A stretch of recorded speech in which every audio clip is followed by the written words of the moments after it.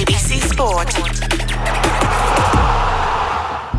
We begin this broadcast by acknowledging the traditional custodians of the land on which this match will be played today and pay our respects to their elders past, present and emerging. We extend that respect to Aboriginal and Torres Strait Islander peoples listening.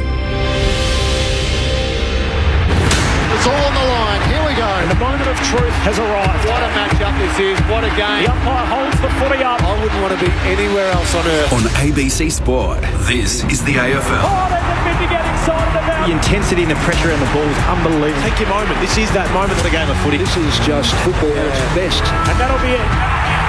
From walking on thin ice to dancing on the mountaintop, the Brisbane Lions never stopped believing. And they are the champions. Sit back, relax, witness the greatest. It don't get better than this. He called the river a magnificent goal. Comes out, gathers, snaps, goal. An extra bit of class. He smashed that through. What a kick. Goes bang with everything he's got. They are leaving nothing out there. Listen to the roar. The drop punt. He's gone. And the building is jumping. We know he's a big shot taker. He's a big shot maker. Leans back on the kick. Game on. That camera action, baby. Countdown to contact.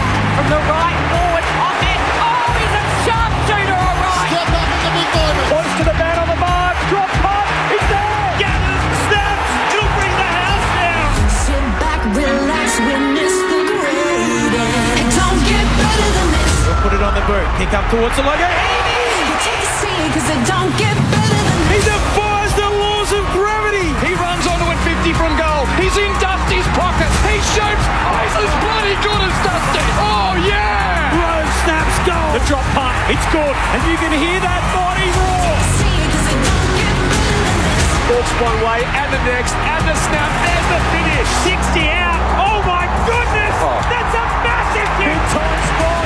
Big time goal kicker. That's why we love football. Brilliant to watch. From the centre wicket. Whacks it for six. Scores level. Running past. Throws it on the left. Could that be the sealer? Seconds ticking down. We're not done yet. What a finish. Welcome to the 2025 AFL Premiership season on ABC Sport. Cause it don't get better than this. On radio, on digital and on the ABC Listen app. You take a seat, cause it don't get better than this.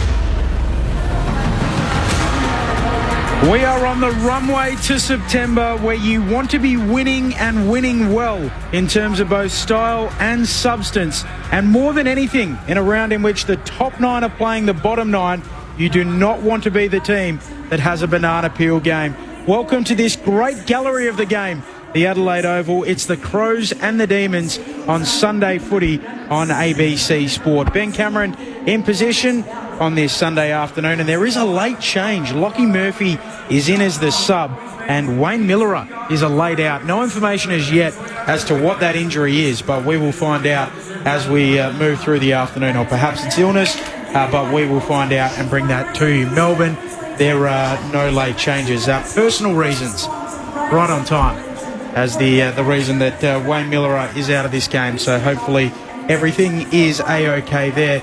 Always a treat to come to Adelaide and see this man, Tom Wilson.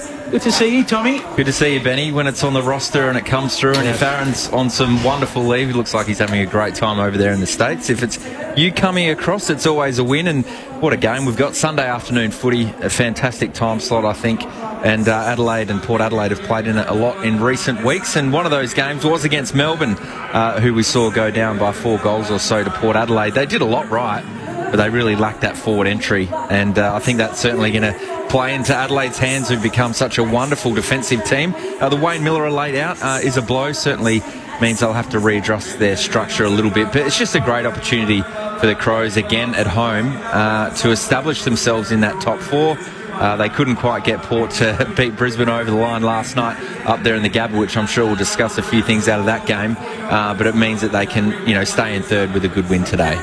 Josh Franco is one of the best analysts in the game. I think I also failed to mention that Lockie Murphy is the sub, Harry Sharp for Melbourne. Sorry to interrupt your introduction as well, That's Josh. all right, then. The All-Australian, twice top 3 in the Brownlow medal. That's good going.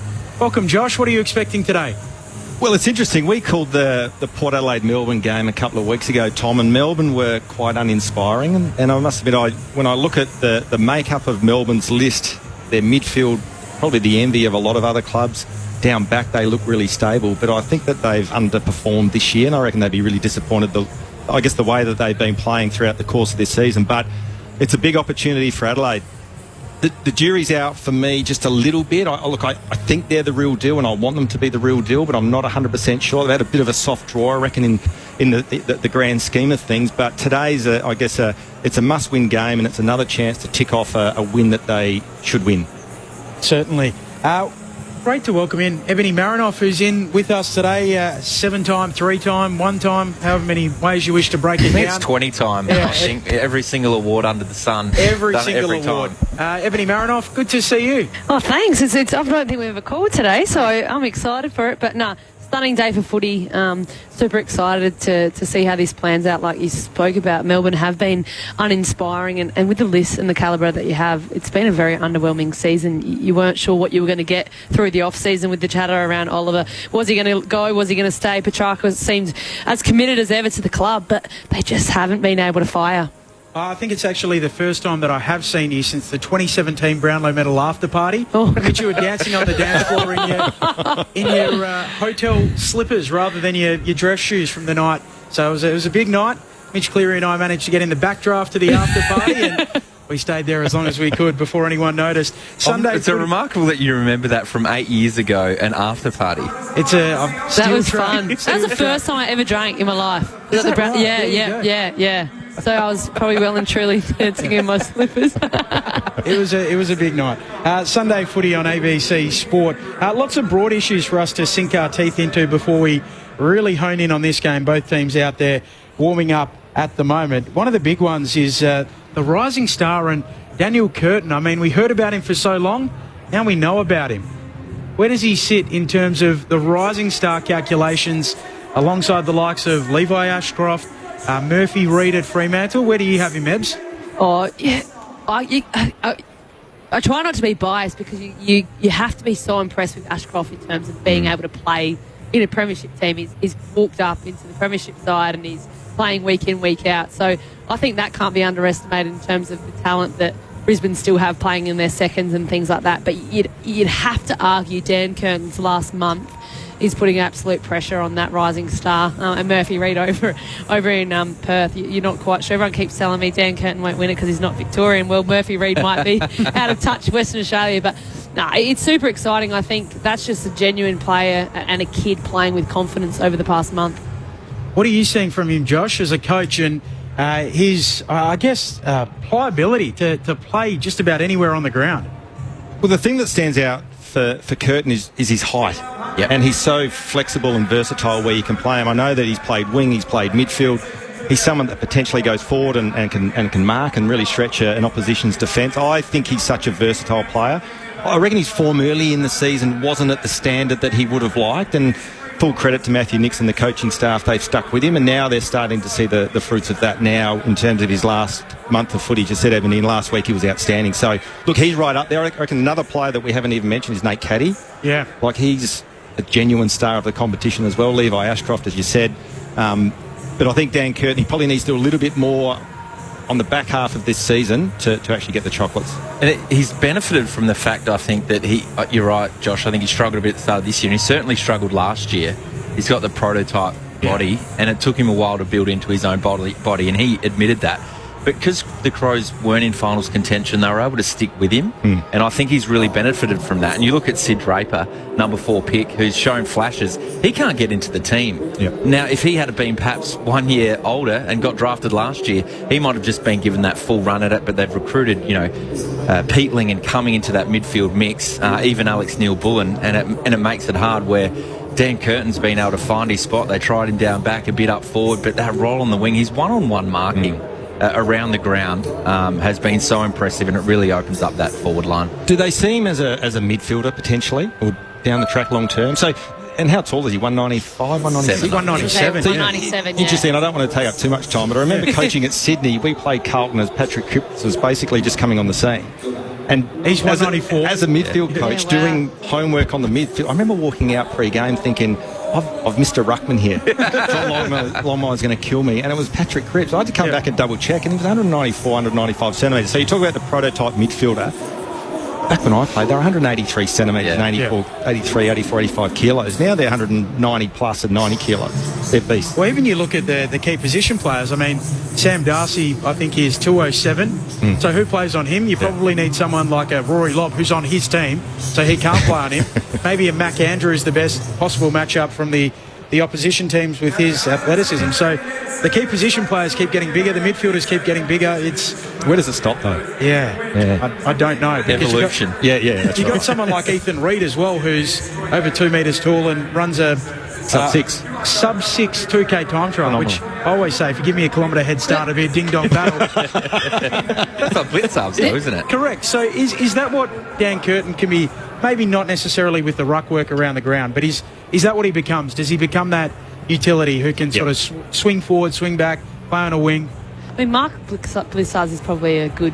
What is he? What is triathlon or steeplechase? It was interesting when Paddy Dangerfield had his 350 games. He said he's played with a lot of superstars over his years, and he was genuinely the most underrated player in the game that he'd ever played. So you always wonder how much they are actually valued internally. But Dan Kurt, he's showed so much promise on that wing, and he's actually taken Lockie Scholl out. I mean, Scholl's played minimal games this year and probably found himself at home on the wing last year with Cumming as well coming in. But I think what's been most impressive with Curtin is he's been able to hit the scoreboard on the wing, but how many times he's gone back with a fly in defensive 50. You talk about the likes of Josh Worrell, Mark Keane doing their thing and being able to take their intercept marks and come across and spoil and get those 1%ers. You don't really get that without someone like Dan Curtin coming back and filling that void in the defensive 50. I think the other thing as well from a Dan Curtin's point of view, and if you're looking in the coach's box game day when you've got momentum, you haven't. There's periods of time and patches in games where momentum's heavily against you and you're looking for players to plug holes.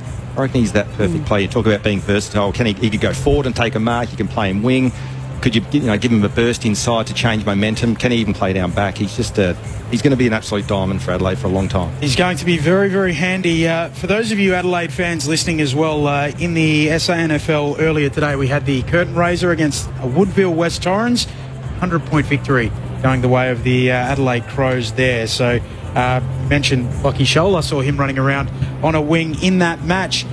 We can go inside the Adelaide Crows camp. Now, we had a chat to Murray Davis a short time ago, before even Wayne Miller was out of this game, so he was unaware of that late change, but Liz Walsh did catch up with Murray Davis. Thank you, Ben. I am down here with Adelaide coaching director Murray Davis. Murray, an absolute quirk of the fixturing this year means that you haven't actually played at Adelaide Oval in a month. The team must be really excited to be back here today. Yeah, we love playing at Adelaide Oval. It has been a little while. It was nice to train here yesterday and do our captain's run, and certainly looking forward to getting out there today. Yeah. You're coming off a good win against Richmond. What are sort of some of the key metrics that you want to see today carried in from last week? We really liked our pressure on the opposition, and we'll need to bring that today against Melbourne. They're a team that can move the ball really quickly. They've got a lot of talent within each of their lines, so really pressure first and foremost, and probably our ability to move the ball. We felt prior to the Melbourne game we played in a few wet games, so today's another good day like it was last week at the MCG, so hopefully some really slick ball movement. You haven't actually beaten the Demons since 2021. However, Melbourne come in today on a 4-game losing streak. Is this sort of that dreaded kind of, game that you don't want to drop, or is this a real opportunity to have a good win, cement your place in that top 4? Yeah, they're all important games, and today's no different. And you're right, I wasn't aware of the recent record against Melbourne. I've been informed of that. And you mentioned that they haven't won a few games yet. A couple of weeks ago, they beat Brisbane at Brisbane, and they went within a kick of Collingwood. So their form's quite good, and we'll have to be at our best today. So what have you identified as sort of, the main areas you're going to have to target for Melbourne today? Well, I mentioned some individual players within their team. Max Gawn's just a terrific leader and ruckman, and Cozzy Pickett's really dangerous around goals as well, and their midfield group have great depth as well. So individually they've got some really talented players, but They probably just haven't put it together in front of the scoreboard. They've missed a few opportunities, but they're creating plenty of chances on goals. So it's really a game against Melbourne where you have to win the forward half battle. So that's what we'll be looking to do. You actually lost clearance against the Tigers last week. Has that been an area of focus at all for the coaches? Oh, it's always something that we review strongly. You're right, there were areas of our clearance game we weren't able to get on top of Richmond, and what we did like was that we did bring good pressure and we were able to win the ball back and then score off those turnovers, if you like. So again, clearance game against Melbourne's really important, so that's been a heavy emphasis this week. So then how important is that ruck battle, Max Gawn versus Riley O'Brien? Yeah, very important, and Riley's having a terrific season, and look, I think one thing that Riley O'Brien's done really well this year has, if you like, nullified some really dominant ruckmen, and Riley will have to do that again today, and then our midfield group will have to get to work at ground level. Alex Neil-Bullen facing his old side for the first time. What have you observed of him this week? How's he been? Is it all nerves or he's calm, cool and collected? Oh, he's a pretty calm kind of guy, Alex, so he's been pretty important for our group just to know some of the insights around Melbourne. It'd be nice to get him a win against his old team. I was very grateful that they were able to do that for me against Brisbane, and earlier on in the year we managed to win a game against GWS for James and Isaac, so there's one team and that's Alex's team to get that done today. Dan Curtin, he's really transforming himself into quite a remarkable player, isn't he? A stat came out this week that he's the first ever player to have 25 plus disposals, 4 plus intercept marks, 4 plus score assists and 2 plus goals in a game, and yet he's just so young, isn't he? It's a good game, isn't it? They're good by the numbers, and what we've really admired about Dan is just his development from the start of the season, where he was still finding what his best position was, and as a coaching group we were working with him on that. Yet he's an outstanding young man who just continually wants to just do what's best for the team, and he had a day out individually against Richmond, but again, we've been really impressed with his development, and he's just showing how much talent he's really got. So yeah, we're all very excited for what he can continually bring. Josh Rochelle subbed out of last week's game. Was there much messaging to him post that Richmond game? More about the recovery. He had a slight knock during the game, so it was really just about making sure we gave him, by subbing him out, we gave him the best opportunity to be right for this game. So that was the messaging, that's the reason behind it. He was fine with that and has recovered really well, trained well through the week and is ready to go today. Excellent. Now, just before I let you go, obviously a big talking point in the AFL this week is umpire contact. Have you had much of a chat to the players about that this week? Yeah, we always keep our players up to date on what's being discussed, whether it be umpiring or changes in or adjudication of rules and that type of stuff. So, yeah, our players are well aware of that and what's coming and what the rules are around it. So it has been taken up a huge sort of conversation, if you like, but our players, they watch enough footy and there's enough conversations around the club to know that what's right and what's wrong in that area. Murray Davis, thank you for joining us. All the best today. Thanks, Liz. So that's Liz Walsh earlier on with Murray Davis. Just repeating the news out of the Adelaide Crows, a late change. Lockie Murphy comes in to the selected side, replacing Wayne Millerer, who is a late out with personal reasons. And it's a nice lead-in.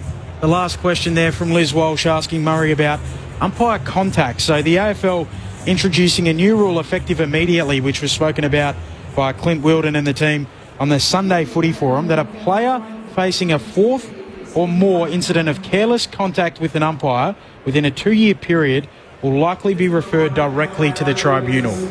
How do we feel about it? Ebony Marinoff, you are the active player amongst us. What is your reaction to this? Oh, it's crazy. I watch a lot of footy, but I don't really see it happening, that much, that kind of stern messaging came out over the last couple of weeks. I think we have to give credit to the umpires, and naturally as a player you can get frustrated, but it'd be a bloody hard job.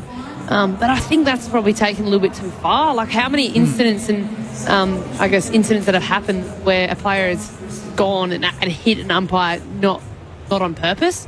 So I think they're obviously sending a message. I don't know whether it's the umpires are fed up with it or AFL have seen something over the last fortnight that is kind of a worry for them, but it's hard to understand why that message has been so strong. So the numbers have jumped up. So it's gone from in the 20s to the 50s to the 60s over the last 3 years. So there's been a little bit of a spike. Do you see it as an issue, Josh?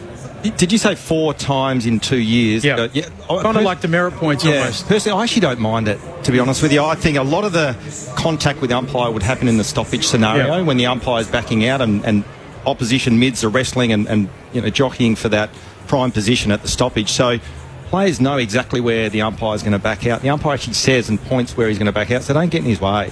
And players using it as a screen. That's the general consensus. That can happen. And that's probably more to the point. If that's happening, that's valid. But it's like sometimes when you see the MRO come out and it's a real quite accidental. I think if it's a actual strategy of the players that are using and there's a consistent, you've seen that. I saw the vision of Matt Rowell. To me, that seems like it's a strategy. I mean, I don't know. He does it every time. Yeah. So that's something that's probably pushing the AFL over the edge. He's the one who's right on the precipice with 3. So he's in real danger of potentially going to the tribunal for umpire contact once again.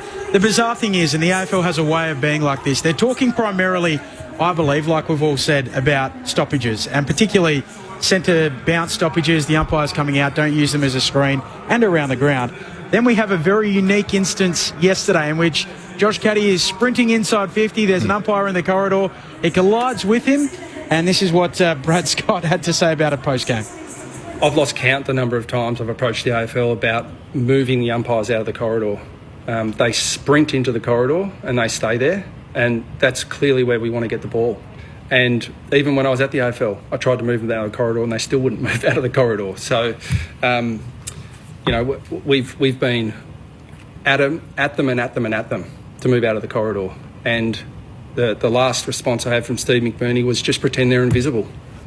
Well, he wasn't invisible, and unfortunately, it took the wind out of Nate Caddy. It took 15 minutes to get him going again. So, whose fault is it? Certainly not Nate Caddy's, and particularly given that we've put this on the agenda to move the umpires out of the corridor, and they just refused to do it.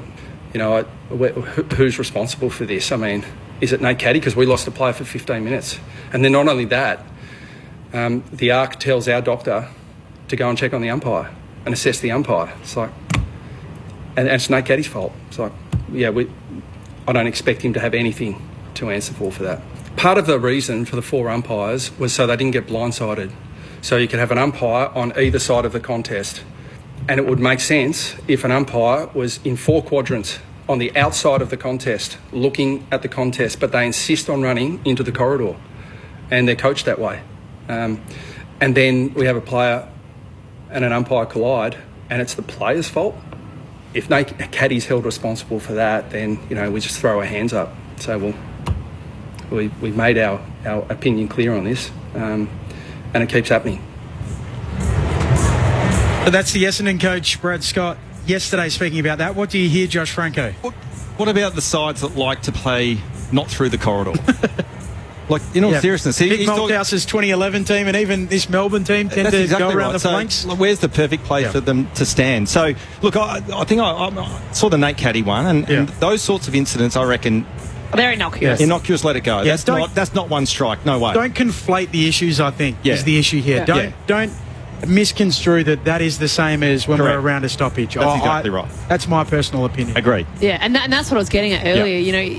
But it's a fine line because that is the line. You're going to have players potentially get a strike from a Nate Caddy incident that is innocuous as ever, or you're going to get a Matt Rowell that's strategically trying to screen his opposition. So I think that needs to be a clear message if that 4 strike is going to come in as heavy as it is, because otherwise there's going to be some real grey areas. Well, the thing about it too, even with the Matt Rowell scenario, if I'm a midfielder and I'm getting tagged heavily, I'd try to exploit that. Absolutely I would. But then the AFL have to come up with strategies to nullify, mitigate those scenarios in a game where the umpire's put at risk, and that's probably one of them. So in terms of 4 strikes with the Matt Rowell scenario, no issue. But the Nate Caddy, play on. Corbin said it yesterday. I don't think they want to suspend anyone for it. They're basically just saying, look, we need to look after the umpires who are often 65, 70 kilos wringing wet from getting bulldozed from behind by an 85-kilo Matt Rowell, having whiplash issues. And as Razor Ray told us yesterday on the boundary, he had 4 teeth in the back of his head. So it's not ideal for the umpires when they get clattered into. The top 9 versus the bottom 9 this weekend. 7-0 the top 9 so far. Fremantle, I mentioned the banana peel. Might be them, albeit against the Sydney side that has got some warm bodies back. They lead by 20 points midway through the third quarter, the Sydney Swans. So that could be bad news for Fremantle there. This is Sunday footy on ABC Sport. The experts Josh Franco, Ebony Marinoff, Tom Wilson and Ben Cameron to call the action. Liz Walsh between the benches. A late change for the Crowies with Wayne Miller going out for personal reasons. Lockie Murphy comes in, starts as the sub. Harry Sharp is the sub for Melbourne. We'll turn our attention strongly to this game as we can head back downstairs. Liz Walsh has a special guest. Thank you, Ben. That's right. I'm down here with Melbourne's forwards coach, Troy Chaplin. Troy, welcome to Adelaide Oval. Obviously taking on an in-form Adelaide side today. How have you been preparing throughout the week? Oh, look, we know we're coming up against a team who's playing some really good football and are really entrenched in the 8 at the moment. So our preparations, we've had to adjust a couple of things that we weren't happy with since the mid-season bye. So we'll try and put them into practice today. But we enjoy coming to Adelaide Oval. We play some really good football here. We've got a really good record against the Crows. So we'll be up for the fight and we're looking forward to it. Can you give us any insight into what the tweaks are since the bye? No, I can't. Excellent. A brilliant assistant coach. How much of a focus, though, has the start been today? Obviously, that was a bit of a downfall against the Suns last week. Yeah, look, it was disappointing last week. It's one of those things where, as a coach, we almost talk about, they didn't come to play, but what is that exactly? And for us, it was our stoppage work and our contest work was really poor. So we know here against a formidable opponent in front of their home crowd, the start's going to be really important. So whether that's the scoreboard or not, it's the process and the things, the little actions before that. The score will take care of itself. So we know how important stoppage is going to be. We know they're a good contest team and they like to play fast as well. So defensively, we're going to have to be on too. You've got a couple of changes today. Van Rooyen and Lever, obviously, they're in for your 2 concussions. Can you just talk us through, what they're going to bring to the side today? Obviously, the changes were a bit forced, but there's some decent footy experience coming in. Yeah, there is. Rui's been working really hard on his game, especially his ability to finish plays inside 50, and that's more marking and his ability to get some separation on his opponent. So he's going to have a challenge today, obviously, with Butts and Keane down there. They've been playing some really good football, and you saw the way they defended last week, pretty physical, especially against Tom Lynch. And then, obviously, Jake comes back into the side, and he brings some real leadership and experience to our back line. So he's probably had a little bit of an interrupted season, injuries here and there, and he's probably been a little bit behind the 8 ball. But given the concussion last week to Howes, Jake was the next best option to bring in, and we expect him to come in and perform for us. Clayton Oliver, obviously that looked like a bit of, shocking footage last week of him bloodied and bandaged and everything. How has he pulled up during the week? Is there any special kind of treatment he's needed for the injuries? No, there is, and obviously last week it did look pretty bad, but when we'd lost a couple of boys with concussion, it was a real quick patch-up job so we could get him back out there. It didn't look too great for him. His head was all bandaged up, but he's had about 7 or 8 stitches, and we looked after him early in the week from a contact point of view, but he's ready to go. Got through the main training on Friday, so we expect Clary to go out there and be at his best today. So with regards to the game today, what have you sort of identified as the Crows' main threats? Oh, look, I think ahead of the ball, they're very, very, very good. Phil Thorpe, Walker, Fogarty, they've got some really good talented players there. And then you look at their smalls in Rankin, Rochelle, they've got some really talented players down there. So we understand that the stoppage and getting the ball in our front half is going to be important, but also how we defend as well. It's probably been an area where we haven't been at our best this year, and that's not the back 6 or back 7, that's us as a team. So we've all got a responsibility to help those guys out, and if we want to make sure we're competitive and give ourselves every opportunity, that contest and our ability to defend is going to be really important, and then we'll get our opportunities back the other way. The ruck battle looks like one that will be really entertaining. Yeah, it does. Obviously, Gorney and Riley, they've played a lot of football against each other, so we expect those two to obviously play a pretty significant part in today's game. It'll be a challenge at times because both are obviously very talented players, and they'll get their ascendancy at different times of the game. So we expect Riley to go to Max and follow him around the ground. Obviously, Gorney's threat aerially is obviously pretty handy for us. So it's going to be a tough one for Max, but he's looking forward to the battle as well. Now, here's an interesting stat for you. I don't know whether you know this, but over the past 4 games, the Crows have actually had the worst disposal efficiency in the league. Is that an area that you'll be looking to exploit? Oh, it's not so much exploit, but we know that our pressure in today's game is really important. So if you can bring the heat and sustain it for 4 quarters, then you'll get your opportunities to win the ball back quickly and go back them the other way. Obviously, disposal efficiency can be a positive or a negative. It doesn't really matter too much, but we understand that if we can put their guys under pressure, we'll create enough turnover opportunities to go back at them. So it's certainly one thing that we've spoken about, our ability to get after the opposition. It's not just Adelaide today, it's from a week-to-week proposition as well. You're coming into the game on a 4-game losing streak. Simon Goodwin talked this week about grit and resilience and spirit that's needed throughout any AFL season, but obviously coming into this game too. How do you coach grit and resilience? Oh, look, we just spoke to our boys more about the disappointment that you can have when things aren't going your way, the hard work that you need to bring, whether it's contest after contest, your work rate inside, your ability to run back, support, then spread when you win the footy back. That's what he's referring to. We've probably shown glimpses, but not really put a 4-quarter effort together. So like last week against Gold Coast, the first quarter was really disappointing. After quarter time, the game looked really good.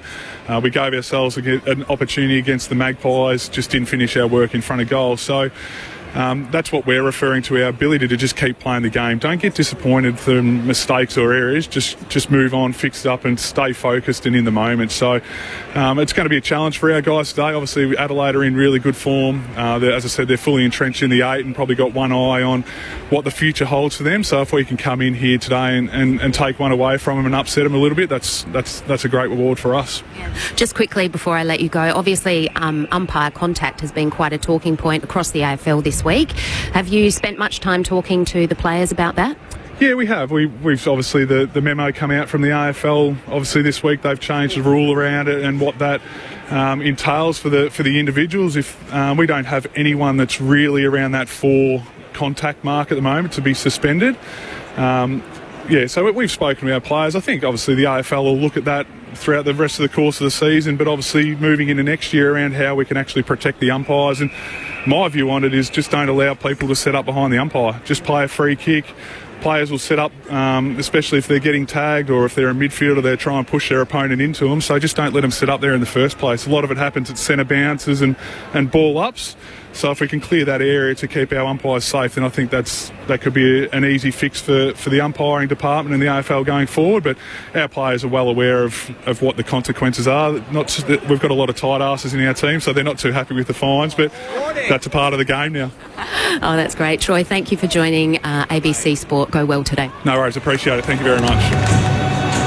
There is Troy Chaplin downstairs with Liz Walsh, a former teammate of Josh Franco's as well, and the Demons have made their way out onto the ground while that was going on. So they are out there warming up, wearing their royal blue with the solid red V at the top of their jumper, the white shorts for this away game at the Adelaide Oval. The Adelaide Crows not too far away from making their way out. It is a still half full Adelaide Oval. I'm not going to say half empty. We like to be stadium half full rather than half empty on ABC Sport, but the Adelaide Crows just making their way up the race, and you'll hear the mighty roar as they make their way out onto the ground in just a moment.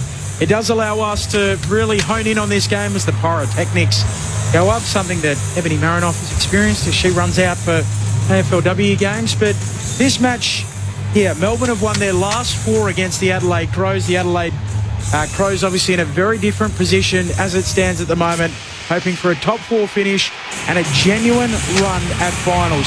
Broadly, what can we expect here today, Josh? Well, it's interesting when you look at Melbourne.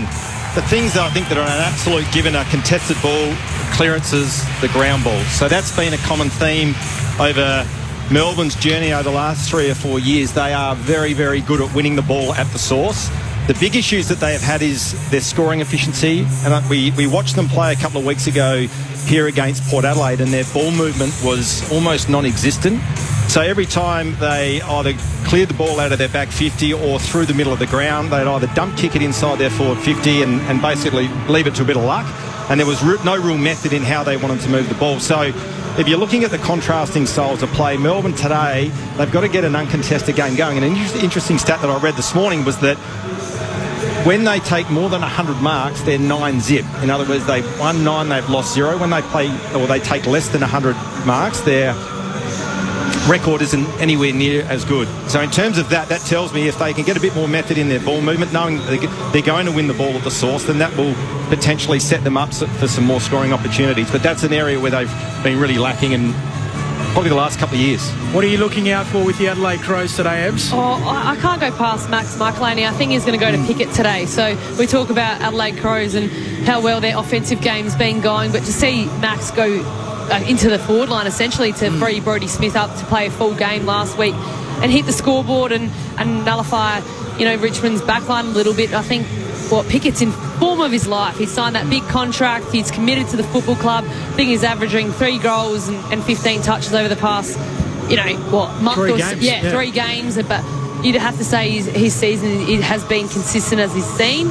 He's been around the ball a lot more, and it's given, I guess, Melbourne's midfield a different look. The one for me is Trent Rivers. Last year he was in career best form and has found himself outside the team this year.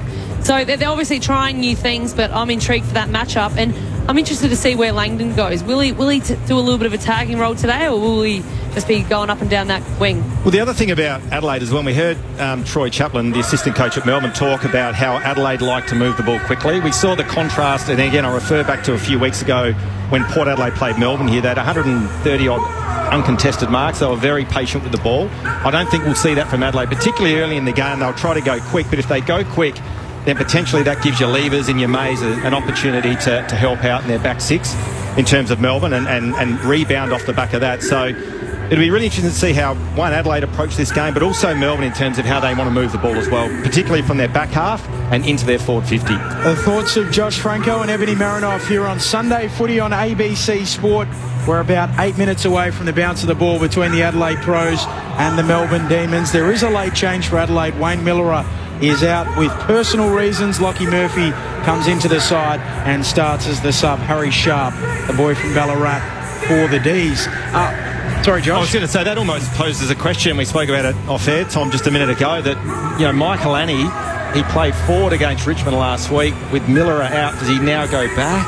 How does that look in terms of what they do with Michael Annie? It's going to be fascinating. Yeah. I think he has to take Pickett. I think he's probably one of the more premium lockdown defenders. We've seen Hugh Bond not play any footy in the senior side last year after playing about 8 to 7 of the last home and away season with the Crows last year. I think Brodie Smith, every time he's come in, he's impacted. It's been hard when he's gone out because he's not played a bad game. He's found himself as a sub a couple of times. He had 20-odd touches on the G last week. So I think he'll just slide into that replacement of Malera. But Malera's last month pre-bye and post-bye has been exceptional. I think there's always been raps about what his footy can do, but he's just been able to get continuity injury-free this season and misses with personal reasons today. Well, the other dynamic that Pickett adds to Melbourne is he'll spend some time in the midfield, just watching him do some centre bounce work there with the other Melbourne midfielders, and he gives them probably something that they don't have, and that's speed at ground level. We saw it a couple of weeks ago when they did play Port Adelaide, his ability, particularly in the first half, to get on that loose ball around the scramble and the stoppage scenario was absolutely outstanding. There are 4 teams in the premiership window at the moment in terms of being top 6 for offence and top 6 for defence, or defence if people get upset with that. Depending on, historically it tells us, or history tells us, that you need to be top 6 for both to win a flag. So Hawthorn, Collingwood, Geelong and Adelaide are those 4 teams.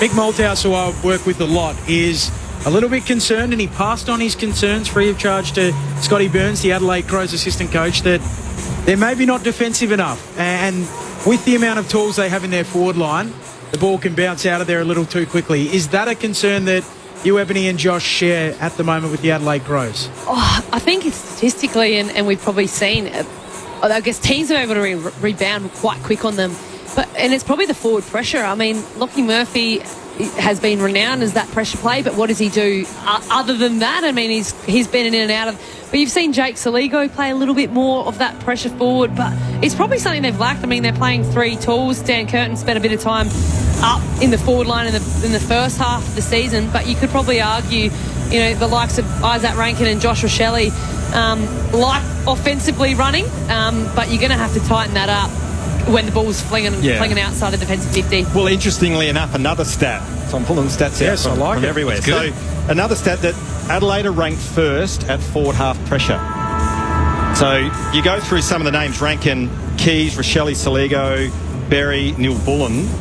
Even though they've got the three tools in Thilthorpe, Walker and Fogarty, their forward half pressure is good. Yeah, well, it's the best in the competition. So, look, potentially what Mick's saying in terms of their ability to defend the whole ground, but those numbers, I guess, don't lie, and their forward half pressure's been really good. That is a really positive stat. I must admit, Mick told us that he had that chat with Scotty Burns, and then a couple of weeks after, about 4 weeks after, I heard Matty Nix pre-game saying, look, we've really focused on tightening up our defence and really trying to sort that out with the amount of tools they have in the forward line. I was like Leonardo DiCaprio with the meme. I realised, I thought, look, the message has got back. It could be the forward third, though. Like, if we're talking about the forward and in terms of the statistics and the pressure acts, I think the pressure acts is everything rather than corralling, tackling, like everything else. So it's probably that third half where they get the offensive runners and defensively get hurt. But, I mean, statistically, if they're the best in the competition, stats don't lie. That's right. You do see Isaac Rankin go for a run. Yeah. I mean, as much as you see him, going and pressuring oppos, I'm sure there are times when those high half forwards don't necessarily run as hard defensively up the ground than when they do. You see the likes when they get hold of the footy. Josh Dunkley, they're running as hard as ever defensively. But that's what makes those players so special. Yeah. Well, they're able to turn it over still, though, the Crows. They're the best turnover team scoring off that. So, sometimes those stats measure up. But I think, to Mick's point, Crows got the best percentage. You can only beat who you're playing. Yeah. Maybe they haven't had the tougher draw as the others, but they can only keep putting out what they're doing. I think they are the best defensive team since round 8. And here's my man, Matty Samet, atop the... I think it's the cameraman gantry at the scoreboard end of the ground. So might take in a little bit of our favourite saxophonist lighting up the Adelaide Oval pre-game.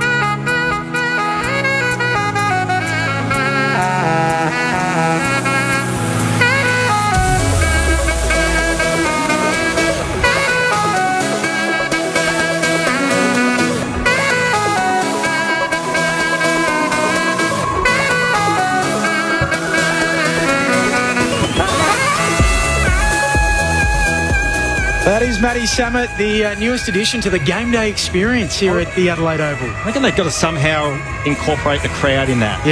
Port Adelaide have got the flags going. They've got to somehow, because it's outstanding. Yeah, Bleeding's Gum Murphy, the Adelaide version. He is. He's a good man too.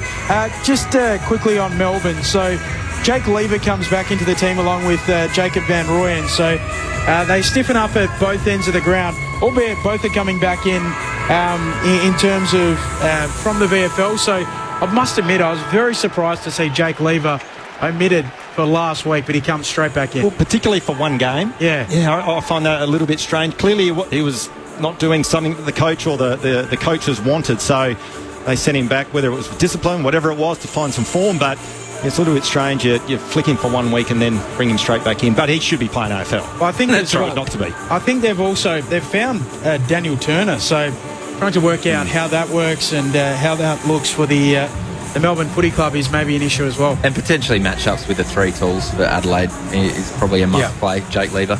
Great point as always. Tom Wilson alongside myself, Ben Cameron, Josh Franco and Ebony Marinoff, and Liz Walsh is between the benches. Liz. Thank you, Ben, and hello from the picket fence where we have simply perfect winter footy conditions down here.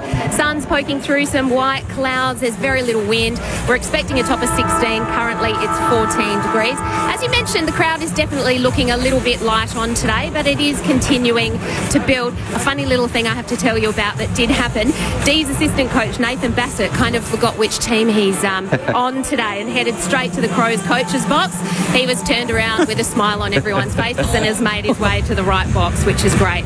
Meanwhile, the Demons have won the toss. They're going to be kicking to the southern Riverbank stand end of Adelaide Oval. I'll quickly look to the benches for you. And for Adelaide, Berry, Rochelle, Taylor and Neil Bullen are all starting on the bench, while late in Lockie Murphy goes in as the Crows' tactical sub. While for Melbourne, Salem, Tholstrup, Lindsay and Jefferson will all start on the bench. Harry Sharp, the Demons' tactical sub. Thanks, Liz. Liz, great work down there. It's just a little bit overcast at the moment as well. Hopefully we don't get any rain throughout the afternoon. Anybody willing to take the D's today, or is everyone taking the Crows? No, I think we're all on the bench from me there. I'd love to make a case for them. They can start well. They've got a great midfield, as Josh and Ebony touched on throughout. If they could somehow enter the 50 in the right manner. Yeah, good call. Got a little mix-up here, I reckon. So Alex Neil-Bullen's coming to the bench, Rory Smith starting the forward line. So maybe a little mishap with the interchange. Always love to see that on TV, but it looks even funnier in real life. Yeah. And from Melbourne's perspective, Cozzy Pickett starting on ball and Max Michelani for the Crows down back. Interesting. They have been a bogey side for the Adelaide Crows. They've won their last 4 against them. It's the Crows and the Demons, and you're with Tom Wilson on Sunday Footy on ABC Sport. Another big job for Rob against Max Gawn. Knocks it down. Saligo there with Oliver. Pickett gets it cleanly to Petrarca, to Oliver, to Pickett. A good start for Melbourne, looking for the target, just too much on it. And intercepted there by Hinge over the top of the head of Fritsch. That will be the challenge for them today, Melbourne. Great centre clearance work there. Couldn't quite find the target. Kicking out towards Smith on the wing. Potentially, he's playing a little bit up the ground for Adelaide. He's got it on the wing now, Smith, after a handball from Peatling. Kicks long down the line, looking for Taylor Walker against his old teammate Lever. Manages to gather, chucks it on the left boot, but just wasn't quite in sync with Thilthorpe, and Stephen May takes the intercept mark. The umpire said play on, so he turned it over quickly, got it to Dawson, who went back inside the 50 for Adelaide. Chandler's under pressure to Viney, who rides the tackle. Handballs out towards Van Rooyen, under pressure at centre half forward for Adelaide. Turnover, Neil Bullen, the former D, goes inside the forward 50 for Fogarty. Well, we saw it's a pretty hot start, as you can imagine, in a game like this, but just a couple of ground ball fumbles there for Melbourne. Cozzy Pickett here. I think Stephen May must have dropped the mark. I think it was touched. Oh, it was touched off the boot, was it? And another fumble on centre wing there for Melbourne, which allowed the turnover and the connect inside forward 50 to Fogarty. Good play, Adelaide. So it's going to take a kick from about 50 on a 45-degree angle. Most accurate man in the competition is Darcy Fogarty. He unloads. The goal umpire works his way to his right, so just pushed it across the face of goal to the left. Minor score, Adelaide, they get the first. A minute and a half into this game here at Adelaide Oval. He was never kicking it after you said that, Tom. And commentator's curse. Yeah, only 1 goal in his last 3 games as well. As May goes to Langford, kicks the D's up to the wing. Van Rooyen hands to it, and he'll get a free kick as well. Van Rooyen just backward of halfway, and he'll get a 50-metre penalty. Yeah, I think that was against, by the looks of it, Neil Bullen running in that protected zone. Is it coming? Coming, I think. Coming it was, yes. My bad. So Van Rooyen marched to about 70 out. Waits a kick to the pocket, looking for Petrarca. Got him. Marks 40 metres out, 45-degree angle, left half forward. Just poor defence there from Adelaide. It was a slow play. It was a 50-metre penalty, and Petrarca able to take a lead-up mark. Should have had the mids and some of the wingers working back to help defensively and stand in that leading lane of Petrarca. Of the 3 Brownlow votes the last time these two teams met. 29 disposals and a goal on that occasion. Brot's past the digits of 50. Puts his laces through it from 45. For the first of the afternoon, he tugs it left. That is maybe an Achilles heel in his game. 1 behind apiece. We'll play 3 minutes. Sunday Footy on ABC Sport. Coming out of defence for Adelaide is Keane. He goes long, straight in the middle of the centre square, and Dawson, he does that so well. Climbs over the top and takes a contested mark, moves quickly on the left, but your man Turner takes a nice intercept mark for Melbourne, just in front of Taylor Walker, and chips it back to Stephen May at full back. Going out wide to left half back and finds Langdon. He's going to switch it back again. So the D's are trying to control the footy. Yeah, it looks that way, doesn't it, Tom? Which you talked about in the pre-game. What was your stat, Josh, about the marks they take in a game and going on to win? Kick up to the wing here, loose footy. Onto it quickly, Pickett. Handball knocked down. Cumming gets it for the Crows. Dribbles a kick forward, chopped off by Viney. Back flank for the D's. Gives it off to Langdon, who moves it on to Sparrow. Back home in South Australia. His kick to the wing. Can't find a target. Close to the line. And eventually out of play. Throw in right beneath the Max Bashir stand. That stat was when they take 100 or more uncontested marks, they're 9-0. 9 wins, 0 losses since 2024. So telling stat. But you can clearly see that their method is to maintain possession by foot. O'Brien gets it down to Saligo. Clean clearance here to Dawson. Going inside the forward 50. One-on-one contest. Thilthorpe flies. Fisted away. Waiting for it at the bottom of the pack is the D's. The handball off to Lindsay. Kicks over the top. Looking for Fritsch on the wing. He's got Michael and his company who gets a fist in there. Ball in dispute. Chandler gets the hands away to Bowie. Over the top again to Lindsay, and he's taken out over the boundary line. And we'll have a throw in 75 metres from Adelaide's goal. Let's go to Liz Walsh on the boundary. I'm not quite sure what went wrong with the Crows benches down here. Neil Bullen was absolutely named to start on the bench, but as soon as the game started, the trainer held up the number 33, and Neil Bullen came on for Brodie Smith in the first 30 seconds of the game. That is interesting. Clearance for Clayton Oliver. High kick up towards half forward here for the D's. Punched away there for the Crows, back into the middle of the ground by Worrell. Bouncing ball, it bobbles around. Going in Saligo on all fours. He's unable to extract it. And we'll get a ball up in the sunshine in the middle of the Adelaide Oval. You'd have to say pretty messy start. A few skill execution errors. I mean, you see Taylor Walker and Riley Field, Darcy Fogarty missed that inside 50. Need some smalls at the ground. O'Brien taps it down, trying to come through. Peatling leaves the ball behind and they pile on him. Ball comes out. Crows in possession. Saligo gets it from Dawson. Kicks to the wing. Rankin drops the mark. Recovers on the logo. Time to stop. Prop. He'll kick up to half forward. His kick is a good one. Fogarty marks on his chest. Has it attacking edge of the square. Bullets a pass into the pocket. Chopped off by May. Good intercept mark. D's back in possession. In sync, the D's at the moment in defence. Over the top to Langdon.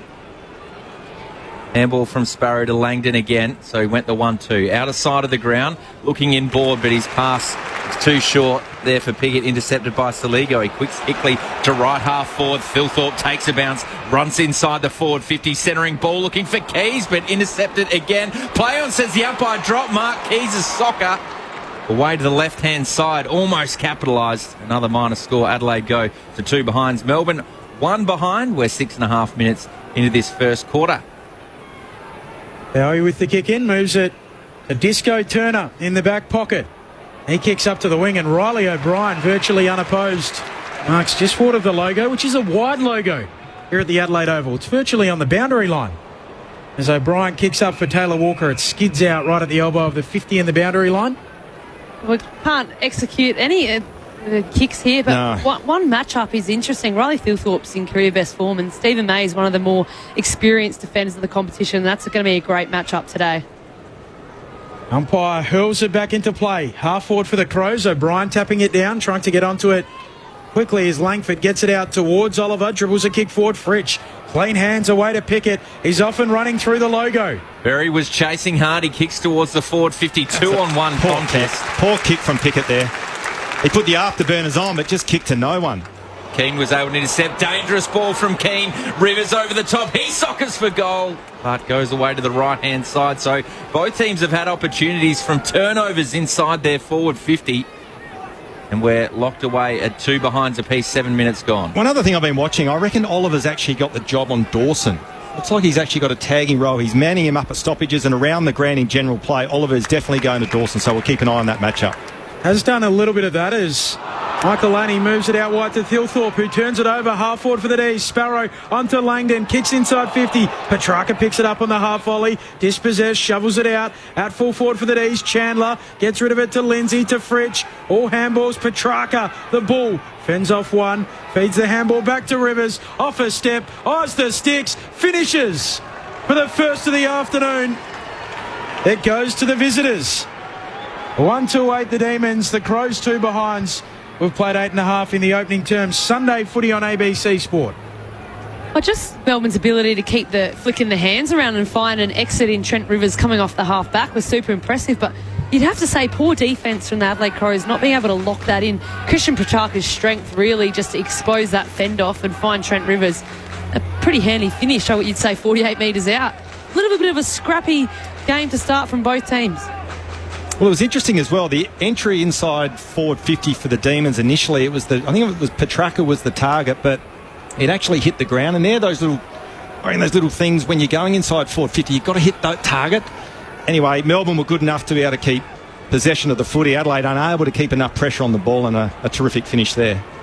We talked about that strange moment early in the game. So Neil Bullen started on the bench and Smith ended up having to go up forward, and they made the quick substitution. So back in the middle of the ground, a fumble as we alluded to there, but the ball is heading in the direction of Adelaide. Dawson went that way, but intercepted there briefly by Melbourne, and the kick goes towards centre wing, and we'll have a boundary throw in front of the Melbourne bench. Well, the other thing as well, looking at the numbers, Adelaide are giving Melbourne a chance to turn the footy over. At the moment, they're kicking at 38%, which is not good enough. Turn a couple over when they try to hit that short 45, so they will give you opportunities, the Crows. Perhaps haven't shown up as they normally have so far. A great first half team, Adelaide. Riley O'Brien knocks it forward, gathered cleanly by Peatling. His handball over the top, gathered by Lindsay.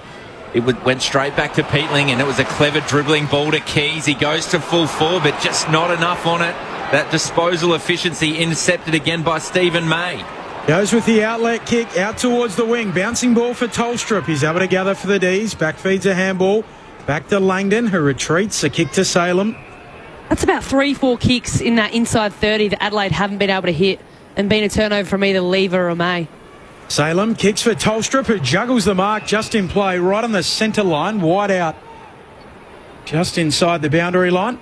Veers out to his right, plays on quickly, kicks up to half forward. Michaelani sliding in, ricochets off his knees, or Worrell it was rather.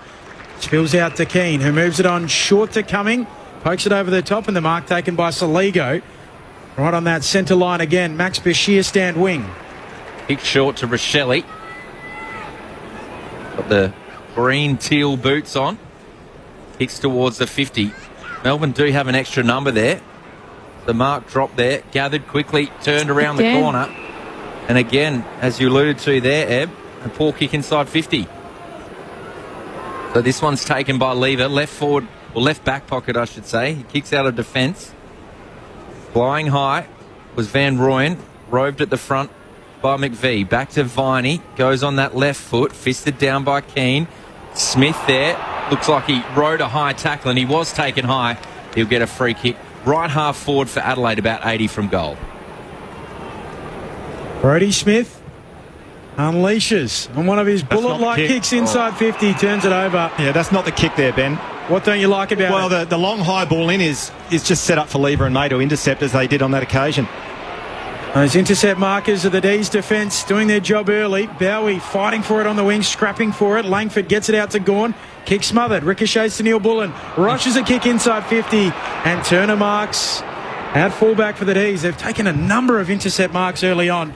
And now May can release. The Demons lead it by 6 points after 12 minutes. McVie, dangerous ball to Viney, but he did well under a lot of pressure. Takes the mark at left half back. You can definitely see Melbourne are trying to maintain possession. So he kicks shorter down the line to Petrarca. Too much on it for him. Keane did well. Gets the handball over the top. The Crows with the 45 kick finds Rochelle. Saligo in the middle of the ground now for Adelaide.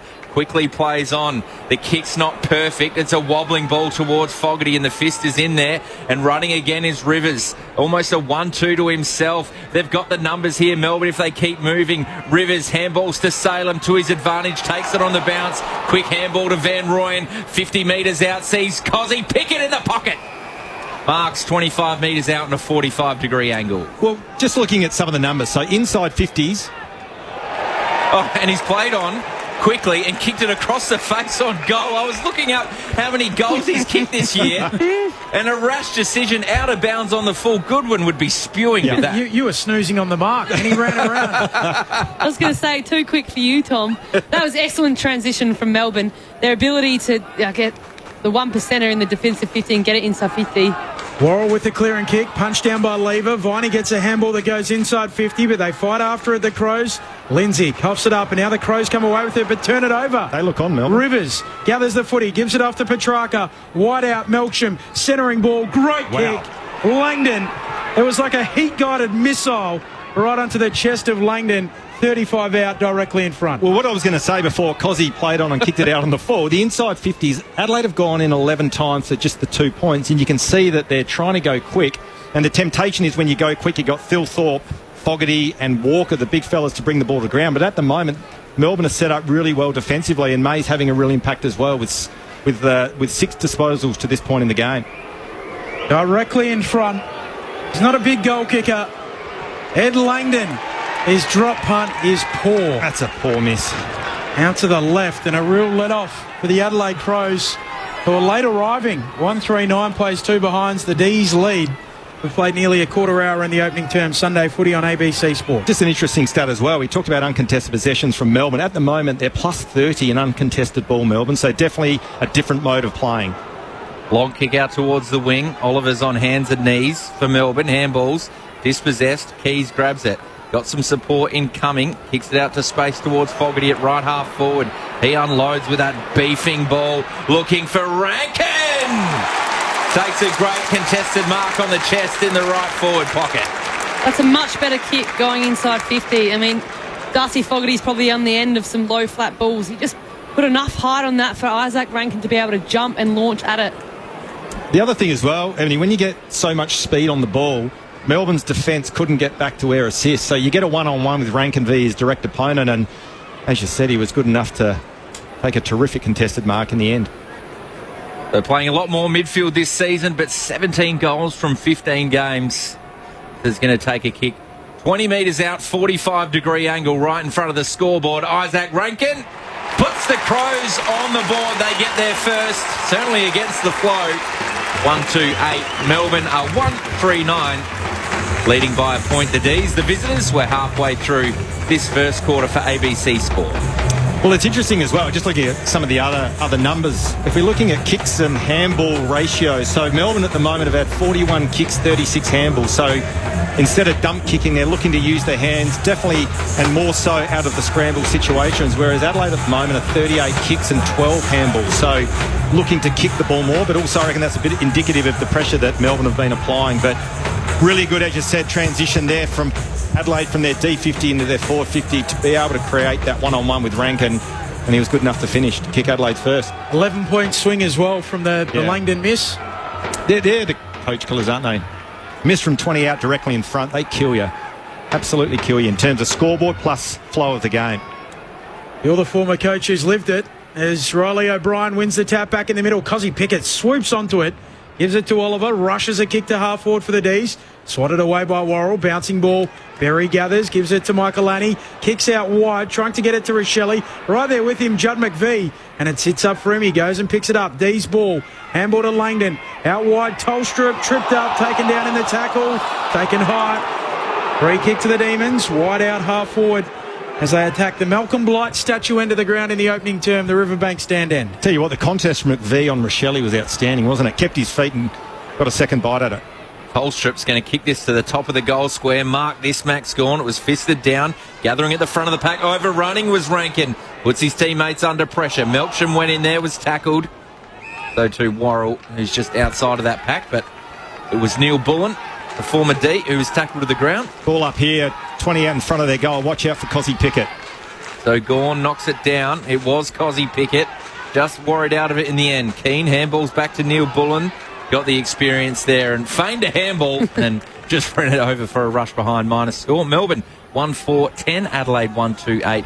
Almost 18 minutes gone first term. Close finish between Sydney and Fremantle. Swans lead by 7 points. Midway through the fourth there. Worrell, thumping kick right into the middle of the ground, looking for Dawson, who has it. Just bodies Rivers, protects the drop, takes the mark. Now he wants to go, the Crows skipper. Waits a kick. It's a good one too. Keys brave. Riders turn are closed. Attacking point of the square. Just in the shadows of the western side of the ground. Kicks for Walker in the pocket. Too strong for Salem. Well, what happened there, Ben, was Turner came forward to try to impact. Walker bolted forward and ended up with a one-on-one mismatch, v Salem. And terrific. I'm not sure who kicked the footy inside. Keys. That was an outstanding. Identified the mismatch, kicked it to his advantage, and Walker was able to outbody Salem and take almost an uncontested mark in the end. Very tight in the left forward pocket. Can his old legs curl it through? You bet they can. It's Walker, and the Crows are up and running. 2-2-14 plays 1-4-10, 19 minutes into the opening term. Josh Franco and Ebony Marinoff. Well, that's 2 kick-ins the Adelaide Crows have done to Jordan Dawson on this closer wing to us. His aerial this year, as much as in career best form, and they're talking about he might be up there with the Brownlow, I think his aerial this season has gone to another level, and that's a clear play from Adelaide. You've got Mark Keane and Josh Worrell who can kick the ball 60, 70 metres on the flight. That's 2 times they've earned out get inside 50 from a kick-in. First lead of the day for the Adelaide Crows. Melbourne kicked the first. Adelaide with the next 2. Shannon from Adelaide on the SMS. Hoping Adelaide has a bit more of a challenge this week. That last week's game, that was so boring. Go the Crows. Sick of success. They're getting a contest today, that's for sure. I think Melbourne would be ruining that they're not in front, actually. The last 2 goals to the Crows. In the middle of the ground, Max Gawn gathers and takes his own footy, kicks inside onto the lead. Perfectly placed, and the umpire has paid the mark to Melksham. Held it long enough, he says. He'll have a shot 35 metres out, a slight angle to the right. Well, that's the advantage of having a Max Gawn in the ruck. He competes for the actual ruck contest and then his ground level work to follow up.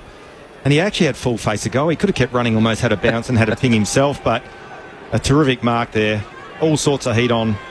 Took a really terrific contested mark there. Coming off an unbelievable game last week, Jake Melksham. Yeah, he was outstanding. So, can he capitalise? And you can hear the roars of the crowd. He can't. Away to the right. That's 2 seriously easier opportunities there for the Melbourne Demons, and the Crows play on quickly out of defence. They lead by 3 points. Oh, this is really going to hurt them. Viney wins it back on the wing, gives it to Oliver. It's been the same old story for a long time as Langford sends a driving ball to full forward for the D's. Punched away by Brodie Smith towards the last line. We're all pretty content. He stops on the line and then walks it through. Insufficient intent or deliberate.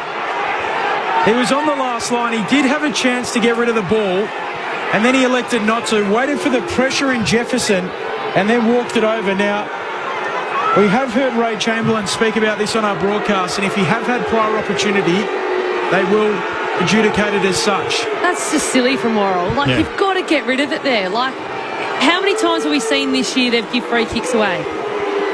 Jefferson on the snap. He misses the lot. Why wouldn't that be brought directly in front of goal? The kick, obviously where it crosses the line. Where it crosses the line. Well, they got away with one there, Adelaide. The players do need to be aware of that, because they just assume that if the pressure comes, they can rush it over, but not if you've had prior opportunity. 100%, yeah. I've seen it. You've said, a couple of times. You kind of go, what are you doing? So Brodie Smith in the back pocket. Kicks it out looking for Dawson. Went over the top of his head. Pump back inside the forward 50 from Melbourne. Smith's there to spoil. They work it back to Keane. His short kick to Peatling's probably not the distance, but he's got time. Flat ball towards centre wing. Doesn't quite carry to Rankin. He's got Gawn for company. Dan Curtin overruns it, giving Turner time to get it to Langdon. Snaps around the body towards left half forward. Sitting under it nicely there was Rory Laird. Takes intercept mark at right half back. 3-time club champion. Rory Laird kicks up to the wing, looking for a contest. Fogarty offers one, doesn't come down with the footy, chopping of the arms. He'll get the free kick. Right beneath the Max Bashir stand on the eastern side of the ground. Pokes his kick infield for Dawson. This is the play where they've got to think their way through it rather than just bombing it long. Gives it back to Fogarty, who doesn't heed that advice. Kicks long inside 50. Punched away by McVie. Into the pocket. They're out after it. Throwing coming right forward pocket. Eddie Betts' pocket at the Adelaide Oval. Sunday footy on ABC Sport. Crows by 3 points, 23 into the first. Probably there the ball movement was quick enough that they couldn't get back for aerial support there on that occasion, Melbourne. But again, just some method going inside 50 to take out the advantage of a Lever and a May from Adelaide's perspective. Boundary throw in. Gone. Tried to knock it down. It was gathered by Fogarty, who went the don't argue, a sweeping handball to full forward. Give us a spell. Now the crowd calling for deliberate there, but May was next to Walker as he knocked it through. He spoiled it through, exactly. What are they doing? I love the crowd. That's good. Short kick in from May. Still going. Yeah, to Chandler. He kicks laterally to the pocket. Rivers crosses the defensive arc for the D's. Shorts it to Clayton Oliver. I actually quite like this play from Melbourne. Early. Resist the temptation to go down the line and keep shifting the defence by changing the angle of the kick. Good play, Melbourne. Oliver goes back to May and they try and complete the switch onto Salem, who moves it onto Gawn. Less density now on this western side of the ground if they can move their way through it. Gawn doesn't immediately, and the Crows just slide across. So he loops a handball. Salem takes a defensive point of the square. Forward handball to Lindsay. He'll go back to Salem. Now he goes back out the eastern side of the ground. Mark taken by Turner. Goes for a little gallop. Backward of the logo. Steps inside his man. Shanks a kick towards 50. And Smith will mop it up there for the Crows back in possession. So Butts, handball's back to Berry. Looking for a target out wide. Oh, that was a strong grab from Curtin. We haven't called him much, but he's making it his trademark. Those one-on-one contests. Good contested mark there from the young gun. Pumps it up towards left half forward. Coming across the front of the pack, though, is Max Gawn. The defence of the D's has been reading the play of the Crows a lot going forward. Plenty of intercept marks, so he's going to wind all the way back, almost the fullback to Trent Rivers. And he's directing traffic as he runs. Goes short to Sparrow. He had Hinch for company who made him earn it, but he marks it right half back. Sparrow just chips it over the top, gets it on to Langford. He pokes it on to Lindsay. They're two young stars, the Lark medalist and the Morrish medalist. Best player in the Carnival and in the underage comp in Victoria. A kick up to half forward. Petrarca can't mark. Crows everywhere. Laird gives it to Worrell, who flicks a handball over the top. And now Dawson. Handballs through the corridor to Hinge. Back to Dawson. They bring it towards the wing. Dawson will kick around the wing. Close to the boundary line for Shelley. Hands to it. Now to play off his hands. Throw in between wing and half forward for the Crows. Crows by 4 points. 25 minutes into the first. Dawson having an influence in this game, already up to 9 disposals. I was going to say, I think his kicking efficiency hasn't been up, and it's at 32%. Yeah. Sometimes he has a tendency just to get it forward, and he's got a little pressure on him. He just needs to find a target. O'Brien knocked that down towards Peatling. Berry's there. He's got Pickett as company, who just did enough as he kicked it to force him to kick it out of bounds on the full. You'd have to be a nervous player when you've got Cozzy Pickett on the back of you. He'd do very well in the grand final sprint, no doubt. Cozzy Pickett at right half back for the D's. Kicks it down the wing.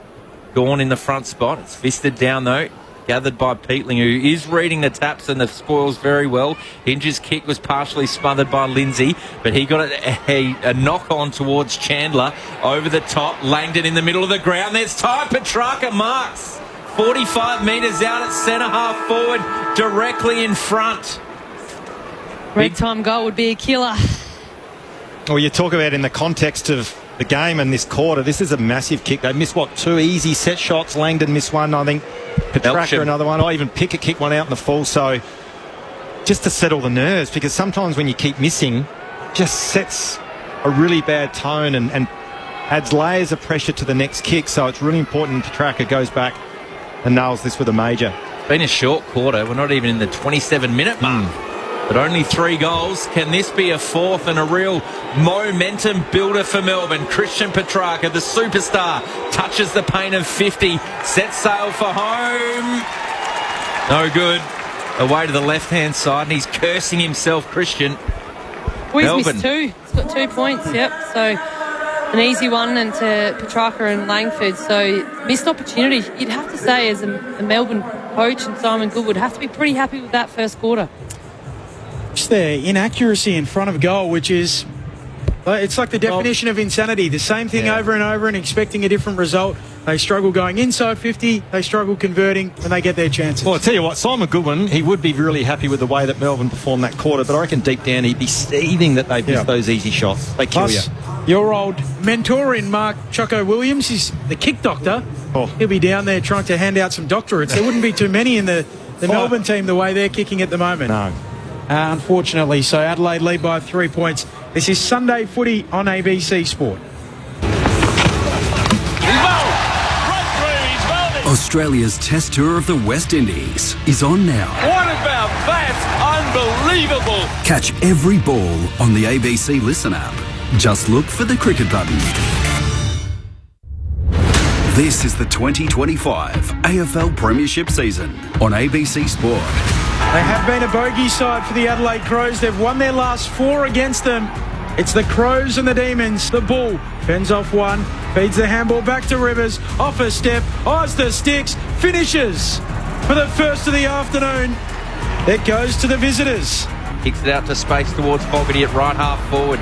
He unloads with that beefing ball, looking for Rankin. Takes a great contested mark on the chest in the right forward pocket. 20 metres out, 45-degree angle right in front of the scoreboard. Isaac Rankin puts the Crows on the board. They get there first, certainly against the flow. Now he wants to go, the Crows skipper. Waits a kick. It's a good one too. Keys brave. Just in the shadows of the western side of the ground. Kicks for Walker in the pocket. Too strong for Salem. Very tight in the left forward pocket. Can his old legs curl it through? You bet they can. It's Walker and the Crows are up and running. This is ABC Sports coverage of the AFL. On your radio. ABC Sport Digital. And on the ABC Listen app. You heard all of the goal kickers there. Trent Rivers for Melbourne, Rankin and Walker for the Adelaide Crows. The home side leading by 3 points here at the Adelaide Oval. Sunday footy on ABC Sport round 17. Fremantle and Sydney. It is a 5-point game the way of the Swans with under 2 minutes to go. So a grandstand finish in that match. We'll keep you updated with the final result as we move through. But our experts, Josh Franco, twice top 3 in the Brownlow medal. It's a good record. And Ebony Marinoff, the 7-time, 3-time, 3-time, 1-time to break it all down for you. I do have to say, we're going to have to get into Aaron because he's never told me that statistics of a top 3 in a Brownlow. So there you go, Josh. Did you start preparing a speech, Josh? You did, didn't you? Go on. You had one in the pocket. No way. No, I like that stat. I was ineligible that year anyway. So no. But no, in all seriousness, I think it was a hot start. You'd have to say the first 10 minutes of the game, poor execution from both teams. It was almost a little bit of table toss, slingshot football. No one could hit a target. Melbourne's pressure has been good. They've been in more control. You'd have to say, Josh, they're probably going to hit your 100 mark. So we all went Crows, but that's an interesting one. But Adelaide Crows going forward, I mean, when you've got the likes of May and Lever really controlling that back line as well as Gawn coming back and protecting in that, middle up corridor, you're going to have to find more ways to goal rather than just a quick kick because they're just going to chop it off. Absolutely. And the contrast that we've seen in Melbourne this week compared to a couple of weeks ago is the uncontested game. And looking at some of the numbers, contested ball, the ground ball gets, the clearances are all pretty even.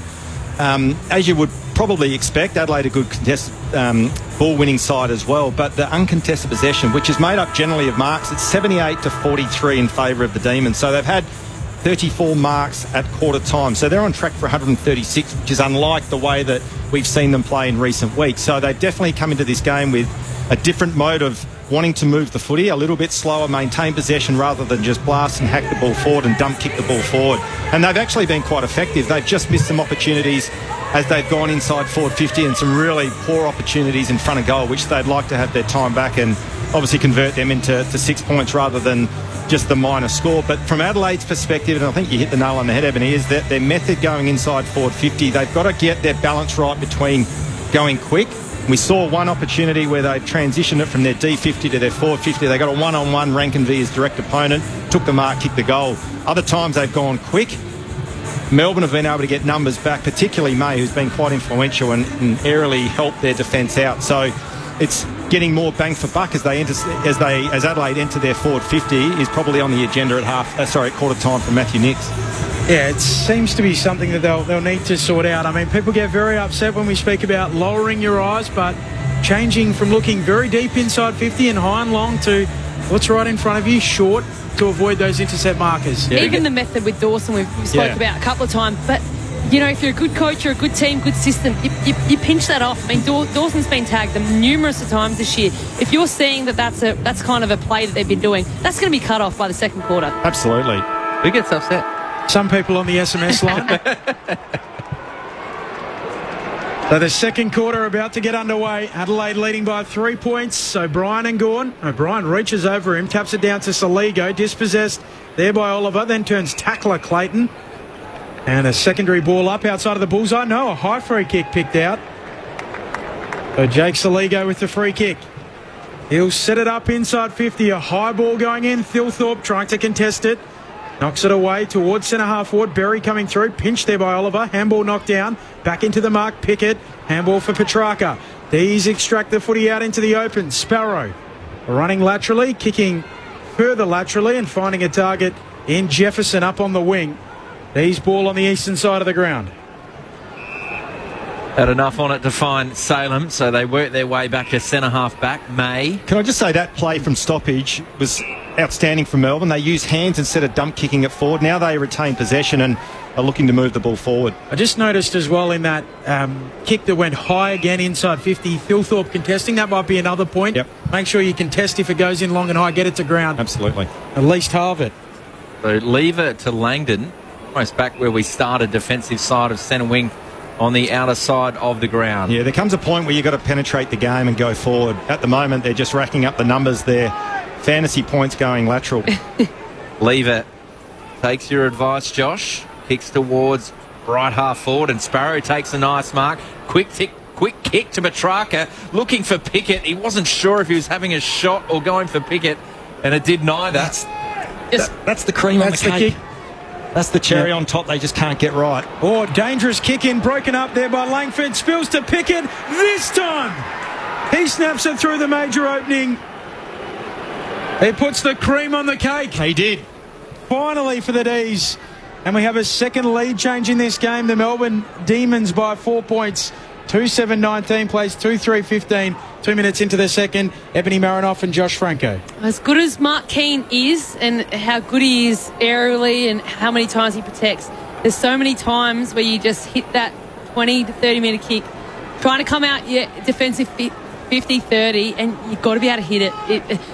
Cozzy Pickett, too good there, Yeah. but if you're going to hit those kicks, you have to hit them. Like, it can't just be a 80-20, like it has to be 100% on, because you've got these small forwards that are going to counteract and they're going to hunt that ball and try and close it down. I think icing is more common on the top of the cake is what I was trying to get to as well, but Sorry, mate. You got there. Same thing. Maybe the cat got the cream this time. It was a 7-point play for Melbourne in the end. Back in the middle of the ground on his hands and knees is Saligo. Does that well. Kicks towards centre half forward. Lever with the double fist got himself in front of the contest, but Rankin gathered that spoil, kicking up towards Thilthorpe. May, clever. He's played well. He really has. 10th disposal. So he forced Thilthorpe under the footy. He's a hard man to move, but May read it best, taking the intercept mark. He goes on his left foot, kicking towards centre wing. Members side over the top is Keane, gathered by Hinch, who's immediately wrapped up by Max Gawn. I think you said earlier, Josh, they've come to play their on, aren't they? Absolutely. Yeah, the pressure around the ball, as we would expect from Melbourne, is always pretty good, but they're definitely on at the moment because they're winning first possession all over the ground. Gone down to Viney, to Oliver. Good hands. Quick hands to Rivers. Now Salem's got time on his left foot, and he finds Van Rooyen. Van Rooyen. Forward of halfway. 50-metre penalty. That was there. He knows it too. He's arguing his case, Rankin, with the umpire, but it was Michael Annie. He was originally on the mark. He stepped off. Rankin came in from the side through the protected zone, and that's a bad blue, Isaac. He cannot do that. No. Just on the intercept marks from Melbourne, so between May, Turner and Lever, they have 7 between them. Adelaide only have 5 for the game. Yeah, there you go. So, yep. They are just racking them up at the moment. Well, the temptation as well from Adelaide, because you got those big tall timber forward, is to kick long, but it's not working. They've been wasteful, the D's. 20 out, slight angle. Van Rooyen isn't. And the D's lead by 10 points. 3-7-25 plays 2-3-15. They are on the Demons Before Josh Franco and Ebony Marinoff, Liz Walsh. I'm keeping a really close eye on Melbourne's Jake Bowie down here. He spent a bit of time on the physio mat at the start of this quarter, having like a lot of his lower back and into his hip really worked on by the trainer. So I'll keep a close eye on that one. Well, it's interesting as well, just looking at some of the numbers again. You talked about Stephen May. He's had 7 marks already, and probably in fairness, a couple of those are probably where they've chipped back and forth in their defensive half of the ground, but he's playing it superbly at the moment. And Adelaide look a little bit at sea in terms of whether they go quick and kick it long, do they go short and try to maintain a bit of possession and get a better connection inside forward 50. But at the moment for Melbourne, their back 6 is holding up really strongly. 3 intercept marks for Stephen May, along with those 7 marks. Yep. And statistically looking, Melbourne have got 53 handballs to Adelaide's 25, so they're using the ball differently, and it's working. So a free kick to Peatling at the centre bounce. He kicks a very high one, but might work to the favour of Neil Bullen. But Rivers did well to get a fist in there. Got it down to Viney. The Pickett handball was errant, and it was intercepted, but the kick inside the 50 was worse. Turner intercepted that easily. His kick out of defence, out towards right half back in Sparrow, was fisted out over the boundary line. And Ebony, to your point as well, I reckon a lot of their hands are coming from the stoppage. Yep. They're sort of quick shifting the angles by hand rather than quick kicking. Yeah, traditionally they'll just dump kick it forward. The Olivers and Petrarcas, but they're definitely going into this game trying to use it by hands more from stoppage and exiting cleaner. You can make that 8 intercept marks from those 3 Melbourne key defenders, and I think they've all come inside D50 as Pickett gets a lucky free kick as he shanked a kick back inside defensive 50. They dodged a bullet then, I reckon, Melbourne. Hayes was about to pick it up and look at a pretty vacant 50 instead. Pickett's free kick, and he chips it short to Salem. So they go into that kick mark game again here, the D's. They must have read that stat as well. Clearly well drilled this week, aren't they? Yeah, definitely. They're going for 100 marks. Definitely they win the game. Well, they're at 55 and we're, 6 minutes into the second quarter. So, Josh, you're enjoying this stick, aren't you? Yeah. They're going for 200 at this rate. At least about 150 is Salem. Looks further afield, up towards Jefferson. Good mitts, takes the mark. 55 out. Looks into the pocket. Van Rooyen got it. Tell you what, that's textbook, Melbourne. Textbook bit of play. You talk about using the hands around the contest and things like that. Because they're allowing that extra little bit of time for their forward to, do their craft against their defender, they're actually getting a metre off Adelaide's backline. And that's where they're so strong, where they come across. Like, they're playing to Adelaide's strengths. They're killing them. Those 40 metres out, he's going to go the snap. It's a long way out to snap from. The mark set 3 metres in from the boundary line. Left forward pocket. Van Rooyen curls it through. Wow. They couldn't score, now they can't miss. He's got a couple. And the Demons lead by 16 points. 17 and a half minutes into the second. 4-7-31 plays 2-3-15. Josh Franco, Ebony Marinoff. Well, if you're Adelaide Crows, you're only 8 clearances, Melbourne, 8 clearances, Crows. But the damage that Melbourne's doing around that stoppage to build the ball up and bring it to the advantage of Melbourne's forward line, that's how they're getting their goals, because they're getting clear marks. It's not fast play. They're actually giving their forwards opportunity to have a set shot, get into routine.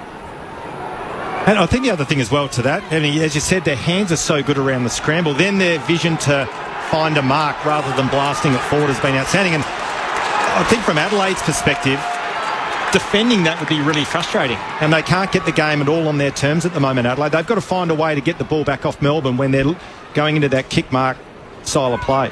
3 goals to start the second quarter. A huge tackle from Viney. It's trademark stuff coming. Maybe it is giving them a bit of their own medicine and try to maintain possession of the footy rather than going quick and kicking long, because that's clearly not working. So Gawn with the hit out. Oh, wow. Beautifully done. To Langford inside the forward 50, had too much on that, and Melksham is going to win the free kick. That was high, that was there. He had too much on it, and Worrell was following his opponent in Melksham and then just ran over and took him high.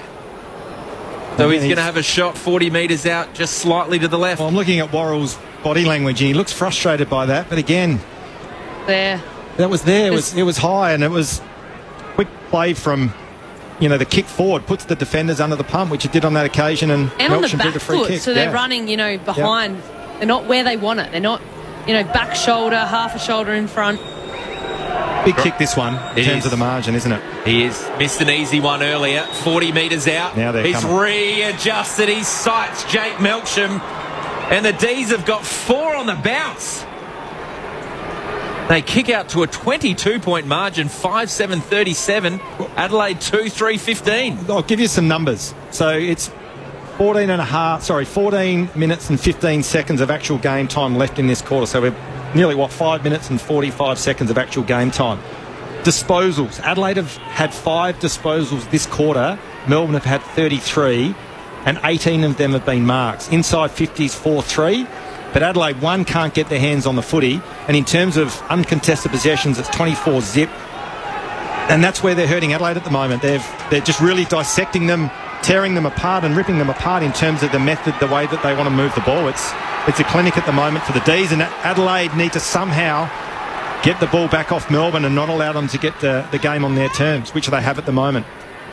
Last 4 goals of the game. Gorn tapping it down towards Pickett. Oliver somehow gets a handball out. Petrarca goes and wins it. Loops a handball over the top. Cumming makes it his. Adelaide ball again. Off to Keys. Tumbles a kick towards Walker. Lever right there with him. The 2 old teammates. Rivers arrives in support. Off to Oliver to Lever. Back flank for the D's. Well played. Again. Langford just chips it. Or Langdon rather. Takes his time. Chips it to Oliver. And he sweeps a handball back to Langdon. And then he waits a kick for Lindsay. And they are just picking the Crows apart at the moment. Rivers marks on the logo. Thought about the switch. Instead, finds Petrarca, who is working hard at right half forward. Plays on quickly. This is a high ball deep into the forward line. Flying! Cozzy Pickett! What a grab! Goodness. He was 4 deep. Got so high he marked it on his chest, Josh Franco. That was unbelievable. And there's Max Gordon and Riley O'Brien down there, the 2 tallest players on the ground. I got a bit carried away then too, just quietly. Ashley Sampi with a pack. Tell you what, he's got to finish it though. He missed an absolute howler in the first. Runs around on the left. Cozzy Pickett completes the set.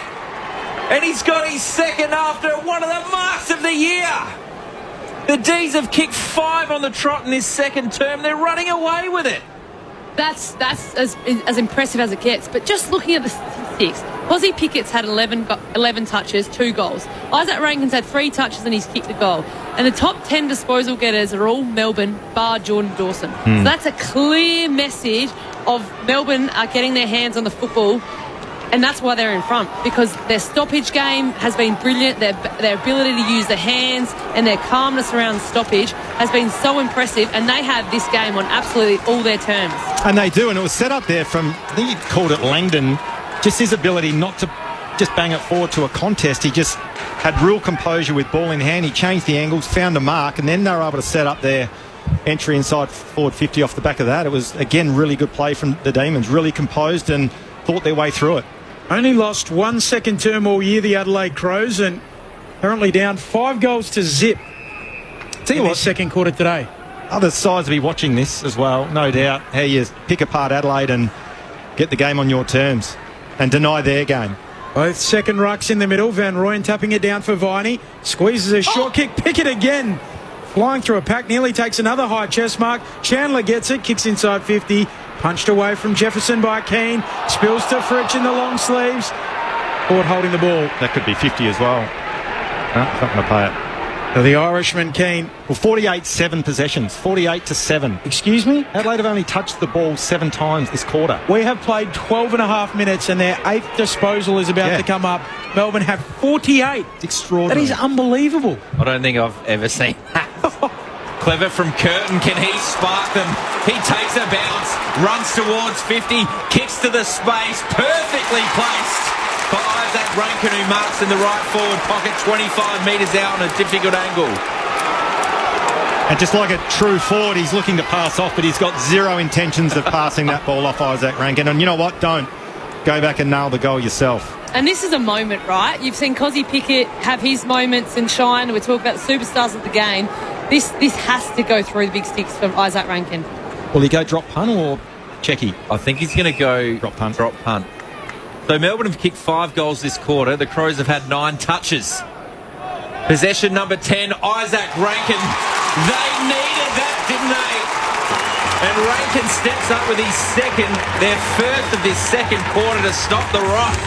Adelaide 3-3-21, Melbourne 6-7-43. We're halfway through this second quarter on Sunday Footy for ABC Sport. Well, that was a terrific bit of play there from that man we spoke about pre-game. Curtin, just the penetrating kick and the connect inside forward 50, because it had to be perfect because Melbourne defenders were streaming back to support. But you talk about star players standing up in big moments, and Isaac Rankin, we were sitting directly behind that kick and it did not deviate. Gun barrel straight. Superb finish, Isaac.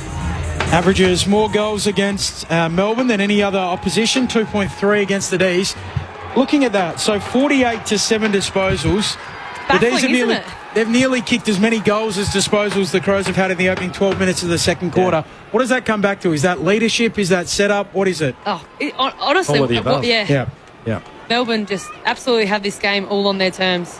Bill Thorpe winning the tap over Van Rooyen, and probably to that point, Ben, in terms of the possession disparity, the tackle count is 6-2 Melbourne's way. So they're out tackling them, out muscling them, out pressuring them. Nearly had more tackles than the Crows have had disposals in this second term. I don't know how that works. I don't understand how that's possible. I don't think I've heard a bigger statistical anomaly than what bizarre. we just 9 minutes of actual game time. Yeah. I'm baffled. Another ball up in the middle. Van Rooyen slapping it down to Berry. The Crows trying to get grimy and dirty now. Yeah, and they're suffocating them at the moment here. Just the tackle after tackle. And this is where they're dangerous, Melbourne. If they get their hands on the footy here, and then their hands like this is outstanding. Tapping it down, Phil Thorpe. Slick hands from Keys, but he turns it over. Lever. And now the D's are away. Lindsay to Van Rooyen on the logo. His kick just impacted by pressure. Turns it over. Brodie Smith back flank for the Crows. Tell you what I didn't like is that Rochelle there. I reckon he took his eyes off the footy. Just the pressure of the game and the expectation of contact, and fumbled the ball.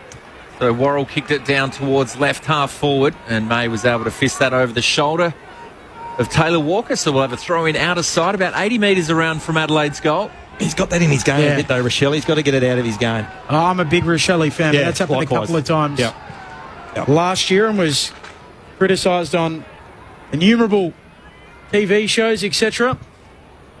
Back in from the boundary throw in. Lindsay's at the bottom of the pack. He's got one high, but the umpire hasn't seen it.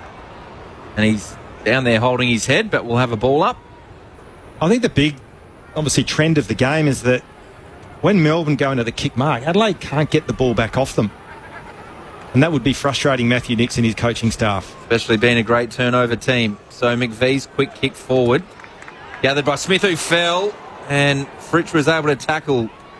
Ball in dispute. Viney picked it up, went to go back to Sparrow, but he dropped the ball out over the boundary line. We'll have another throw in. True centre wing now outer side of the ground. Melbourne lead by 22 points, 17 minutes gone in this second quarter. Tom Wilson, Ben Cameron, Josh Franco, Ebony Marinoff and Liz Walsh bringing you all of the action from a sunny Adelaide Oval. Phil Thorpe palming it down, Viney going out after it, Neil Bullen too. Two former teammates, premiership teammates. Viney picks it up, gets out a handball. Berry does well to keep it in. Crows back with the ball, steps a man. Now he kicks inside 50, looking for a target. May again. Intercept mark. You can make that intercept mark number. 1 second here. Intercept mark number 4 for Stephen May. And number 9 for the 3 key defenders for the D's. Melbourne by 22 points. That's huge from Berry. Yeah, big contest. Caused the intercept from the kick from Bowie, who's back out on the ground, which is good to see. What's Phil Thorpe doing there? Just watch the ball. Phil Thorpe just watched it go past him, and Berry's kick is slightly just off, and Viney gets a hand in there. The handball back towards the centre of the ground is dangerous. Underground one from Peatling to Saligo, who goes for goal. It's Rankin, in fact. How did I make that mistake? That's his third. So Rankin ran in at centre-half forward, got the intercept from an underground handball from Peatling, and he's pointing to his teammate. That was great work. Rankin's got 3, and that's the last 2 for the Crows. They creep their way back into the contest. 4-3-27 Melbourne, 6-7-43. Halfway through this second quarter, Liz Walsh on the boundary. All has been very quiet on the benches down here this term, and the other thing that's been really quiet has been the crowd. Everyone kind of sitting around me is sort of staring at what's happening on the field with a look of disbelief on their faces. So that Rankin goal just then has finally livened them up a bit. Well, what I really liked about that play, and you talk about how can Adelaide get themselves back in the game, when the ball's in dispute and it's bobbling around in the scramble scenario, they've got to keep pressuring the ball. And eventually, if they can apply enough pressure, Melbourne, which they did on that occasion, just turned it over by hand and they were able to capitalise on the turnover Adelaide. So that's the blueprint to get Adelaide back in this contest. Just like that now. Certainly the last 10 minutes have been better. Saligo with the clearance and a good kick for a leading Walker. He marks in stride. 40 out, as good as directly in front. And they are turning the tide, the Crows. Well, they are. And what they've been able to do is deny Melbourne's ability to take an uncontested mark and get their ball movement off the back of that. They've kept the ball in the scramble. They've been able to apply pressure to the ball carrier, which is then, as we saw on that occasion, an uncharacteristic handballing error there from Petrarca to set up that turnover and ultimate shot on goal for Walker. Boot to ball from 49. A reliable drop punt, usually. Not on this occasion, out to the right. Melbourne lead by 15 points, 21 minutes into the second. Sunday footy on ABC Sport. Crows with the last two after Melbourne kicked the first 5 of this second term. Stephen May been very good for Melbourne today. The kicking duties on this occasion. Up towards Gawn on the centre wing. Pissed it away and Fritsch lays a big tackle there on Hinch, and we'll have a ball up defensive side of centre wing. I reckon the other thing as well, Melbourne, they can't go gun shy here. They've got to keep playing with that method of the way that they want to move the ball, particularly from this scenario, stoppages by hands. Dawson hasn't touched the ball this quarter, so you're certainly right, Josh. Oliver's gone to him at most stoppages. 0 touches in the second quarter, so stay tuned on that one, because if you're Adelaide Crows, you need Jordan Dawson in the game. So Lindsay under pressure and kicked it out of bounds on the full. His opposing number 20 Hinge kicks it down the line, and Turner, in his attempt to spoil, has given Dan Curtin a little corky there, and we'll have a boundary throw in right half forward for the Crows, about 80 metres around from their goal. They're trailing by 15 points. 21 and a half minutes gone in this second quarter for ABC Sport. If you look at the last 10 minutes in terms of the numbers, it's much more even as the Crows just begin to level up in this second quarter. They're only -8 in terms of disposals, the Crows. The tackles are fairly even. Contested possessions, they're only -2. So just working their way back into it. Viney always with a head of steam, but he coughs it up with a handball. Hinge quickly back the other way for the Crows. Kick inside 50. Rivers sticks out one arm. It works out. He gathers at ground level. Handball away to Langdon. Back flank. Kicks up to the wing. This is the mark they've been looking for. Yep. Sparrow takes it. Spackwood of halfway. Kicks back to Rivers on the back flank. He'll switch it. A high switch to the opposite back flank and turn up. Melbourne by 15 points. Got numbers on this side of the ground. Lever could have gone quicker to Langford, but instead we'll go back to Turner, left half back on the paint of the 50. Still plenty of time. We only had a 27-minute quarter for the first quarter. Almost 23 minutes gone. We've still got 7 minutes left. The crowd a bit frustrated, I think, too, with this kick mark from Melbourne. Frustrating the Crows. So Lever now goes long. Well gathered by Fritsch. His handball was just intercepted by Saligo. Went to Dawson. And he's wrapped up immediately on the corner of the centre square, Adelaide side of the ground. They trail by 15 points, 23 minutes gone. Up it goes. O'Brien slapping it down for Saligo on the burst. It bounces back to Big Max Gawn. Wrapped up. Where do you sit on the All-Australian ruck? Is it Gawn again this year? Is it Tristan Sherry? Is it someone else? Can't go past Gawn, can you? Yeah. Good. Gawn slapping it away. Bouncing ball for Neil Bullen. He's onto it. Right over the top of it. Doesn't even have the footy in the end. The way I'd answer that, Ben, if I was picking a side, Gawn would be my number one ruckman. Yeah. Got to take the crown off him. Yeah. O'Brien and Gawn go for a little waltz again.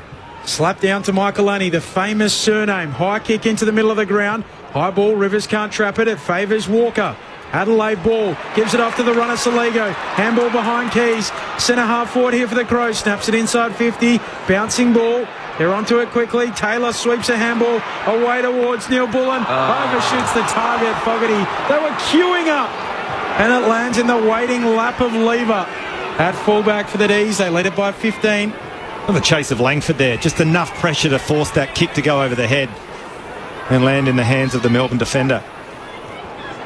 So Lindsay down the line to Langford. Working by the L's. Short kick to Oliver, not the journey. So he has to kick a dump kick high down the line, but Gawn creates a big contest. That's hurt a few players. Jordan Dawson being one of them. Up onto his feet now. We'll have a ball up on the paint of the centre square, middle of the ground. Members' side of the ground.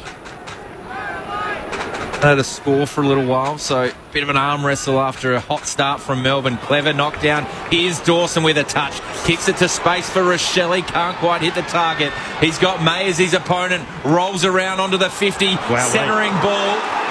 And he missed Walker, sorry, Tom. Tech's not happy either. He had a few options, and he found Salem. Just got to find the easy one. I think sometimes you think you want to be sexy and pull off this really nice kick. You just got to be able to hit and execute. Salem just balking to kick, which full Taylor Walker. I think if you balk, you're allowed to move. So the umpire giving Tex a little leniency there. Earlier on today, it was Sydney winning by 11 points over Fremantle. First time this round that one of the bottom 9 teams have won against the top 9, so a slip up for Fremantle. But a tough month too. Worrell on the wing, tight roping the boundary line with the kick. Walker impeded by May the other way. Free kick May. Oh, May and Walker would be absolutely chirping off this game. I could only imagine. 2 hot heads gone at it. Melbourne by 15 points, 4.5 away from half time as May goes back to lever and he pokes it short. Oh, I don't blame the umpires. Sometimes you can't hear yourself think at the Adelaide Oval.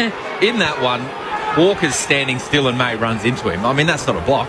You can't control someone running into you. You're also allowed to protect the drop of the ball. And he also got hands to the footy. Big fly on the outer side of the ground. Mark not paid. And handball straight towards the boundary line. The crowd not happy. One of those people in the crowd is Liz Walsh. I'm always happy, guys. Look, there is a bit of a concern down here for Melbourne. Their captain, Max Gawn, has come from the ground looking very ginger. It looks like the doctor's looking at his right knee, so I'm keeping a close eye on that. That would be a blow. That would have been in that contest with Jordan Dawson. Kick inside the forward 50. Roved by Walker. Snap around the body. He likes the snaps at Adelaide Oval. That's his second today. And the Crows, after being shell-shocked at the start of the second, have the last 3. They go to 5-4-34. Melbourne 6-3-43. 27 minutes gone second quarter.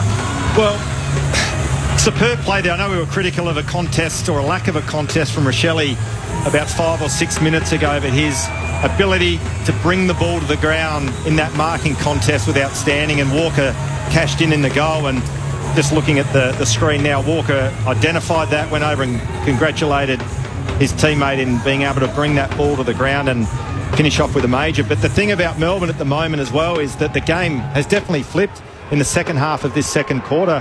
Melbourne are unable to get their ball movement going. They're having a lot of uncontested marks but not really gaining any field position off the back of it, and they're also losing contest at the moment, and Adelaide are starting to get the game on their terms.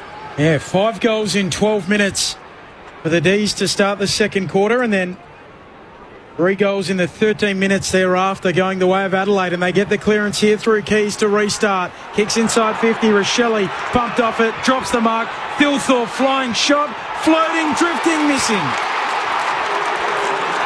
Just the left-hand side of the goalpost. Liz Walsh on the boundary. Melbourne by 8 points. Sorry, Ben, Max is up. He is walking around doing a few little run-throughs on the boundary line. Looks like he is getting ready to come back on, which is great news after a bit of trouble with his right knee. So Melbourne bring it back from defence. Down the line, Toltrip got the hand on it, but it was gathered by Laird. Gets it to Brodie Smith, who's under enormous pressure. Petrarca grabs it, gets it again. Tries to get the kick away, and he's pulled to the ground by Laird, holding the footy.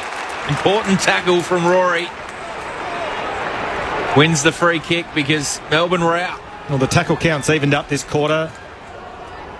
Adelaide definitely have lifted their intensity. Laird short to Peatling. Tell you what, that's only their 4th mark as well for the quarter, Adelaide. Peatling now. Kicking inside the forward 50, O'Brien. He hasn't got a ruck opponent out there at the moment. Quick, short, chip kick to Rochelle, who marks in the right forward pocket, 35 metres out on a tough angle. Well, once again, we've seen a definite shift in momentum in this game over the last 10 minutes. It was all Melbourne to start this second quarter, but Adelaide have been able to fight their way back in to the contest through clearances and contest and pressure.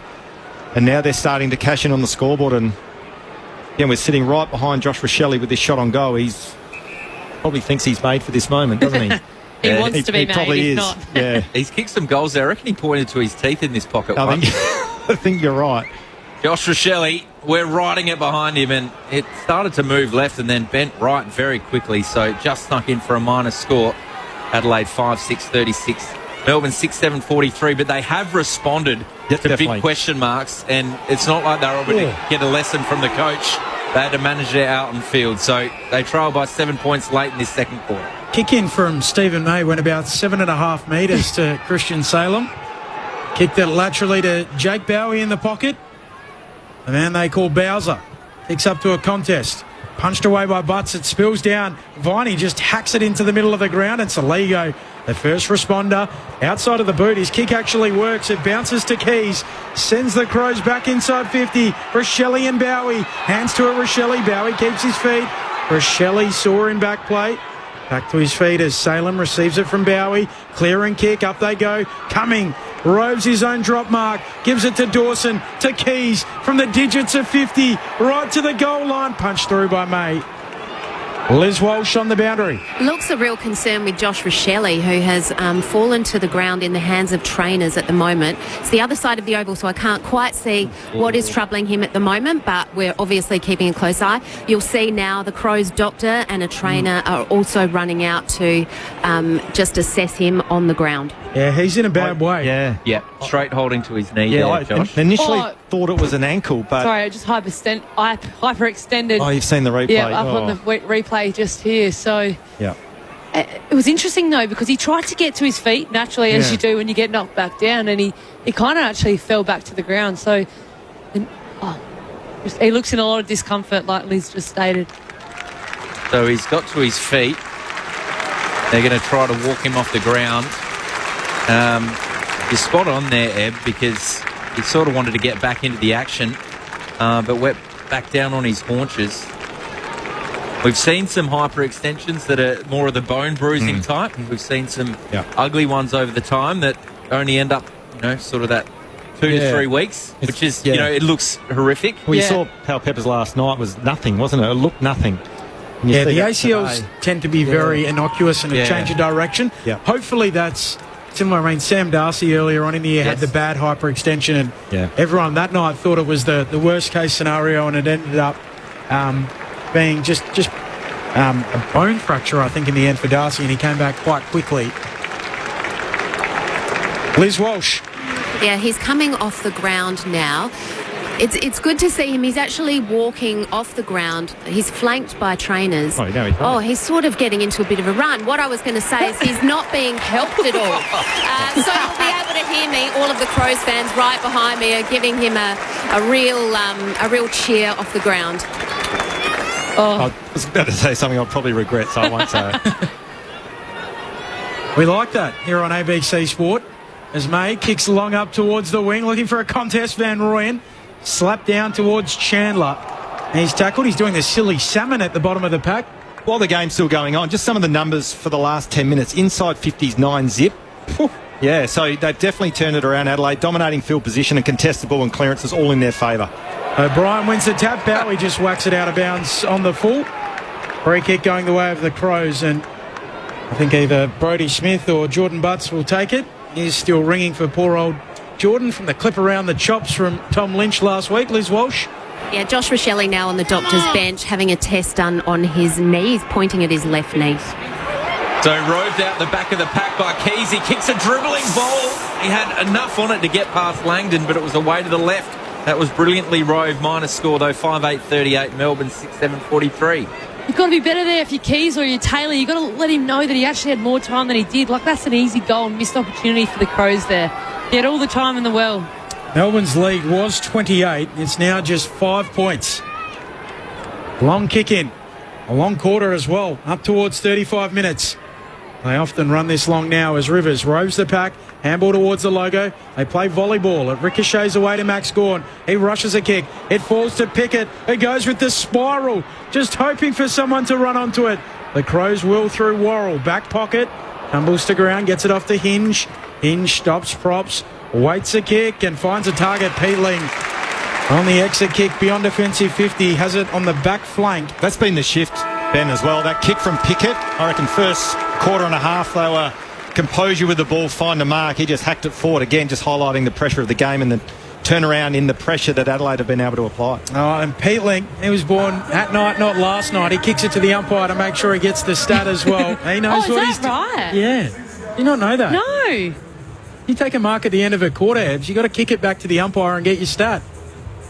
You've been costing yourself 17 points. Why is that a stat though? Well, if you take a mark and then the siren goes, you still get to kick for goal. But if they decide it's unrealistic, I'm pretty sure if you still kick it away, the umpire will give you your extra kick. I don't think I'm getting too many marks at the end of the quarter, guys. But I might have to check this with champion data. That's an interesting one, yeah. You could have averaged 35. What a bizarre quarter that was. So Melbourne kicked 5 goals unanswered to turn a 5-point quarter-time deficit into a 28-point lead. And then just like that, it completely flipped. And Adelaide, they kicked the last 3 goals of the quarter, including a period in which they had 9 inside 50s to none to get us to half-time. So the goal kickers for Adelaide, it is 3 to Rankin and 2 to Walker. That makes up their entire tally of 5. While for Melbourne, 2 to Van Rooyen, 2 to Pickett, and singles to Rivers and Melksham through to half-time. Josh Franco and Ebony Marinoff, explain to me what happened, what changed, how did it flip? What I'll try to do, I'll just paint the picture and give you some numbers. So first half of the second quarter v second half. So in the first 10 or 12, 13 minutes in that second quarter, the inside 50s were 6-4 Melbourne's way. The uncontested possessions were 33-2, contested balls 16-8, all in favour of Melbourne, but the disposal count was 48-10. So what would we say, about 9.5 minutes of actual game time, Adelaide had only touched the ball 10 times. But then if you look at the second half of the quarter, it was a complete turnaround. So Adelaide then started to dominate field position. They were starting to get their hands on the footy at the stoppage scenario, so they were 7-4 in favour of them in terms of clearances. The possession count was pretty even, so they fought their way back in terms of getting their hands on the footy. The inside 50s were 12-1. So it was a complete flip, complete reversal of momentum, complete reversal of how the game was played. Melbourne were unable to get the game on their terms. They were unable to find contested marks and then work their way up the field through kick mark chains, and their work around stoppage fell away due to the fact that Adelaide's pressure was absolutely outstanding. And to Adelaide's credit, they fought their way back into the contest when they looked like they were going to get blown off the park here at Adelaide Oval. So full credit to them. The game's now on their terms. The margin's only 5 points, so it's game on. I spoke about Jordan Dawson only having the one touch in that term. Someone who was come up around the ball, Benny Keys, I reckon they've moved him up a little bit further up the ground, but Jake Saligo's had 8 touches that quarter and he's had 4 centre clearance as well. So, just another one. He's probably dipped in a little bit of form over the past month, but when you've got someone like Jordan Dawson, probably not up to his standard that quarter, it's going to take one of the youngsters to kind of lift the team. And I thought Jake Saligo, he's a powerful beast, got a few good one-on-ones, great centre clearance out the back to Tex, which he missed, but that's just the player that you've got to be able to go, no, this is my moment. A captain's not getting the hands on the footy. I need to do something. Let's go downstairs, Liz Walsh. Yeah, both teams have completely left the field, gone into their change rooms for half-time, but Josh Rochelle has still been on the doctor's bench having his knee assessed. They've been looking at both knees. It was interesting because as all the coaches came down, the Crows footy director, Adam Kelly, he stayed near the doctor's bench and watched as all of this was going on. In good news, he is now walking towards the change rooms. He's walking unaided. There's no ice that's come out or anything like that, so we'll wait to hear from the club what the wash up from that is.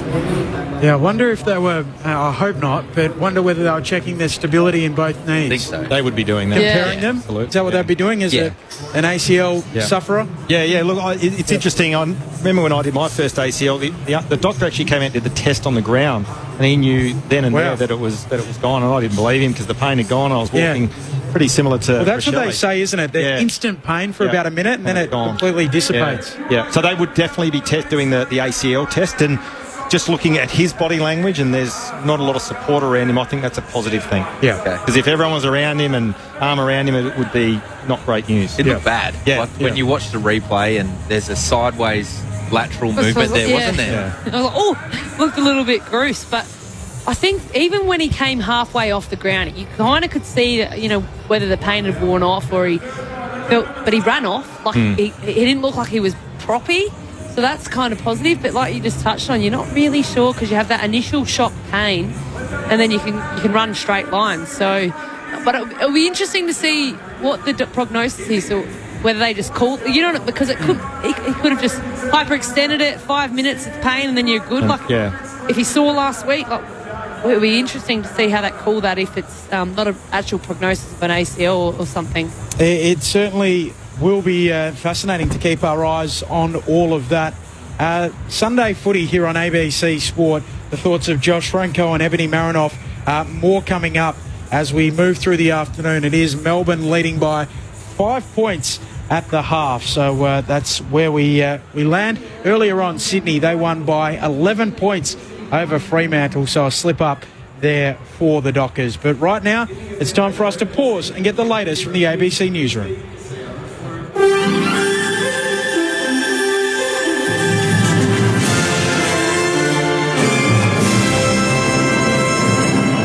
Hello, this is ABC News with David Rollins. The rabbi who evacuated his Melbourne synagogue following an arson attack on Friday night says he hopes the incident inspires Australians to be more inclusive. On Friday night, 20 people were eating dinner inside the East Melbourne Hebrew congregation when a man allegedly poured flammable liquid on the building's front door. 34-year-old New South Welshman Angelo Loris, who did not appear in person or via video link at a court hearing in Melbourne today, is facing charges including recklessly endangering life. David Gotwick says he hopes the weekend's events create more community cohesion. When they see a Jewish person, they could reach into their cultural kit bag and say a word like shalom, ask them how they're going. That's how you would treat anybody, especially people who might be under the pump a little bit from a cultural minority or an ethnic minority. You can even go a little bit further to say, am I making that person feel welcome? Meanwhile, Victorian police say they're also investigating an anti-Semitic graffiti cluster in Melbourne's east.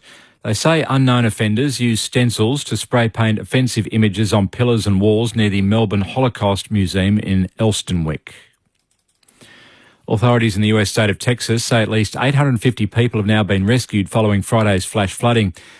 At least 51 people, including 15 children, have been confirmed dead, while rescuers continue to search for dozens more campers, vacationers and residents who are still missing. Authorities say the toll will most likely rise. The flooding occurred when a sudden storm dumped nearly 40 centimetres of rain northwest of the city of San Antonio. Elon Musk has announced he's forming a new political party after a dramatic split with US President Donald Trump. Ali Crew has more on this story. Mr Musk has taken to his social media site to announce that he's forming the America Party to free people from what he called the uni-party system that's driving the US into bankruptcy. It follows his public criticism of Donald Trump's new tax cut and spending bill, with the billionaire threatening to unseat lawmakers who supported the legislation. The so-called Big Beautiful Bill is expected to add trillions of dollars to US government debt. Earlier, the US president threatened to cut subsidies for Elon Musk's companies, and Republicans have expressed concern the feud could hurt their chances in the 2026 midterm elections. Australian celebrity chef Peter Russell Clark has been remembered as a charismatic entertainer, as well as a passionate educator. He's died at the age of 89 following complications from a stroke. He was best known for his TV cooking show, Come and Get It, that first aired on the ABC during the 1980s. Peter Russell Clark Jr. says his father loved to share his knowledge with other people. He was a very big character and had strong opinions and liked to share them. He loved to educate and inform and entertain people. Food was a natural outlet for him. 90 electric buses will be deployed across Perth over the next 8 months as part of the Western Australian Government's efforts to move away from diesel-powered buses. The 960 and 950 routes will soon be serviced by electric buses, alongside routes passing through the Galleria Shopping Centre and Ballajura and Morley train stations. Deputy Premier Rita Safiotti says the Green Fleet will save 22,000 litres of diesel per bus per year. It's massive savings. One of the other factors when we looked into the full cost of these buses is also potential increases in diesel prices too. So we save tens of thousands of litres of diesel per bus and of course massive CO2 savings as well. Police say investigations are underway after a man was hit by a police car in Sydney CBD overnight. Police were responding to a brawl in King's Cross at around 3 o'clock this morning when a pedestrian ran onto the street, colliding with the police car. The 35-year-old man was taken to hospital in a stable condition. Superintendent Gillian Walters says the driver of the police car, a constable, was treated for shock. You know, the male person that I'm sure he didn't mean to run across the road, and I'm very grateful and relieved that he is in a stable position, but obviously my welfare of my officer, anyone that was involved in a motor vehicle crash of anything will always be in shock. Turning to sport, and the Sydney Roosters have kick-started their NRLW title defence with a convincing 30-6 win over the New Zealand Warriors. Sydney winger Taina Navida scored a first-half hat-trick as the hosts raced away to an 18-6 half-time lead. Now, in the NRL, there's been an upset. The West Tigers have downed the Sydney Roosters 30-8 at the Sydney Football Stadium. Hello, Patrick Stack here. Do you like sport and good conversation? Then we've got a great podcast for you. One cracking story, in depth, every day, in under 15 minutes. It's called ABC Sport Daily, and you can find it on the ABC Listen app. This is the 2025 AFL Premiership season on ABC Sport. Oh, dangerous kick in, broken up there by Langford. Spills to Pickett this time. He snaps it through the major opening. He puts the cream on the cake. He did. Finally for the D's. Salem looks further afield up towards Jefferson. Good mitts, takes the mark. 55 out. Looks into the pocket. Van Rooyen got it. Tell you what, that's textbook, Melbourne. Textbook bit of play. Van Rooyen curls it through. Wow. They couldn't score, now they can't miss. This is a high ball deep into the forward line. Flying Cosy Pickett! What a grab! He was 4 deep. Runs around on the left. Cosy Pickett completes the set. And he's got his second after one of the marks of the year. Adelaide have only touched the ball 7 times this quarter. We have played 12 and a half minutes and their 8th disposal is about to come up. Melbourne have 48. It's extraordinary. That is unbelievable. Clever from Curtin. Can he spark them? He takes a bounce, runs towards 50, kicks to the space, perfectly placed for Isaac Rankin, who marks in the right forward pocket, 25 metres out on a difficult angle. Possession number 10, Isaac Rankin. They needed that, didn't they? Kick inside the forward 50, roved by Walker, snap around the body from the ball, goal! He likes the snaps at Adelaide Oval, that's his second today. And the Crows, after being shell-shocked at the start of the second, have the last 3. Looks a real concern with Josh Rochelle, who has fallen to the ground in the hands of trainers at the moment. Yeah, he's in a bad way. Yeah, straight holding to his knee there, Josh. Hyperextended. Oh, you've seen the replay. Yeah, up on the replay just here. This is ABC Sports coverage of the AFL. On your radio. ABC Sport Digital. And on the ABC Listen app. It is Melbourne leading Adelaide by 5 points at halftime. 6-7-43 plays 5-8-38. And the goal kickers for Adelaide, Isaac Rankin with 3, Walker with 2, while for Melbourne, 2 for Van Rooyen, 2 for Pickett, singles to Rivers and to Jake Melksham. Welcome to those of you in WA joining us from the Sydney and Fremantle match. Commiserations to the Fremantle fans who have seen their 6-game winning streak go up in smoke with that loss to Sydney. The first time this weekend that one of the top 9 teams have lost to the bottom 9 teams. It was 7-0, now 7-1. Will we see it go 7-2 or 8-1 to finish this round with Adelaide and Melbourne? Some news out of the tribunal, and then I'll recap this game for you. Nothing for Nate Caddy. So good news, as we all wanted pre-game. Nate Caddy running into the umpire as he bolted inside 50. Nothing to answer for there, which some of you might be confused about given the memo and the change of rules around umpire contact. We delineated really pre-game around contact with an umpire around stoppages and when players try to use them as a screen. So the AFL will, I'm sure, try and explain that throughout the week. A fine for Hugh Jackson for his knee on Dane Zorko. Now, I know you saw this, Tom Wilson. You thought that might have been more than a fine. Totally. Watching the game last night, and, Zorko either wins a free kick or mark, and he's at the bottom of the pack, and Jackson came in with a pretty harsh knee, and we saw how much it affected Zorko. He was down for a long time. It's not a football act. Like, why are you kneeing someone in the ribs? It's just something that we want to eradicate. And I really do feel in the last 5 to 6 weeks, the MRO, that procedure has got a lot right. There was a Vicentini incident last week where he was standing still and Saad ran into him. He was concussed. Before that would have been a 3-week penalty just because someone got concussed. So I think they're making a lot of right moves, but the knee to the ribs, like, where does that happen in footy? It just doesn't happen unless it's a marking contest. Yep. So we saw it graded as intentional low impact and body contact. So because of the low impact and the body contact, he's got away with it. Maybe he could have bumped that up given how long Dane Zorko did stay down for, but they've elected not to. A fine for Noah Bolter for his bump on Tom Stewart as well. Careless, low impact and high contact. The other one we saw on Thursday night, Ed Richards from the Bulldogs, he had the ball, fended off Luke Davies-Uniacke, who was concussed, came out of the game, but they tend to give more leniency, particularly to a player who has the ball. They're not bumping without the ball, had the ball, tried to fend off, got it wrong, hooked him in the jaw. He was concussed, but Ed Richards free to play next week. What happened in this game? Very, very bizarre second quarter. So Adelaide led by 5 points at the first change. Melbourne kicked 5 goals in 12 minutes. In that period, 12 minutes of real-time game time, 48 disposals to 7, or 12 minutes of continuous count-up clock.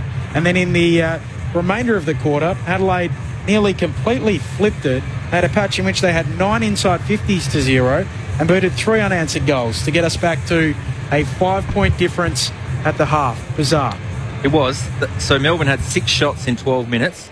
Then no more shots for the rest of the quarter. Adelaide had 8 in a row. So it's a remarkable statistical game that we've had, and the numbers do tell us that, as you mentioned. Just looking out on the field, just I'm trying to find him too. See for everyone if Josh Rochelle. It looks to me that Lockie Murphy still has the warm-up top up. So you'd think that would have been taken off if they've made that change. But there's no sight of Josh Rochelle. Yeah. So it's an interesting one, and we should know more in a few minutes. So just recapping that, Josh Rochelle going down after landing awkwardly in a marking contest late in that first half. He isn't out there. Okay. I'm looking at the Crows staff, the coaches, etc., walking across the ground, and I can't see Josh Rochelle in amongst any of them either. So I don't know where Josh Rochelle is hiding at the moment. Is that him he's just emerged, I reckon? He's just doing a little hoodie over. No, that's not him, that's someone else. I think that's Corey from our strength and conditioning. As I say, he's got a beard in that time. You would think, though, if he was done and dusted, Murphy would be in his playing top. That's true. Yeah, he's in the T-shirt at the moment. He's warming up with the players. Strapping it up, or, I don't know. Interesting one. We'll find out soon, as you said. Is he I don't think he is in the warm-up top. My apologies. I thought he might have just had the long sleeve jumper on and had it rolled up, but no, it is the T-shirt. Stand down. Well, he might just be warming up in it. Yeah, and about to take it off. Rip it off and get stuck into it. So we will keep our eyes peeled on that. Fingers crossed for Josh Rochelle. Catching you up on the earlier score, Sydney 14-10-94 over Fremantle 12-11-83. Tom Papley subbed out in the first half for Sydney with a hamstring injury. Josh Rochelle has come up red on our screens, which suggests he's out of the game, and Lockie Murphy is in. So it does appear that he has been subbed out. Yep. Not good. We will get an update from Liz Walsh as we move through the afternoon. What do you expect to be changed, Josh and Ebbs, in this second half for both sides? Well, I think Melbourne will still go in with the plan of maintaining possession of the ball by foot, composure with the ball rather than just dump kicking it forward. I still think they'll stick with that. What they need to do, though, is lift their intensity, their work rate around the stoppages and the scramble, because that's where Adelaide turned the game halfway through that second quarter. So they'll be looking to get the game back on their terms in the stoppage scenario and the scrambled scenario, and then get their game going off the back of that. But I think Adelaide, the last 10 minutes of that second quarter, Matthew Nix, to be saying more of the same, please. And then that's exactly right. I think the momentum slightly shifted, and then it fully shifted probably in the last 5 to 7 minutes of that quarter. What was the most worrying sign when Adelaide didn't have any momentum was the tackle count. So they were actually losing the disposal, but they were putting no pressure on the ball. So Melbourne were able to just free ride, essentially. One thing you can never count out this season, I reckon, is Adelaide Crow's ability to score and get the game back on their terms. But it's a challenge for Melbourne, right? They had the game on their terms. We're playing a little bit more kick mark, a little bit more method. So it'll be interesting to see this second half. Let's get down to Liz Walsh on the boundary. Yeah, just quickly, no sign of Josh Rochelle, but Lockie Murphy is down on the physio mat in front of me. His playing top is on, so he will be subbed into the game. Second half underway, Melbourne leading by 5 points. The umpire playing along. Nick Jankowski. I was just looking at the boundary. Lockie Murphy's already getting a rub on his hamstrings. He hasn't even fired a shot yet. What's going on there? Placebo. Yeah, possibly. Max Gawn knocks it down towards Pickett, who soccers it cleverly forward. Overrunning it was Bowie. Curtin clever. He sparked him in that second quarter. His kick, though, was knocked away there by Langford. By hands to Pickett. Dangerous ball. Intercepted by Adelaide. Handball over the top to Saligo. Inboard to Fogarty. He's got Walker in support. A handball to Keys. Can he be clever in the finish? The dribbler works this time. What a start for the Crows this third term. And when they were looking down the barrel, they're back in front. They're 6-8-44, Melbourne 6-7-43. Well, what I will say, talk about more of the same. Melbourne, Simon Gould would be really disappointed with that. They had possession of the footy, and I think it was a handball from Langford that missed the target, caused the turnover. Adelaide was sweating on the turnover. And Ben Keys, I'll tell you what, that's a really classy goal. Kept it low, got the roll of the ball and just dribbled it in from ages. So good start from Adelaide. Melbourne, again, would be ruining the missed opportunity there with a really poor turnover by hand. Thoughts of Josh Franco, third lead change of the game. Adelaide leading by a point. Liz Walsh on the boundary. Just had official confirmation from the Adelaide Crows that Rochelle is subbed out with a knee injury. They say he needs further assessment on that knee. Oof. Fingers crossed for Josh Rochelle. Adelaide 6 goals coming courtesy of 2 goal kickers, Walker and Rankin, both with 3.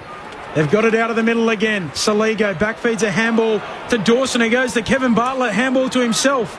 And he's under pressure, coughs it up towards Berry. He does well to win it. Back to Dawson. Now Michael Lanny, sweeping handball away to the run of Laird, through the middle of the ground. He's pressured as he kicks, dribbles it away to half forward. Langdon there for the D's. Flicks out a handball to Judd McVie. Handball to Sparrow on the wing. Back feeds it back to Langdon. Langdon kicks infield. Kick good for Max Gawn.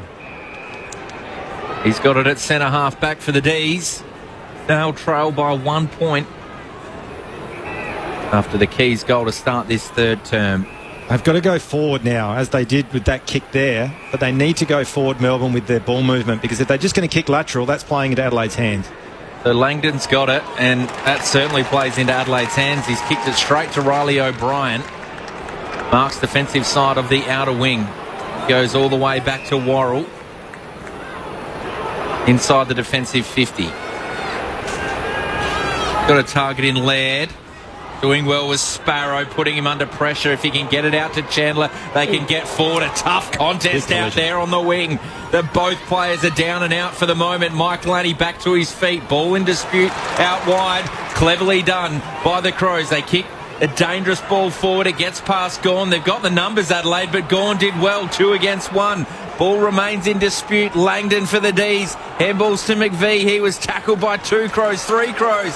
Philthorpe over the top to Fogarty. Going inside that forward 50. Salem's there. Bowie's there. They settle themselves, the D's. If they work it by hand to Gawn, his kick was partially smothered. It's chaotic. The Crows gather this time.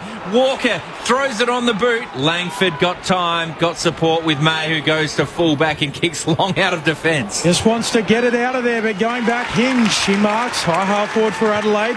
Pokes it short away to Neil Bullen. Very wide out. Matthew Nix speaking on Channel 7 at half time. Rochelle is okay. Not sure exactly what it is yet, but hopefully not an ACL. Centering kick from Neil Bullen. Walker hands to it, doesn't mark. Oliver Rose. Demons back in possession. Chandler selling candy. Handball too hot for Bowie. Ball hits the deck. Someone loses a boot. Neil Bullen goes in. Chandler puts his head over it again. Wins the footy. Gets it off to Lindsay. Tackled. Umpire wants it.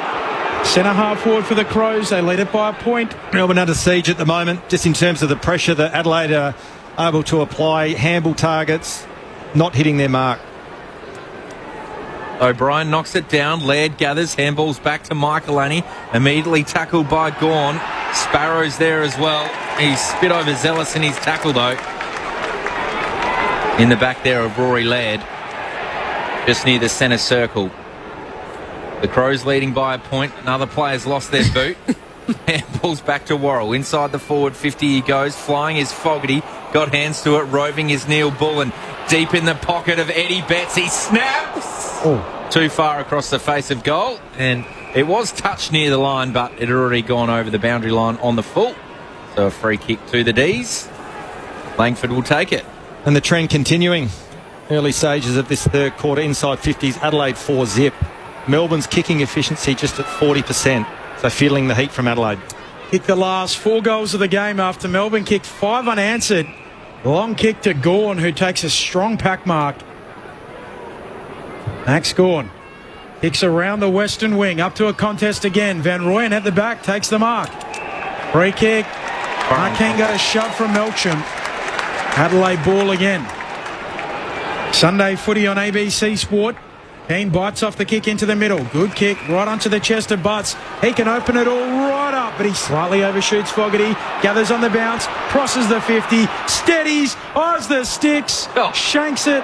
Overshoots Thilthorpe. He thought it was his lucky day. He touches it out. Throwing deep in the left forward pocket for the Crows. And Matty Nix is smiling, which he wouldn't have been 12 minutes into the second. The D's, they led by 28 at that point. The Crows now leading by a point. I think that's the worst kick of Darcy Fogarty's career. He had no pressure. He normally kicks a beautiful drop punt. Boundary throw in, still under pressure here. Melbourne, but ridden into the turf there. But we saw lucky not to get a free kick was Lindsay. I think it was Keane in the first quarter, kick an absolute howler across goal. That occasion, finding Butts in the middle of the ground, the 45, outstanding play. Rode by Rankin, sells some candy, goes for number 4, snaps it through. He's having a day out, is Isaac Rankin. The class is rising to the top. And Adelaide have their second of the third quarter. 7-8-50. Melbourne 6-7-43. 7 minutes gone here for ABC Sport. Much better from Adelaide here. Just gaining all momentum and territory inside their forward 50. Well, they had 5 inside 50s. Finally able to execute. I spoke about it earlier. I think Isaac Rankin only had the 3 touches to the 1 goal, but now he's kicked 4 goals. That's a momentum shift in terms of Isaac Rankin's game. That's what you need to do as a small forward. Looks like he's spent more time forward today as well. Not with Sam Berry kind of going into that midfield over the past month. We've kind of spoke about it. He's spent a bit more time forward, but so hard to defend. McVie just lost him through that stoppage then. Sells a little bit of candy, and what a finish. And when you're standing a guy like that at a stoppage, you need help and support from your teammates. It's hard to defend a bloke with that much class, that much speed and ability one-on-one. You need support. McVie didn't get it. You'd imagine Matty Nix would be so pleased with how they've come back into this game and stood up under fire. Gawn taps it down, hacks it forward. It spills to Fritsch, gives to Viney. Kick into the pocket for the Demons. Looking for a marker, punched away by Keane. Down to Worrell, who handballs it back into the mark. Sliding in Oliver, slaps it out. Back to Worrell. Sweeps a handball beyond offensive 50 for Adelaide. Big O'Brien comes in. Gathers the footy. Dispossessed. Now Brodie Smith gets it on the boot. All of this in close confines. Half forward for the D's. Petrarca rushes a kick towards full forward. Punched away by Keane. Spills to Chandler. Breaks a couple of tackles. Now he centres it. His kick goes out to the left half forward flank for Langdon. He gathers. He's got coming for company. Trips over. Manages to get it away just in time. Keys was clean to Cumming. Now Rankin working his way back and half back. Over the top to Thilthorpe. This is the transition that we know from the Crows. Keys has worked hard. He just couldn't take the mark under no pressure. Went through his hands, hit his knees and out over the boundary. I think it hit his knees because he runs so much with his knees. He's almost doing high knees when he's running. He looked like Frank the Tank running. Oh, my. You can never... He's a sprinter's coach dream. Everyone's doing it. Max Gawn gathers it out of the ruck, goes to McVie. His short ball to Vine. He's clever on the outside of his boot. Centre wing now for Melbourne to Langdon. He had a handball option, went with a short kick, a terrible option, coming intercepts it. Just sensed that Adelaide going to break this game right open. He's immediately going, gets rid of it to Dawson. Dawson runs himself into a cul-de-sac, back feeds a handball. Away towards Laird, who goes back to Cumming, back to Laird. Room to kick is shallow inside 50. O'Brien, the big man, backpedals Marks, off to Keys. He eyes the sticks. Out to the left. Rose by 8 points, nearly 10 played third term Sunday footy on ABC Sport. And again, looking at the numbers, the inside 56-2. At the moment, it's all Adelaide. And as we've said, Melbourne not dealing with the pressure that Adelaide are applying. Rivers brings it out looking for Van Rooyen, roved by Langford. He's got time, so he spots up Pickett, centre wing. Out in front of Michaelani. Waiting for his teammates to get back inside that forward 50. A sweeping ball looking for Fritsch. He's roved it out the back. He can dribble that one through. He had a handball to Tholstrup, who was right at the top of the goal square. Would have been a certain goal, and he's missed, Josh Franco. He did. That was, it's one of those, it's outcome based. He kicks the goal, nothing said, but he was there to give it to and didn't use the support he had. He's had a few of those lately. And yeah. I'm going to say he's had a few of them over his career. Yeah. You'd say Bailey Fritsch. I mean, the tail of his year as well, just hasn't got it going. Brodie Smith with one of those trademark thumping kicks right up towards the logo. There's ball though. Bowie with the kick back inside 50 from the contest. Spills in front. Peatling gathers for the tricolours as he gets a handball out. Slapped on by Smith. Now Worrell bounds away with it. He'll kick around the wing for the Crows. And Big Turner puts his fist through it. Slapped on cleverly there by Murphy, the sub into the game for the Adelaide Crows. Popped up by McVie. Not the required distance. His kick to May. He handballs it away. Taken by Keys. Caught. Umpire crosses himself. Ball upcoming. Half-forward flank. Crows by 7 points. 11.5 into the fourth. First time this year Rankin has kicked more than 2 goals. His career high, 5 back in 2023. He's done that just once. So perhaps eyeing that today. So Gawn grabs it with 2 hands out the ruck. Quick handball forward. Peatling was onto it though. And they just shuffle it forward. Just for some territory there, Adelaide. We'll get a boundary throw in front of Eddie's pocket. Their forward line. So that was the D's first score a minute ago. Since the first time since the 12-minute mark of the second quarter. We're at the 12-minute mark now of the third term. Big miss from Fritsch. Boundary throw in. Adelaide can make them pay. Out over the back. Rove was buried. Quick handball to Keys. Goes the don't argue. Still got the handball away in time. Zach Taylor went over the top. Saligo playing for the free kick. The umpire doesn't buy in. But we'll still have a ball up 35 metres out directly in front of the Crows' goal. They lead by 7 points. And I reckon if you're on Isaac Rankin at the moment, you're looking for support and on high alert. He peels around the back. Gawn takes it out of the ruck. Gives it off to Lindsay. He kicks laterally and Murphy tracks it back. Marks 51 metres out. Adelaide ball, left half forward. Murphy chisels a kick into the pocket for Thilthorpe. Turner gets in front of him. Good intercept mark. Right back pocket for the D's. That's not the kick. You've got to hit it, closer to the box and near the goals. Like, it's just so easy to defend for Melbourne there. Kicks it short, Turner to Viney. Back in his dad's city of origin. He kicks up towards the contest on the wing. Bouncing ball. Pickett picks it up, spins off a couple, somehow flicks a handball out to Lindsay. He'll kick to half forward. Jefferson Marks. They're breaking inside 50. Tolstrup is one of them. Into the pocket. The kick just gets there. Worrell might have chopped the arms. The umpire lets them play. Petrarca snaps on goal. Keen's back as a goalkeeper. Cleans it up for the Crows. Has a heap of time and sorts it all out. Crows by 7 points. Michael Annie back into his usual role in defence. Goes wide, right out to the opposite side of the ground in Keys, who's been very busy in this quarter. Gets it to Walker at right half back. Long kick down the line. Taylor's found some space. Kicks it back inboard to Peatling, who moves it by hand. Kick across the ground towards Curtin. He marks just outside the forward 50, and working inside is Rory Laird. He marks 45 metres out in a 45-degree angle. So he's assessing his options, whether he's got the journey, Rory Laird. Goes short to the top of the goal square, had too much on it for Thilthorpe. And Viney, he might get pinged here. Well, that was exactly the same as we saw at the other end of the ground, Ebony. Oh, yeah. I know that he probably, that's a touchdown. That's a try. Try. I wouldn't want to be walking off the umpires of this oval because, we talk about it, Adelaide Crows fans potentially one-eyed, so that will be interesting. There was no pressure there. They gave him the benefit of the doubt that he legitimately fell over, fumbled first, and then tripped over his own feet. One of the cleanest players. Now, they can be professionally clumsy when they need to. A long exiting kick up to Van Rooyen. Sunday footy on ABC Sport. Van Rooyen, handball away to Bowie. Tight ropes the boundary line with his kick up to half forward. Keane drifts in front of the pack, intercept mark for Adelaide.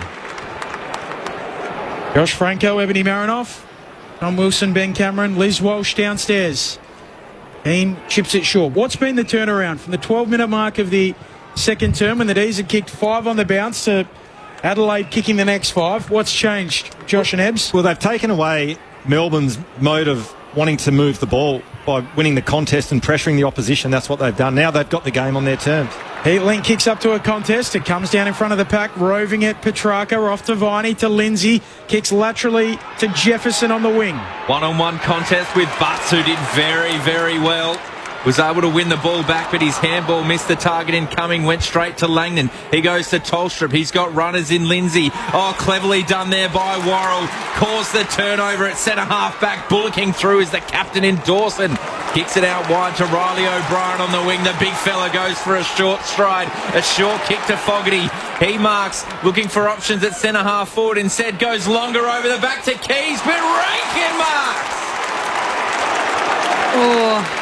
Semi had Ben Keys going into an open goal, but you sense that Isaac Rankin wants another moment, and what we touched on, I think he's kicked 5 once before, Ben. Yep. So he's lining up for his 5th. This is an absolute soda for Rankin. Yep. He's such a classy player. Spent time with him at the Gold Coast. He'd kick 100 of these after training. So 35 metres out, 45-degree angle, ready to run around and snap it through. Plays on, snap, starts on the right-hand goal post. He makes it talk. He makes it talk. A lovely little outswinger here at the Adelaide Oval. And that's his 5th. He's got a handful. And he's kicked 4 of the last 6 goals for Adelaide. He's really turned it on. They go to 8-10-58. Melbourne 6-8-44. Well, again, just looking at some of the numbers, you asked the question, what's been the turnaround? Melbourne were kick marking their way through Adelaide's defence in that first quarter and a half. When the game then turned on its head, Adelaide lifted their pressure, lifted their intent around the ball, around the stoppage scenario and the scramble. They're able to get first look at it. So just to highlight that, Melbourne had 76 marks in the first half. So they're on track for, 150. And we've played 12 minutes of actual game time in this third quarter. They've only had 9 marks this quarter. So Adelaide have been able to take away how Melbourne want to play and get the game on their terms. Now they're starting to really cash in terms of their ball movement. I reckon they'd had about 70-odd by midway through that second quarter. So they have really hit the skids, the D's, in terms of their kick mark game. We're back underway in the middle. Gordon scrapping after it. Able to get a kick away towards half forward. Jefferson out there. So too Keane. Chandler flashing through. Overruns it. Keane soccers it back to the wing. Viney gathers. Demon's ball. Looks into the pocket with a kick. Tolstrup goes up. Doesn't mark. Jefferson comes through. Ricochets out to Melksham. Takes his chance. Snaps the goal. His second. And that is totally against the run of play. It ends a run of 6 for the Crows and brings it back to just 8 points, Adelaide's lead. 8:10:58 plays 7:8:50, 18 minutes into this third term. Well, it was actually Mark King soccering the ball, and Jack Viney was able to get that rebound. Sometimes you go, should I soccer it? Should I try and get the ground ball? I think when you're defensive 50, if you're Mark King, you're probably picking up that ball. You soccer it into Jack Viney's hands, and an excellent crumb there, really. And as you said, it was definitely against the flow of momentum, wasn't it, for Melbourne? A much-needed goal. Keeps them within touch on the scoreboard. But, again, just another thing to highlight the shift in play. Adelaide have been able to apply pressure to Melbourne. Their handball game in the first quarter and a half, the Demons, was outstanding. Again, particularly from stoppages. They haven't been able to do that, replicate that in this third quarter. Back in the middle of the ground, game on here at Adelaide Oval. The Crows leading by 8 points. Melbourne trying for the clearance. They're going in the wrong direction.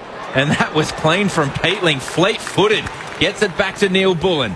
Short pass to Rankin. He's already got 5. Eyes up Taylor and amongst 4 Ds and hits the target.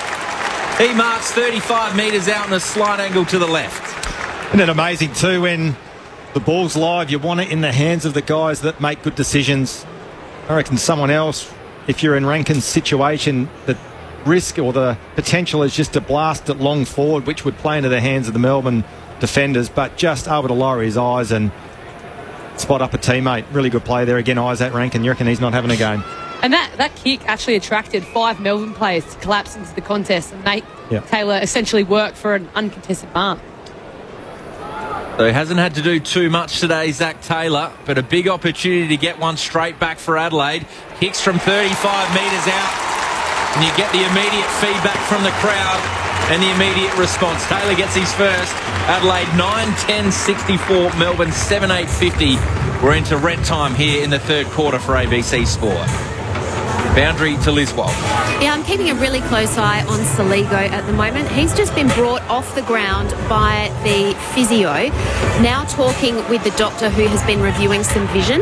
So I think they're currently giving him just a little bit of a concussion test down here. I'm keeping a close eye on it. I think he lives with Nate Curvis and Rochelle, so house is in the wars. Wow. Yeah. And their teammate in Nanki, he kicked 3 goals too. He's been slipped forward in the sample, so that's an interesting look. He's played half-back last season, and then everyone's kind of taken his spot, so they've slipped him forward. He's an unlucky player, isn't he? Like, he really probably gets a game for most other teams. It'll be interesting to see what happens in the off-season. He'd be pumped at home tonight, dealing with 2 flat housemates. Only the 3rd individual goal kicker for the Crows today, Taylor. So Rankin's got 5, Walker's got 3, and Taylor's got 1. And then 9 goals. Josh Franco and Ebony Marinoff, your experts. For Sunday footy on ABC Sport. Here's Rankin again, receiving the hand pass from Berry. Long kick from Peatling to full forward. Murphy flying at it, hits the deck hard. And Lever takes the mark. He saw 2. Copped a little knock there, Lever. He's telling the umpire, I need a moment. Got the sore knee there. Oh, there's a big knee knock between Murphy and Lever, and Lever can't even take the kick. He is limping away. So the doc will come out and deal with Jake Lever. That'll be one for Liz Walsh. Liz, what are you seeing? Yeah, I'm just watching it now. So Lever is finding it really difficult to put his right foot down. He's just in the hands of a trainer. The doctor's just run out to him, and he's put his arms around both of those, so he's needing that help to come off the ground. A doctor did also run out to Lockie Murphy. He seems to be fine after that clash.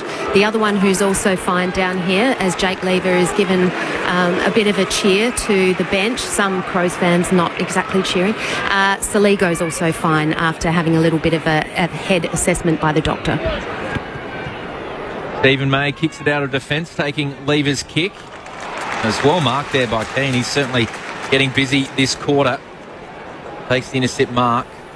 His step mark at right half forward. Goes short to Peatling. So they're still 75 metres away from their goal. Adelaide. So he's going to set this one up. These players fly. It's Fogarty in front. Dawson and Fogarty were flying at the same ball. Fogarty got in front, and he'll have a set shot 30 metres out in a 45-degree angle. Well, even just going back to that exit kick from Stephen May, once again in the first sort of quarter and a half of this game, that would have been a little lateral kick, looking to kick their way through Adelaide's defence, but he got forced long down the line. They're able to intercept, and then it come back with interest. And a terrific contested mark there from Fogarty. These, again, are his bread and butter, aren't they? He doesn't miss these. There's the commentator's call. No curse from you, Josh Branco. He missed one earlier, Darcy Fogarty, but he slots that one straight through. That's his first. And Adelaide is extending their 10-10-70. Melbourne 7-8-50. 24 minutes gone in this third quarter. Liz Walsh on the boundary. Just keeping a really close eye on Jake Lever, who came from the ground, looked to be an issue with his left knee. He's just going for a few little runs now along the boundary under the watchful eye of the Melbourne doctor.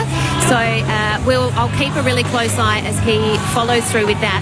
Meanwhile, their sub, the Melbourne sub, Harry Sharp, has actually just stood up and is doing a few little warm-ups on the bench.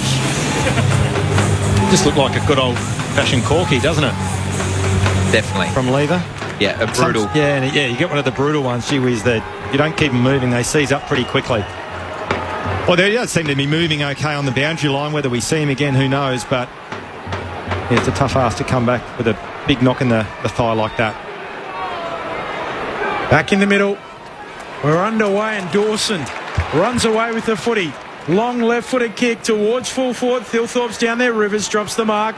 Ball on the ground. Picked up by Thilthorpe. Handball away to Neil Bullen. Hard up against the boundary line. Centering kick for big Riley O'Brien.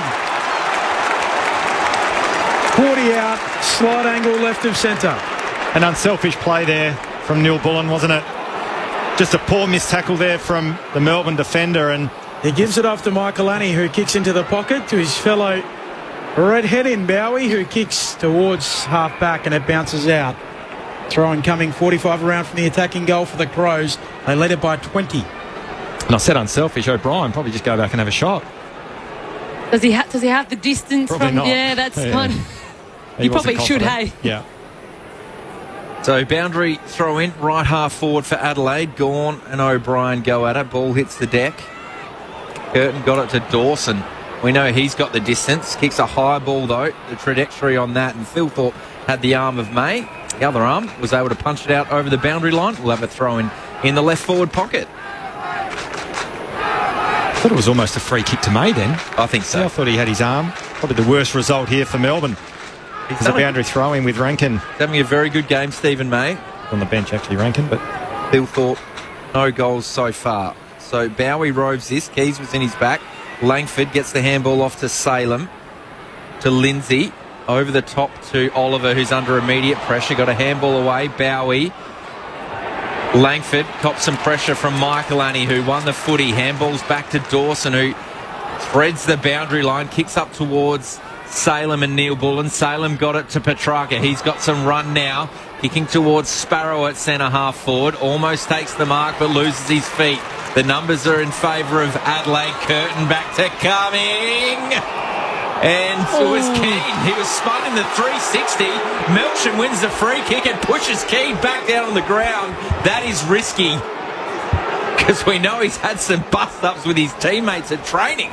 Oh, and hasn't Melcham had a few bust-ups with his teammates in the past? So outside a restaurant. We've got two fiery heads, and you talk about, I wouldn't even want to know what they're chatting to each other. Did you watch the game last night, the Port game? I did, yeah. There was an incident where there was a tackle with 360. I think it was Ollie Wines that questioned it. Yes, it was. Yeah. But that was paid on doing a 360, I would imagine, in the tackle. The umpire just said, good question. Yeah, he did. Melcham goes from 50 metres out after holding the ball free kick, and he gets an important goal. That's his third. He's got two this quarter. The only two for the D's, but they just won't go away. They're 8-8-56.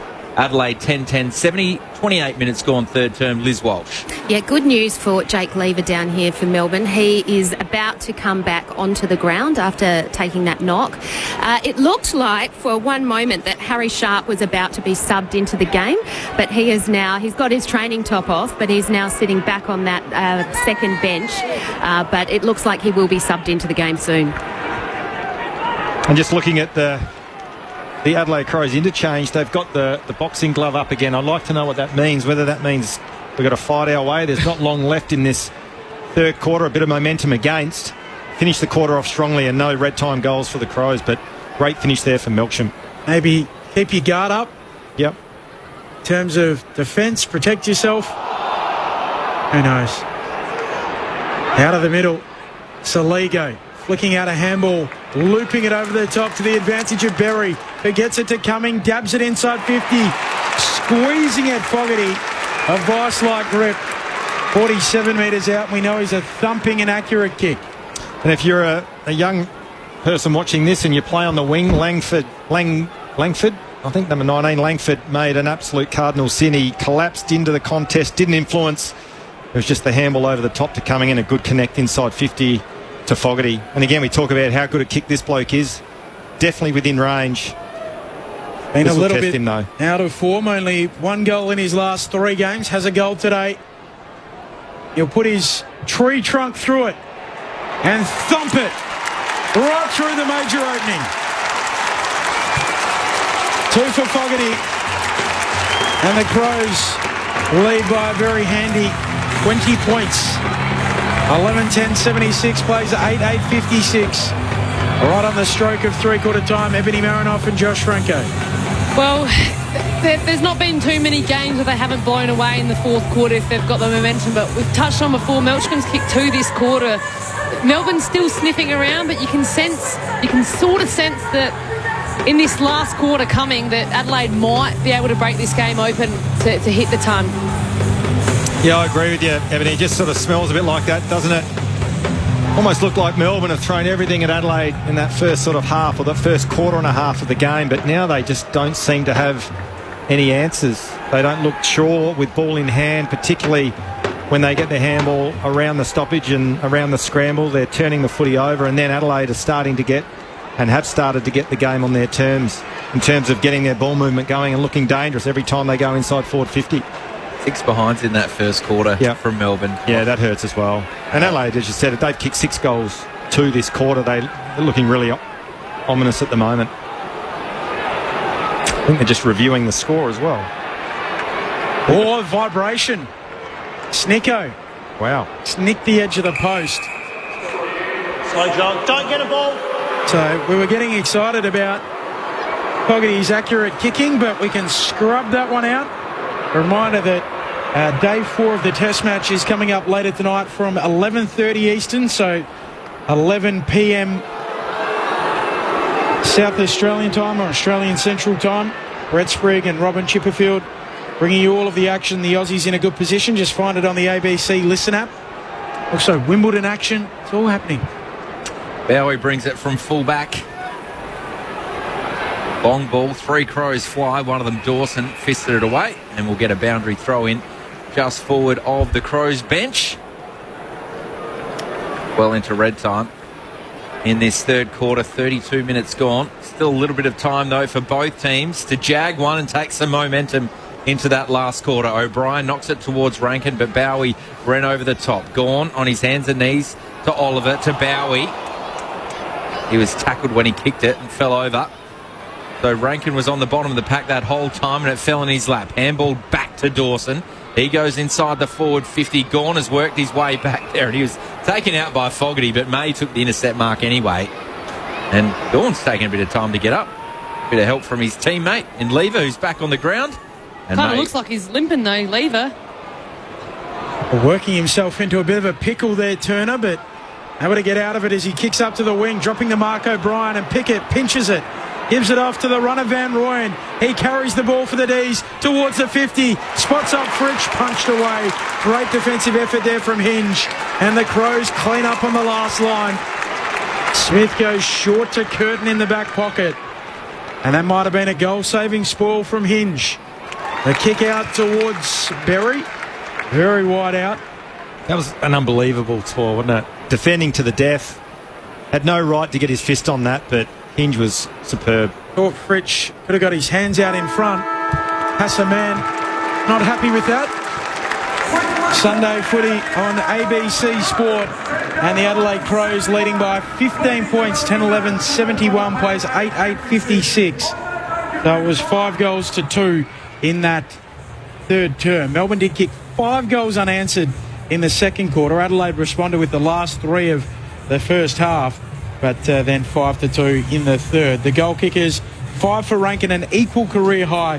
He's done that once before. 2 to Taylor Walker, 1 to Fogarty, 1 to Taylor, and 1 to Keys, while for Melbourne, Melksham with 3, 2 to Cozzy Pickett, 1 to Rivers, and 2 to Van Rooyen as well. My apologies there. So three-quarter time, the thoughts of Josh Franco and Ebony Marinoff coming up. This is Sunday Footy on ABC Sport. Hi, I'm Corbin Middlemass. And I'm Ed Cowan. He played Test cricket for Australia. And Ed Cowan gets his first Test match century. And he commentates the cricket. Stark tries again. He rocks in straight through him. Together, we're giving you your weekly cricket conversation. We're pulling apart the biggest stories in the sport and delivering them to you each and every week. It's called the Grandstand Cricket Podcast. Find it on the ABC Listen app.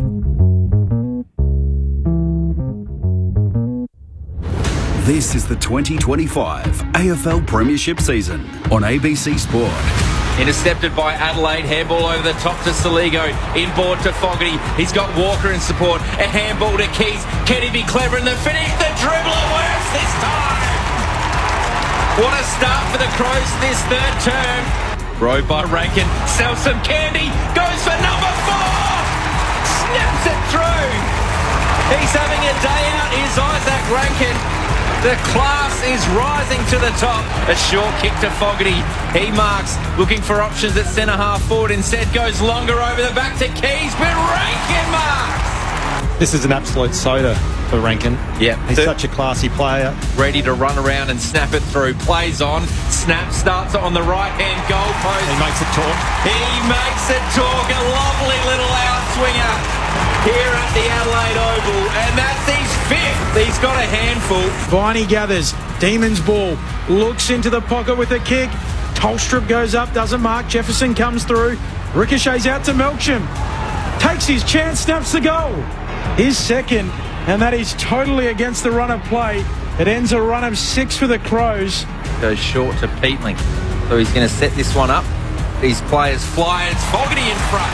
Dawson and Fogarty were flying at the same ball. Fogarty got in front, and he'll have a set shot. These, again, are his bread and butter, aren't they? He doesn't miss these. There's the commentator's call. No curse from you, Josh Franco. He missed one earlier, Darcy Fogarty, but he slots that one straight through. That's his first. This is ABC Sports coverage of the AFL. On your radio. ABC Sport Digital. And on the ABC Listen app. Adelaide leading by 15 points at the final change Sunday Footy on ABC Sport. Earlier on today, Sydney defeating Fremantle by 11 points. Brodie Grundy with the 3 votes in the ABC Footballer of the Year. Tom Papley subbed out in the first half with a hamstring injury. And what about this as a story? They couldn't get into the rooms post-game, Sydney, because of a sewage leak in the change rooms. There's a bit going on at that ground. That is not ideal. The AFL said this week that there was nothing wrong with the turf. The turf might be fine, but they're going to tell us that there's going to be nothing wrong with the sewage system this week. The piping, there's real issues. Josh Franco and Ebony Marinoff to break it down here at the Adelaide Oval. Oh, a much better quarter from the Adelaide Crows. You'd have to say in the first half you'd be pretty disappointed. Even the first 10 minutes, the way the Adelaide Crows come out. Usually fiery start at Adelaide Oval and try to get the momentum on their terms. But the way they've been able to will themselves back in the game, like Josh, we've touched on it before, but you can't really go past Isaac Rankin with the 5 goals. Just absolute star power. We talk about it all the time. How do you actually defend those types of players at stoppage? And you need help.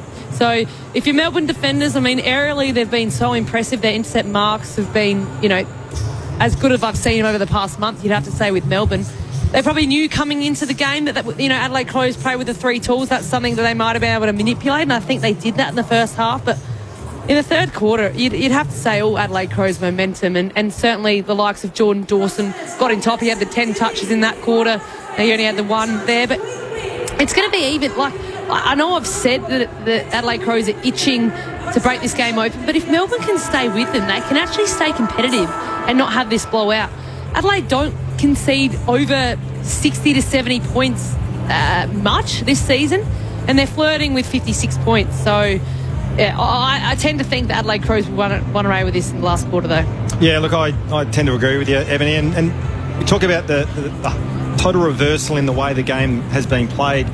Again, just to give our listeners a bit of an idea, so Melbourne definitely went into the game trying to kick mark their way through Adelaide's defence.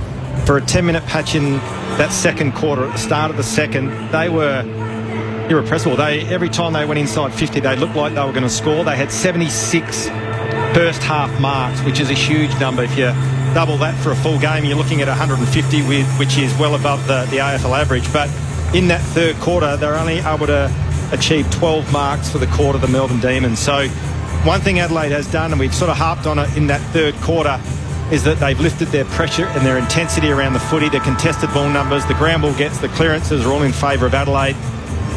Melbourne look a little bit jumpy with ball in hand. The handball that were hitting targets in the first half are now no longer doing that, and they're turning the footy over, and the Adelaide Crows midfielders are starting to really capitalise on that. And then the ball movements are able to flow off the back of that, and almost every time they enter inside 50, they do look threatening. So you'd expect Adelaide to run away with this contest. Melbourne, it's only 15 points. It's not insurmountable, but they've got definitely the task ahead of them, the Demons. The other news, a knee concern for Josh Rochelle, subbed out of the game after landing awkwardly in a marking contest.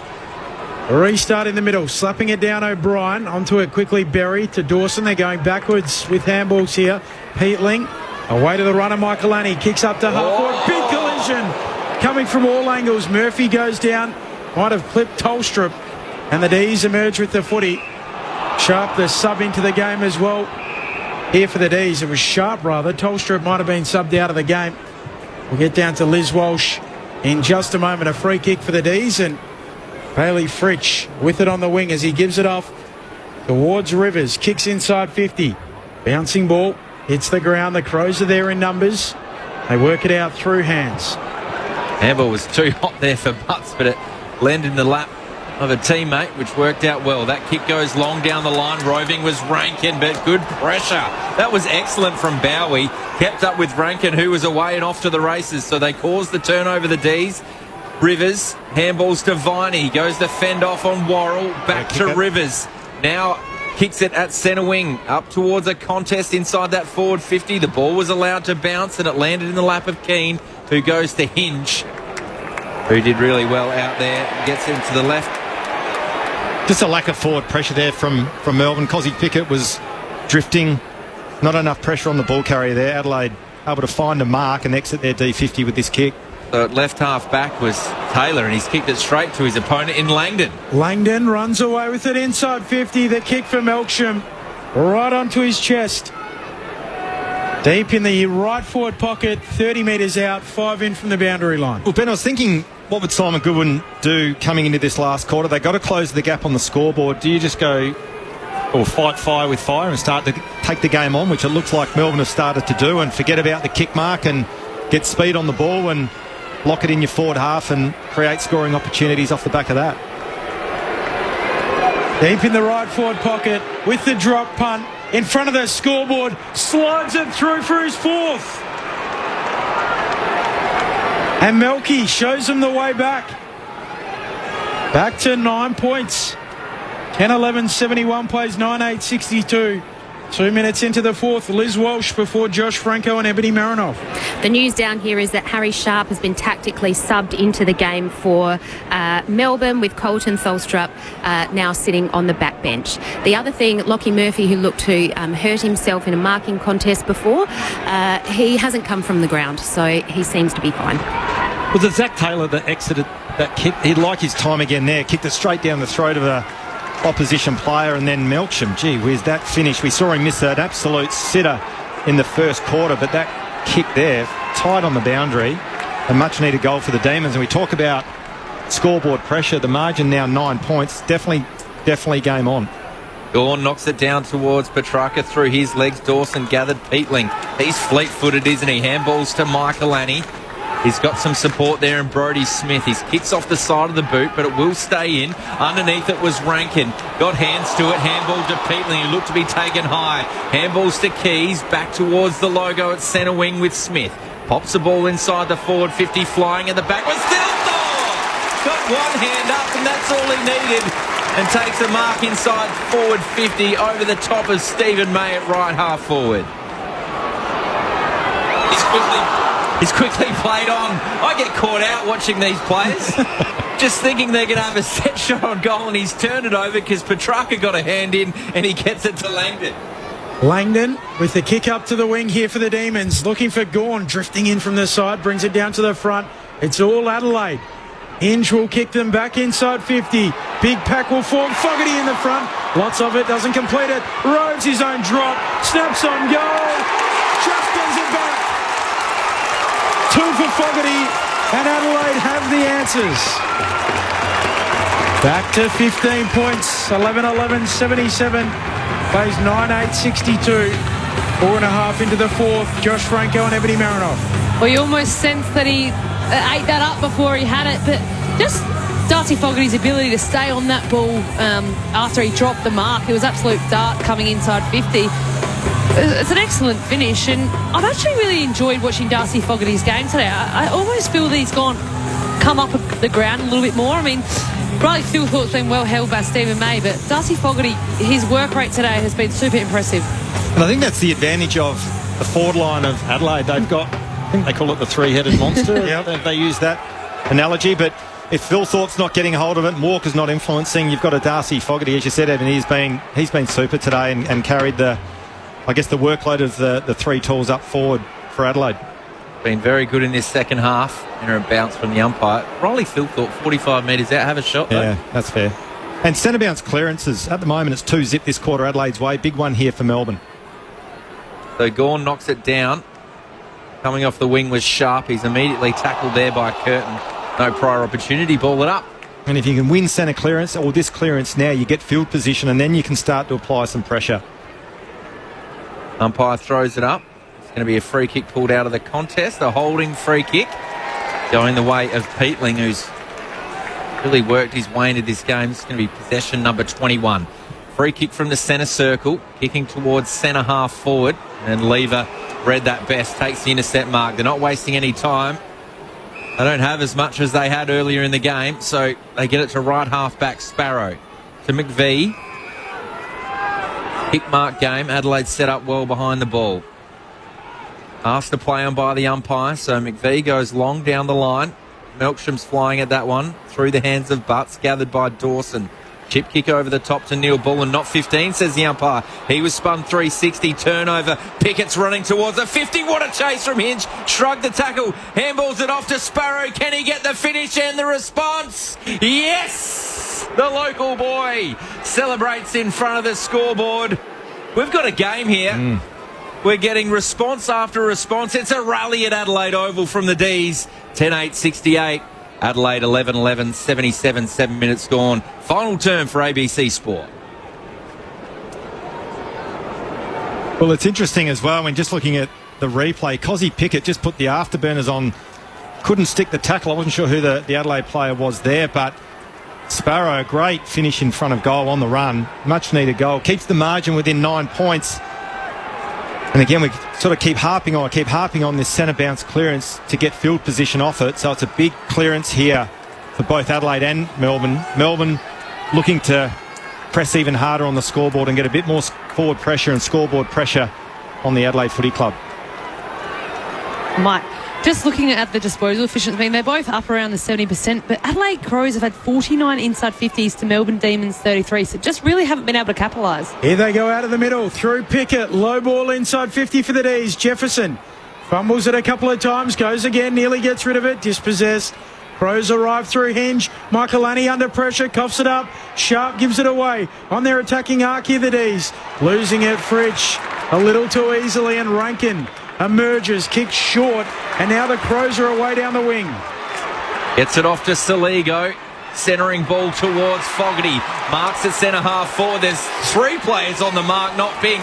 Goes inside the forward 50. Kicks to the advantage of Taylor Walker, who marks 30 metres out on a 45-degree angle away to the right. Well, that's Adelaide at its absolute best in terms of their ball movement.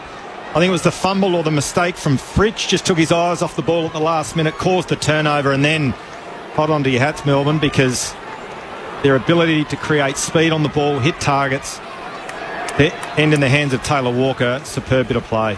Kick 2, snaps on the right, goes for a snap on the left. It's bending in the right manner, but Salem is on the last line of defence, and the umpire asked him to play on pretty quick there, so Lever was able to get off the mark and impede his kick, and May brings it out of defence now for the D's. The long contest kick, massive mark. Curtin in from the side. Lands right on his backside, but importantly comes down with the footy. What a grab that is. And he goes back to Michaelani, who switches it to Keane. Out wide to Laird. A rising star, rising high again. Will he win the entire gong? Laird poking it out wide for Berry. Just the 7 disposals for Curtin, but when it's your turn, you can still influence the game as he did then. Berry towards full forward. Up he goes again, and he's got it. It doesn't have to be your day, but it can be your moment. 15 out directly in front. Was that Curtin again? Wow. He's had a couple of... I was about to say, I hope they get to Curtin and pat him on the back, because his mark on the wing, and he's taken the mark inside 50. Outstanding. And we talked about him pre-game. He's 197 centimetres. Just such a difficult matchup. He can run. He can kick the ball. He can mark. What's the most impressive thing is he's taken that mark up the field and then he's transitioned back. So that's a wingman's role, they'd say. So he's certainly playing his role. In he trots. Rams it through. He's growing before our very eyes. Adelaide lead by 15. 12-11-83 to 10-8-68. 10.5 into the fourth. Sunday footy on ABC Sport. Like what you say, Josh, in terms of the moment, and he's had a quiet game, but this is what you need when you've got players who are able to execute their roles and play their roles in terms of his aerial ability. That's exactly what you need. It's when those types of players like Dan Curtin around the age of 19, 20 coming onto the stage, when they have the moment, they don't take him. And you'd have to say when Dan Curtin's had his moments over the past 4 to 6 weeks, he's certainly taken them. You haven't seen him not be courageous or fly with the mark and take a great contested mark. It's been super impressive. You almost want him to have more of those moments. What does he get there? A score involvement and the goal? That's a good question. Because he was involved in the chain there twice. Did you get 2 scoring goals? Do you? Possibly. I don't know what happened. Champ data. Back in the middle of the ground, O'Brien knocks it forward. Saligo cops one high from Oliver. They're all over him at the minute, Adelaide. So Adelaide surge forward. Another centre clearance. Saligo now takes the kick. Inside the forward 50. Gawn was in the hole. Gawn takes the mark. So they trail by 15. Still plenty of time in this game. Not quite the curtain call yet for the D's. They trail by 15. Kicking out of defence is Gawn. Numbers are in favour of Adelaide, and it's his opposing ruckman O'Brien who takes the intercept mark left half forward. Big Riley O'Brien gives off the handball to Worrell. Peeling around the back, kicks into the pocket. Nearly Walker right there with him though. Max Gawn sees it out.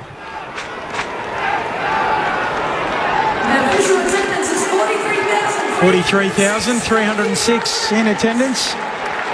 Not a bad effort, considering it was only half full. Yeah, they really piled in. Piled in late. First quarter. Sunday footy on ABC Sport. O'Brien tapping it down to Laird. Tackled off the footy by Chandler. It goes again on Michaelani. Ball jars free. Onto it quickly. Bowie turns it over with the handball. Crows at half forward. Laird tackled again. Holding the ball. That was there. He took the tackle on, had Pryor, and then got nailed. So Langdon with a good tackle there. Almost played on, but the umpire said no. While the boos are coming through. Right half back. Langdon, high ball towards centre wing. Oh, flying there. This time Worrell takes a nice little specky. So Worrell, defensive side of centre wing, outer side of the ground here. Short to Saligo. Just taking his time. Runs towards Logo and kicks. Up towards centre half forward. Lever the lone D up. knocks it down to Petrarca. He's swung in the tackle to Gawn. A lot of handballs to teammates under lots of pressure. Neil Bullen gets the intercept towards Thilthorpe. May got a hand in there. Thilthorpe in the forward pocket. That was clever to Keys. Keys with the circus goal! Wow. Keys with the circus goal. He was tackled. He threw it on the boot and kicked it over his head. What's the umpire saying? Oh, I don't think they're going to pay that, guys. Keezy's owning it, though, so... I reckon it's a goal. How's Riley Thilthorpe's awareness there, though, to know Keezy was running back? I think it's a goal as well. Umpire's call is... soft call is behind. Oh, they're checking if it's touched. Christian Salem and the protected area. So, to me, that's not touched. I can't see anyone touching that. Nah, it's a goal, I think. I think that's got through 3 Melbourne players trying to spoil that with their arms at full length. Yep. This would be really a ball through the hoop. The circus goal from Keys. He loves a goal review, or maybe he hates them here at Adelaide Oval, in fact. So the kick there. Looking at these angles, there is a gap at all times between the ball and the Melbourne defenders. Decision on scoreboard. And Keys goals. Keezy making up for it. Exactly. That was special teamwork, as you touched on there, Ebony Marinoff, and you can hear the crowd with a confirmation. Keys gets his second. Clever from Thilthorpe with a handball over the back of his head and under all sorts of pressure. Keys somehow got onto the boot. He's got 2 for the afternoon. Adelaide 13-11, 89. Melbourne 10-8, 68. Halfway through this final term for ABC Sport. Oh, that's awesome from Riley Thilthorpe. It must be challenging. He had a super game last week. He's been well held by Stephen May. And he just has that moment of just that backward handball to Ben Keys to be able... That's a super goal. That's a lot of fun. Just having a look at the replay. If it comes off your shin, does that count? Yeah. Below the knee. Yeah, okay. Well, I tell you what, you talk about goals of the year. They come in various forms. That's up there. Yep. The foresight to actually slap that on your boot. This guy's a bit of an enigma like that, though, isn't he? We saw his goal, I think, in the second quarter. The dribbler. Winning the tap, O'Brien, but stealing it is Viney. Gives it to Bowie, who spins out of trouble, delivers a dart onto the chest there of Chandler. Off to Oliver, kicks inside 50, no mark for the D's. Smith robes the pack, handball hot. Gets to Led, though. Worrell back pocket, stepping, kicking on his left, out for Rankin. Right there with him, Salem, a hand on it. Out it goes. Rankin gave Salem a little shove and then a tokenistic apology. Crows by 21, 16 minutes and change into the fourth. You talk about Rankin, who's just an outright star, class, everything, but Keys doesn't have that, but he has this X factor, doesn't he? Yeah. And just keeps getting the job done. Boundary throw in, socket off the deck. Saligo. Salem was there. Gets it to Langford, to Oliver. Back to Salem on the logo. Short kick to Bowie, not the required journey. Sweeping handball to Oliver. And there was a free kick to Bowie, but play on, says the umpire. Advantage to Oliver. Kicks inside the forward 50, looking for Van Rooyen. The only one watching the ball was Mark Keane. Takes a nice intercept, Mark. Kicks it back to Worrell at full back. Over the top to Michael Annie, left back pocket. The Crows take their time coming out of defence. Leading by 21 points. Kick well weighted. Finds that man in Keys, who is it's almost like the more blue-collar version, isn't he? He does more of the grunt work and the hard work, but still has his fair share of tricks. He kicks up towards the wing, and the mark taken by Dan Turner. Demons back with the ball. 21 touches and 5 shots on goal. Yeah. Good going.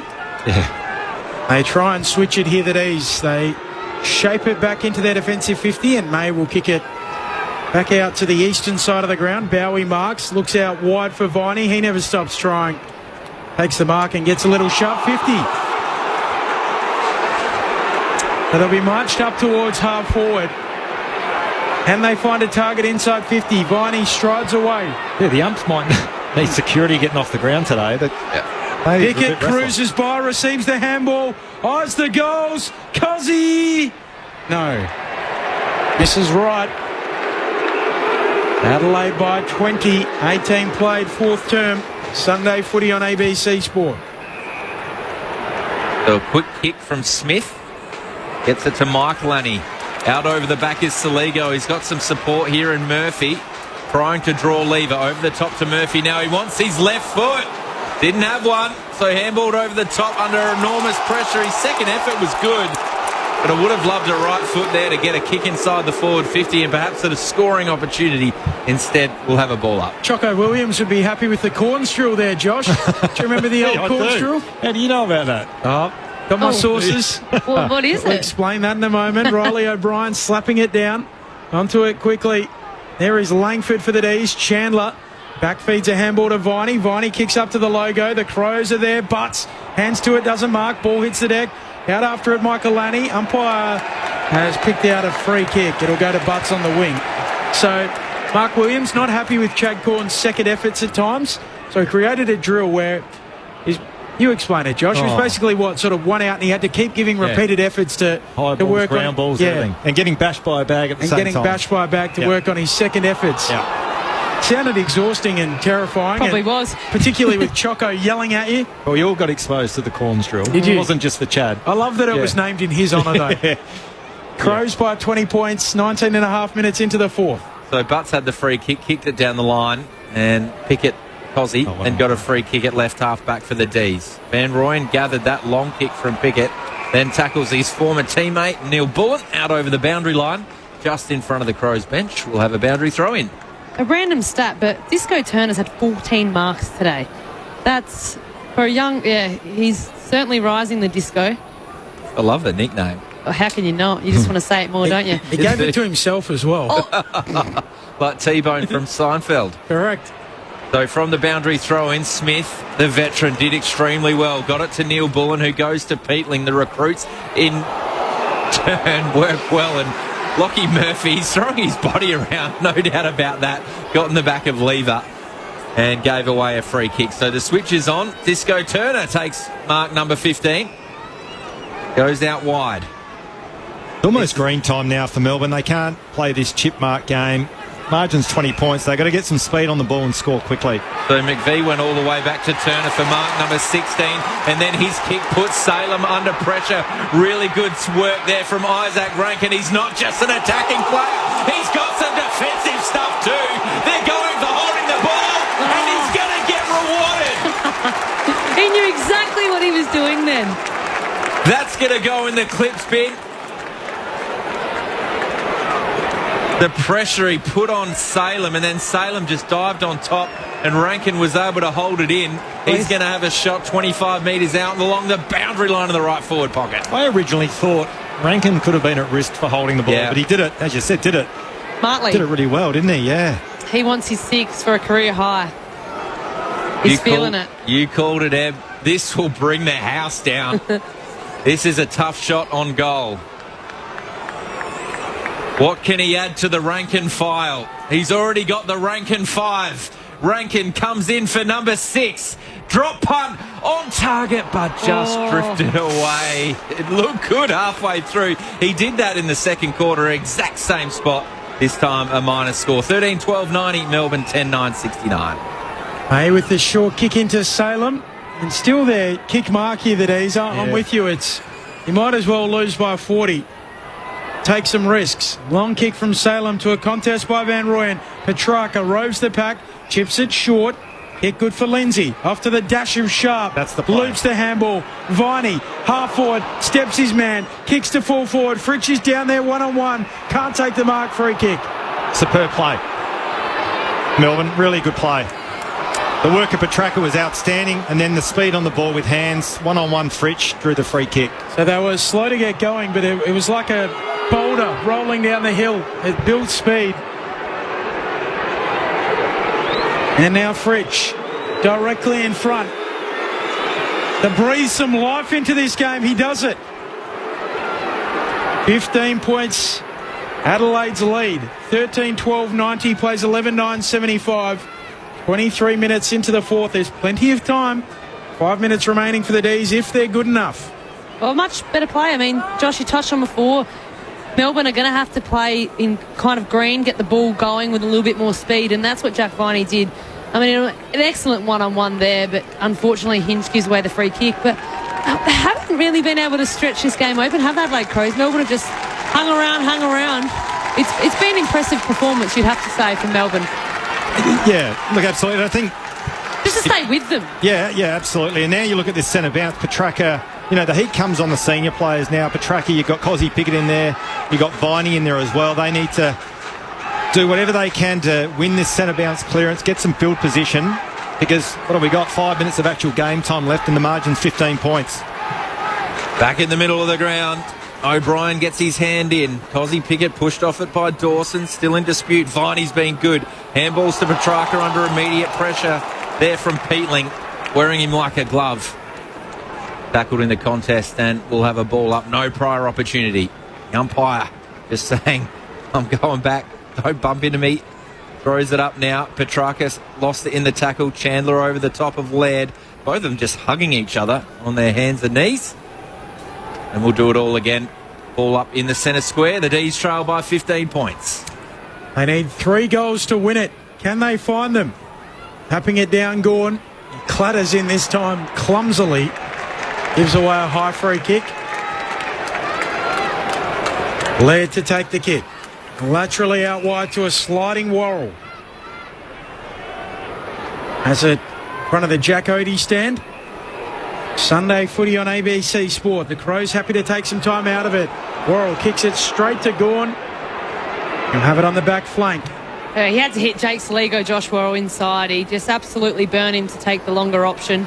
Free kick to Jefferson. Sorry, Ebbs. And Rivers running off halfback. Long kick to Fritsch in a 3-on-1. Halves it, brings it to ground, but the Crows have the numbers. Neil Bullen, handball back to Laird. It's a high ball up towards the logo. Up they go. Dawson in front. Follows up at ground level. So too does Langdon, who knocks it down to Salem. Now Jefferson, he might be out the front. Leaves it behind. Has to get some help from Lindsay. Salem's over it. Umpire wants it. Valuable time. Sand just slipping through the hourglass. Here for the Adelaide Crows. Under 4 minutes to play. They lead it by 15. Adelaide just need one more. The D's, they get the next one. They're coming home very, very strong from that ball up. It's knocked out over the boundary line, so we'll do it all again. Good result for the Crows. So boundary throw in. Forward of centre wing, outer side of the ground. Boundary umpire taking his time. Finally throws it in the air. O'Brien knocks it straight to Peatling. Clearance goes the way of Adelaide. Kicks long down the line, looking for Philthorpe. May gets a hand in there. Roving is Bowie. Quick kick, dribbler, up towards Van Rooyen, who gathers clean, but his handball was good. Langdon just dropped it. Butts under pressure, though, as a result. Gets it back to Peatling, sold some candy. Underground handball to Keys. He went to don't argue, and Van Rooyen got through him. His handball goes straight to Petrarca, though. He flicks it over the top. Chandler, look at Pickett go. Runs inside the forward 50. Open goal square. Doesn't get the journey because Worrell, last line, goal line, gets a hand and fists it through. We'll have a review. Well, to the naked eye, it looked touched, didn't it?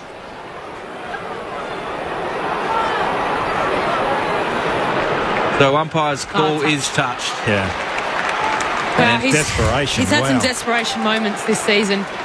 We haven't probably spoken about him a heap today, but you'd have to say he'd be in all Australian contention. He has to be. Has to be. His intercept numbers, where Adelaide are on the ladder, unheralded outside of this state, I reckon, Ed. So minus score confirmed. Melbourne go to 11-10-76. A goal-saving effort from Worrell.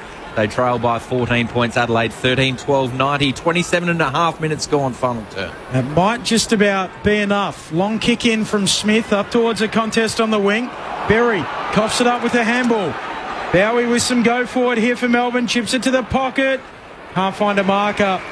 Sparrow darting in front there of Pickett. Darting into the pocket, out of play. Throw in coming.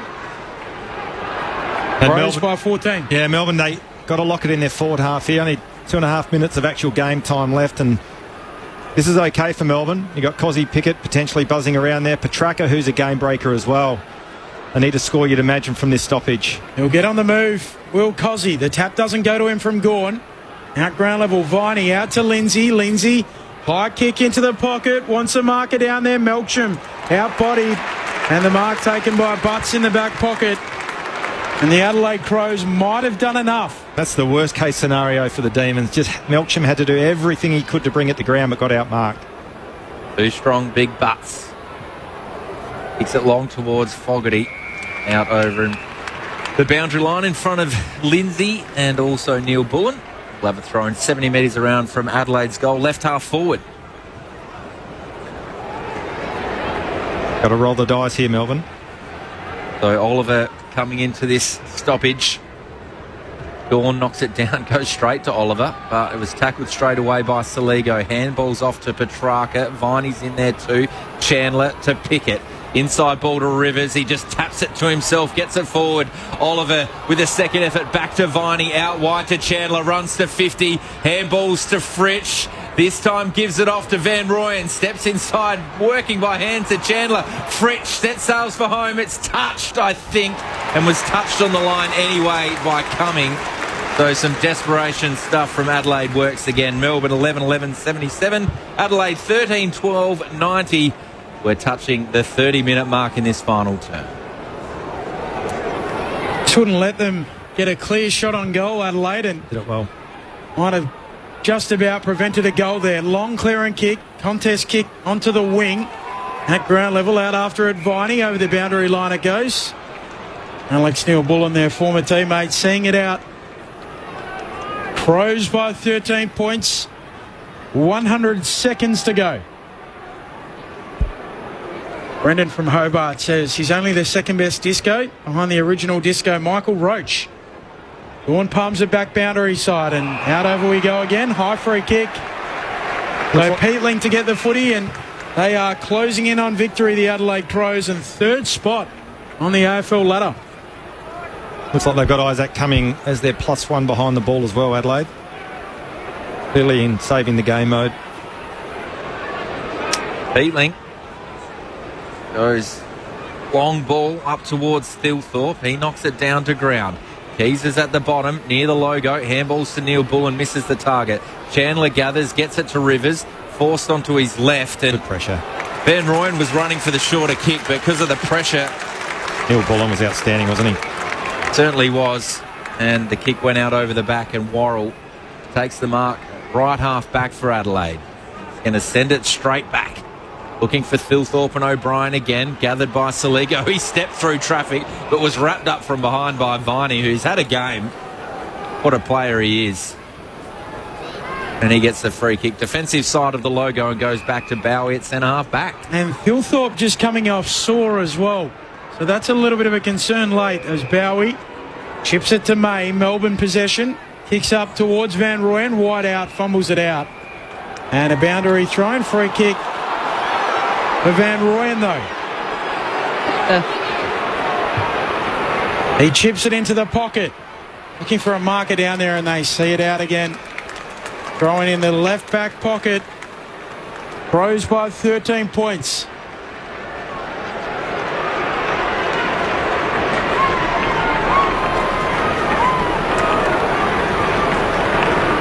(13-12-90) plays 11-11-77. Umpire hurls it back in. Gordon O'Brien slapping it to the front is O'Brien. Now Sharp wrenched off the footy. And they were tested. But the Adelaide Crows hold firm to win by 13 points and move to third on the AFL ladder.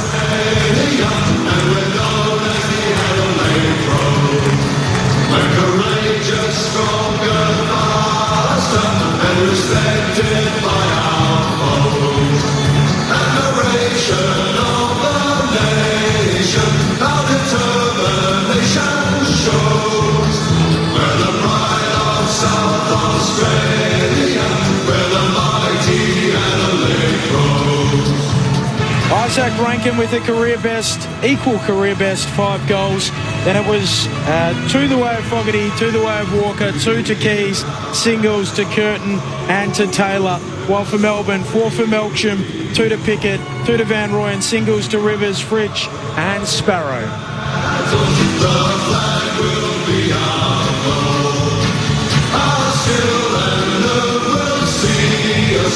Our commitment never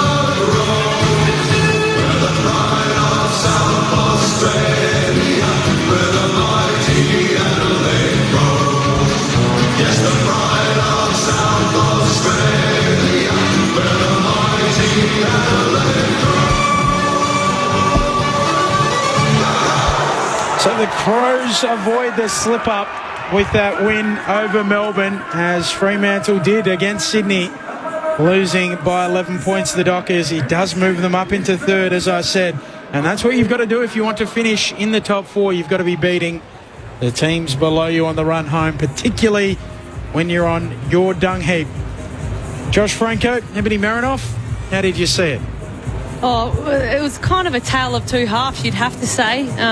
You almost sensed that Melbourne had the complete game on their terms and probably lapsed, and Adelaide got a little bit more momentum in the second half of the second quarter. But credit to Melbourne, just the way they came over here. I think their ability to shut down Riley Thilthorpe earlier in the game was probably one of the better ones. Ben Keys came into the game in the second quarter and he had kicked, 2 goals, 3, so that's 5 shots on goals, sorry. But it was a bit frightening there for a moment. I don't think Adelaide could get any of their hands on what was that statistic, because I'm still baffled from it.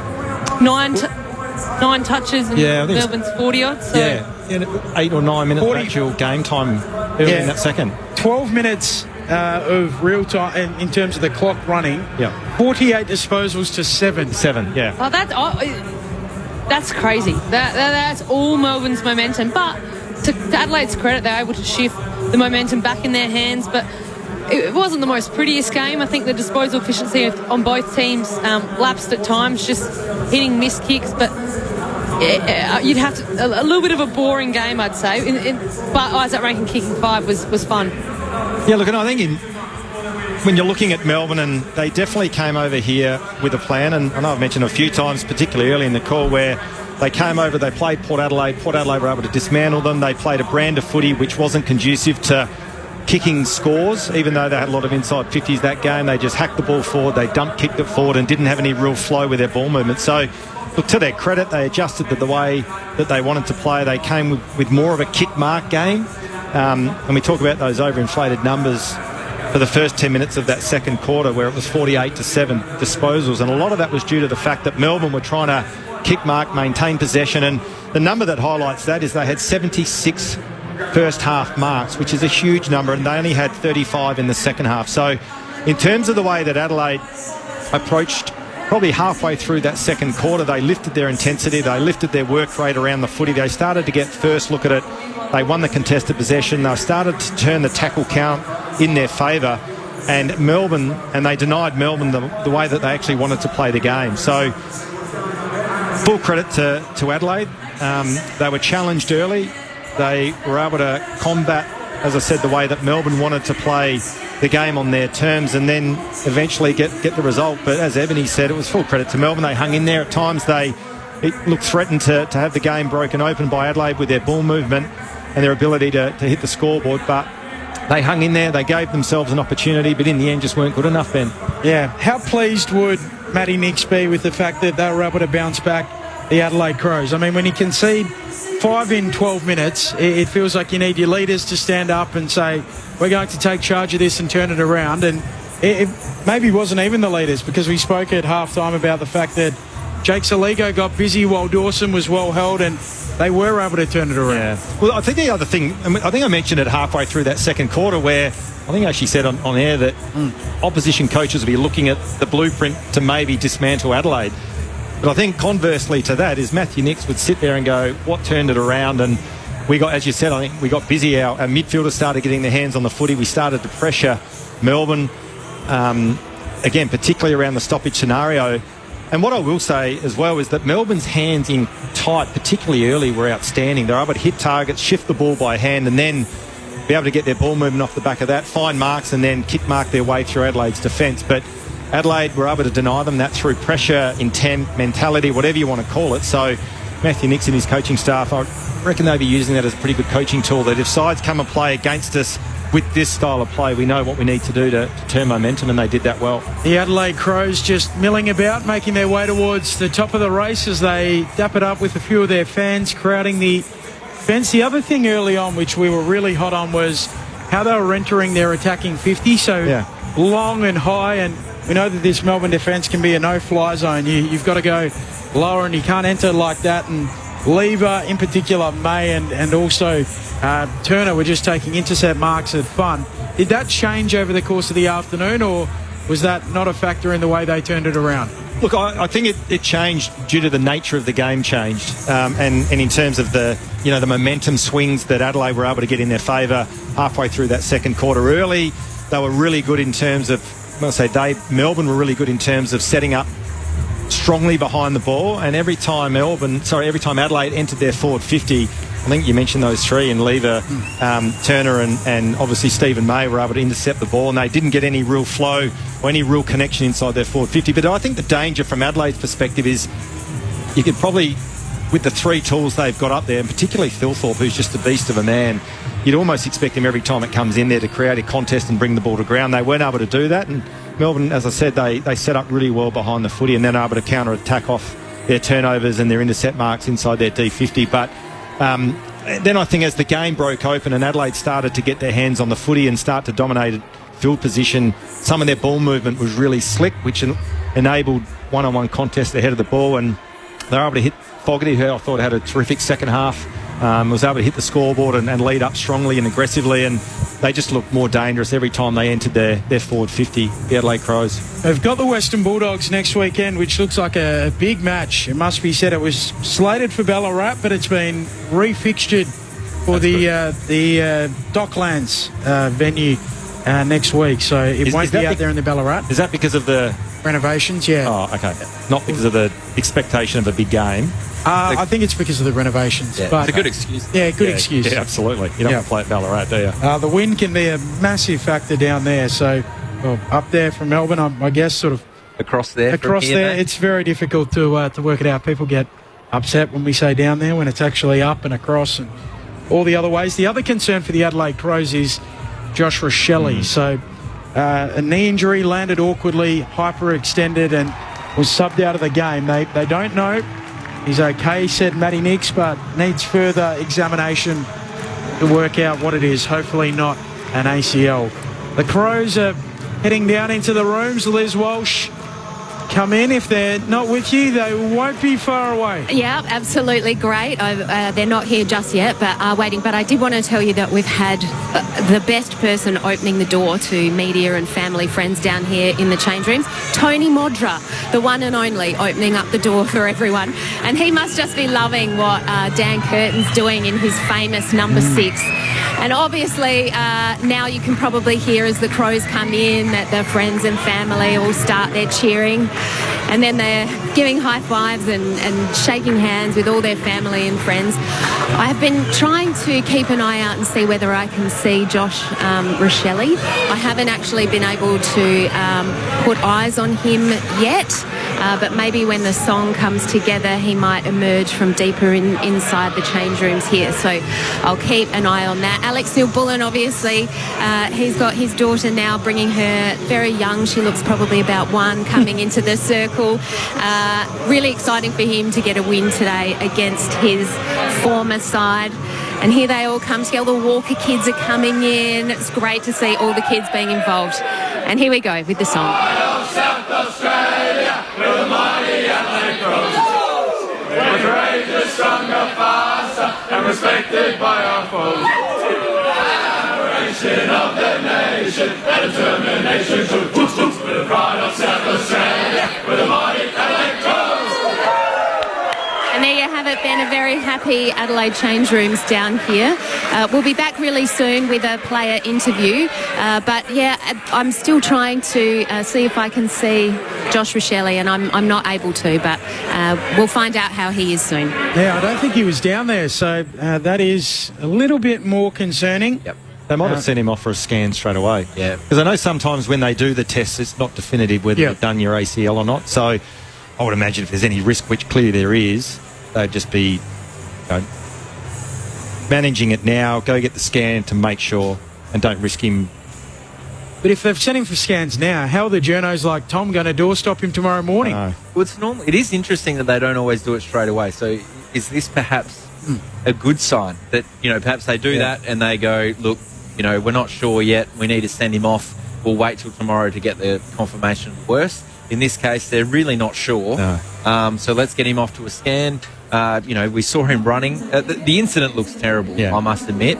But then almost getting carried off the ground by the doctors, but then jogging towards the bench. We know the famous one was John Worsfold when he ran off the ground and he was in half, basically. Yeah. So that can happen. So I'm not exactly sure, the reasoning by not getting a scan always straight away, and compared to doing it sometimes on a Monday when you've played a Saturday game, they wait 2 days. So I think we obviously automatically go to an ACL. They'd be looking for other damage there as well. It might be cartilage damage or medial ligament, lateral ligament, whatever. So, as I said, take no chances with it. Put him on ice, go get it scanned. Whether that's now or whether that's Monday morning, tomorrow morning, or whatever that looks like. But they definitely want to make sure they know what's going on inside his knee before they make any call on it. The other one was Jake Lever, who seemingly had a little bit of an issue with his knee and wasn't nearly as involved after that knee knock. So we'll try and bring Melbourne fans the latest on all of that. Max Gawn had an issue too, but played out the game, so he was fine. Wes in Werribee, interesting game.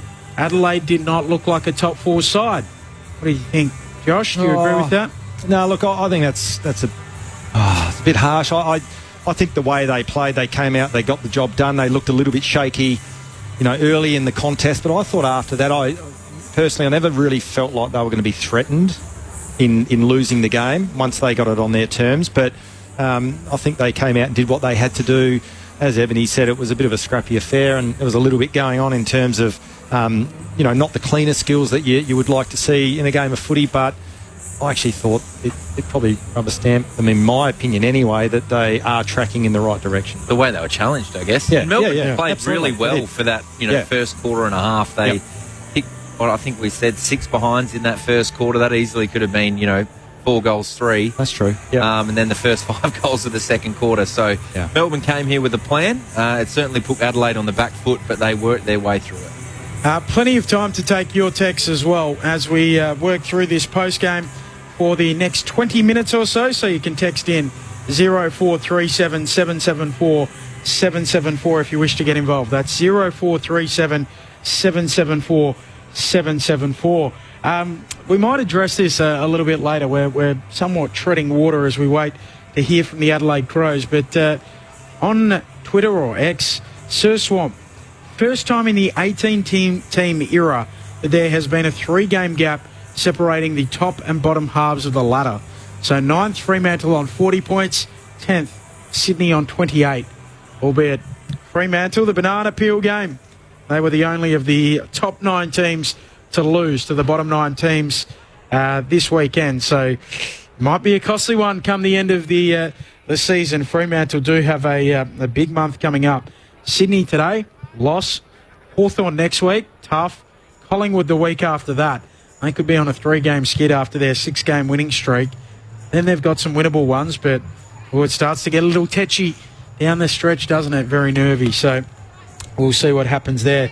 The Adelaide Crows, you would think, should be there or thereabouts. They've got to 11 wins. You might need 13, maybe 14 to get into the finals this year. It's going to be interesting. Adelaide are virtually there. I reckon that the conversation needs to shift. Can they win it? Can they win it? Look, I don't know. Do you feel like they can? Well, on their day, I reckon if they get things going. The thing I really like about Adelaide, I reckon they're one gun mid-short. Yep. That's my only concern. But ahead of the ball, I reckon they're as good as anyone. Like, you got Key, and he comes into that conversation. Rankin, Rochelle, and the 3 tools.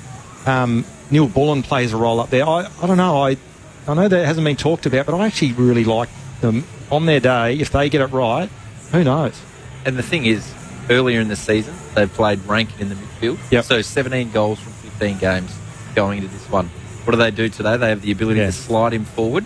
Kicks 5, a career best, an equaling haul, and he really broke the game open. Got them back into the game, really.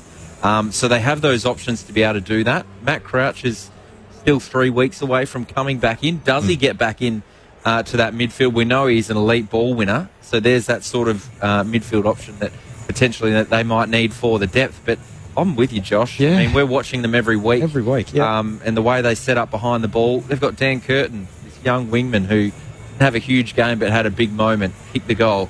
Max Michael only played forward last week. He's in backline today, so they have the versatility. And I reckon even further to that, you mentioned I think it was Nankervis, he'd walk into other sides, and I reckon that's the sign of a really good side, when you've got depth and you've got blokes that would walk into other teams that can't get a game. And I reckon that's where they're at the moment, Adelaide. So that's why I reckon the conversation almost shifts around top four. Can they actually win this thing? Because when you get there, and it's so hard to get there in terms of the finals, when you're there, you've got to have a decent crack at it. You've got to have the mentality that you can win it.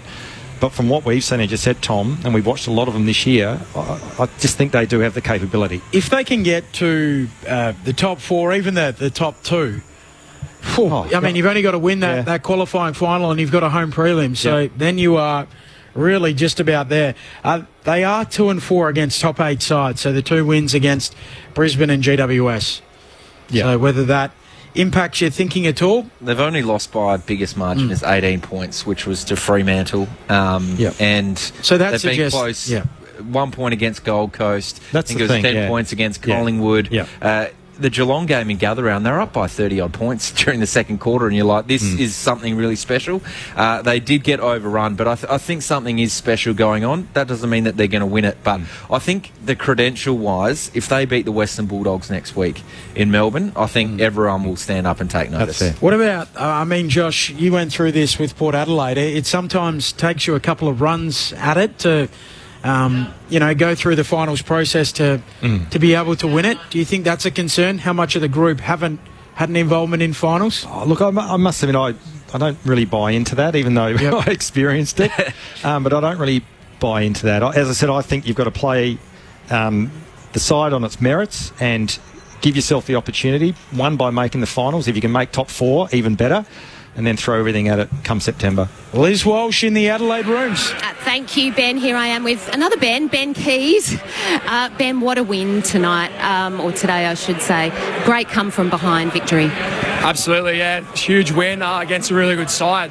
They're going well. They beat Brisbane up there a few weeks ago, and we knew it would be a tough game rolling in. So, it's a fall behind, but then fight back is a real positive, and there's just some awesome performances across the board that got us in that position. Obviously, Isaac is the main one, but when we were down there, sort of mid-game, we needed a spark. Isaac gave us that.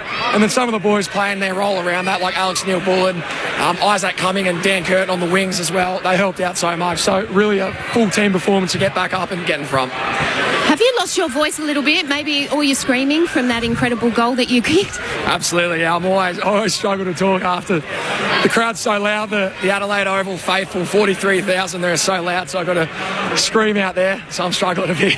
Can you please talk us frame by frame through that goal over the, circus kind of move over your head and then a score of you? What on earth happened there? Well, firstly, I don't know how Riley Thilthorpe saw me and fired the handball over his head. That was incredible. He's got so many weapons, and I was actually shocked that he saw me and gave it to me, and then the rest is kind of just slow motion, just threw the boot at it and lobbed up in the air and somehow got through. I was pretty adamant that it had gone through. Obviously, I had a good view of it as well, so I thought it was in. Just had to make sure the score review got it over the line, and luckily they did. Where does it rank in your all-time favourite goals? It's up there. I'd have to think. It's definitely up there. I guess time of game, and we were challenged, and it was a tight contest. So it's Again, I got to give credit to Riley. I don't know how he saw me with the handball. Yeah, you might have to buy him a coffee during the week or something. Let's head up to our experts. We've got Ebony Marinoff and Josh Franco. Ben, Josh Franco here. Congratulations on your game and the win this afternoon. Just a question around, we've talked about it a lot in the box. There was definitely, Melbourne came with a specific game plan to maintain possession of the ball, and they looked really quite threatening in the first quarter and a half. And I think halfway through the second quarter, it was all Melbourne. They were dominating field position, dominating inside 50s and dominating the scoreboard. What was the shift halfway through that second quarter? Yeah, that was something we spoke about with their uncontested marks. So we've got a method to kind of mitigate that. We were probably, our hearts were in the right spot. We were trying to get up the ground and kind of help out the mids and backs a little bit. But probably in doing so, we left some gaps for them to be able to switch and then build uncontested marks. So it was just about adjusting to that, and I thought the boys did it really well. And we started pressing the game a lot. We started to try and sort of lock it in our forward half rather than let them kind of dictate it. So I thought we handled it really well. You touched on it a bit there, Ben. You might not know this stat, and maybe Matty Nix said it at half-time, but in the first 7 minutes of that second quarter, it was 48-7, and they'd kicked 5 goals to none. How did the leaders get together, or did you get together, or how did you manage to rectify, I guess, being a little bit shell-shocked to start that second quarter? Yeah, there was some chat out there. We just wanted to stick to our system, and we knew the areas that we needed to fix up, and you've already highlighted the main one, which is the uncontested marks. So I thought if we could close them down, send it more to a contest game, we back our boys in, our backs and mids to win that contest, and I thought they were brilliant at that, especially second half. The midfielders, that Melbourne midfield started with Gawn, Petraka, Oliver, Cozzy Pickett. So for our boys, led by Riley O'Brien on Gawn, to rectify that and fight it out in the contest, that was what swung the game. And then, as I touched on, there was some individual brilliance as well with Isaac and some other guys did some awesome things. But yeah, it really was a full team sort of effort in the end to rectify those uncontested marks and stop that momentum. Ben, do you know how Josh Rochelle is? No, I'm not sure. I did receive word before I jumped on that it's something to do with the knee, but we won't know till there's scans. So, obviously fingers crossed for him. We're praying for him. Such an important player for us on and off the field. Let's hope for the best. Do you know if he's off getting scans right now, or...? No idea, mate. Sorry. Yeah, all good. Ben, have you got one more, Josh? Ben, I've got one more, and I know what the answer's going to be, but do you dare to dream come September? Just look at Adelaide's side. You look really well balanced all across the field. Your back six look really solid. Your midfield's chugging along really nicely as well. And ahead of the ball, I think you're as good a forward line as there is in the competition. Do you dare to dream come that last day in September? Mate, we have a great process, a great system. I feel like we've got such a strong culture as well.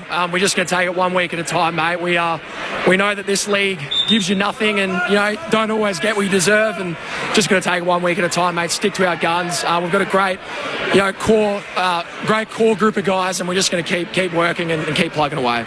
Come on, Benny. Come on. I've answered that, sorry. He's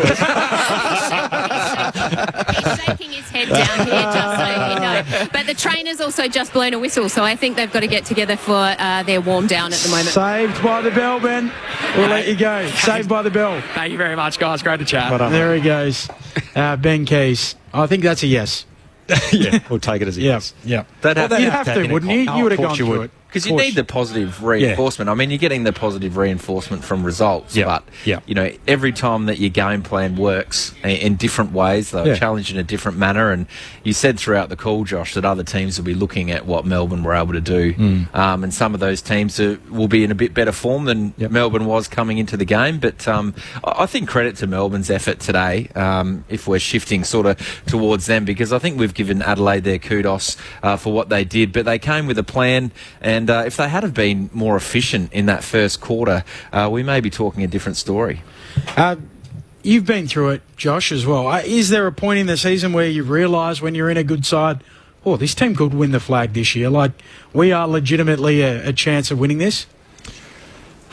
I think there is. Yeah. Look, I'm obviously and you quoted them earlier, Ben, in terms of their top six for offence and defence, but also the win-loss v the top 8 side. Yep. So maybe that's a little bit of a sticking point in terms of the mentality around it. But as I said, all I'm basing what I've seen and how balanced they are across the field, and they're hard to score against, ahead of the ball and up forward. As I said, I reckon they're electric in terms of at ground level and aerially as well. They're so hard to match up on. And we even mentioned it throughout the call that Phil Thorpe was goalless today.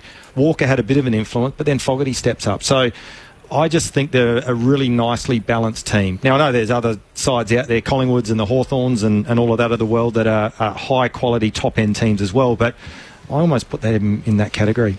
Now, Melbourne are a Rubik's Cube that I'm yet to work out. I mean, they make no sense to me. How they can boot 5 goals in 12 minutes, have 48 disposals to 7, and look as good as they did, can go inside 50 so often in the opening quarter, be so wasteful.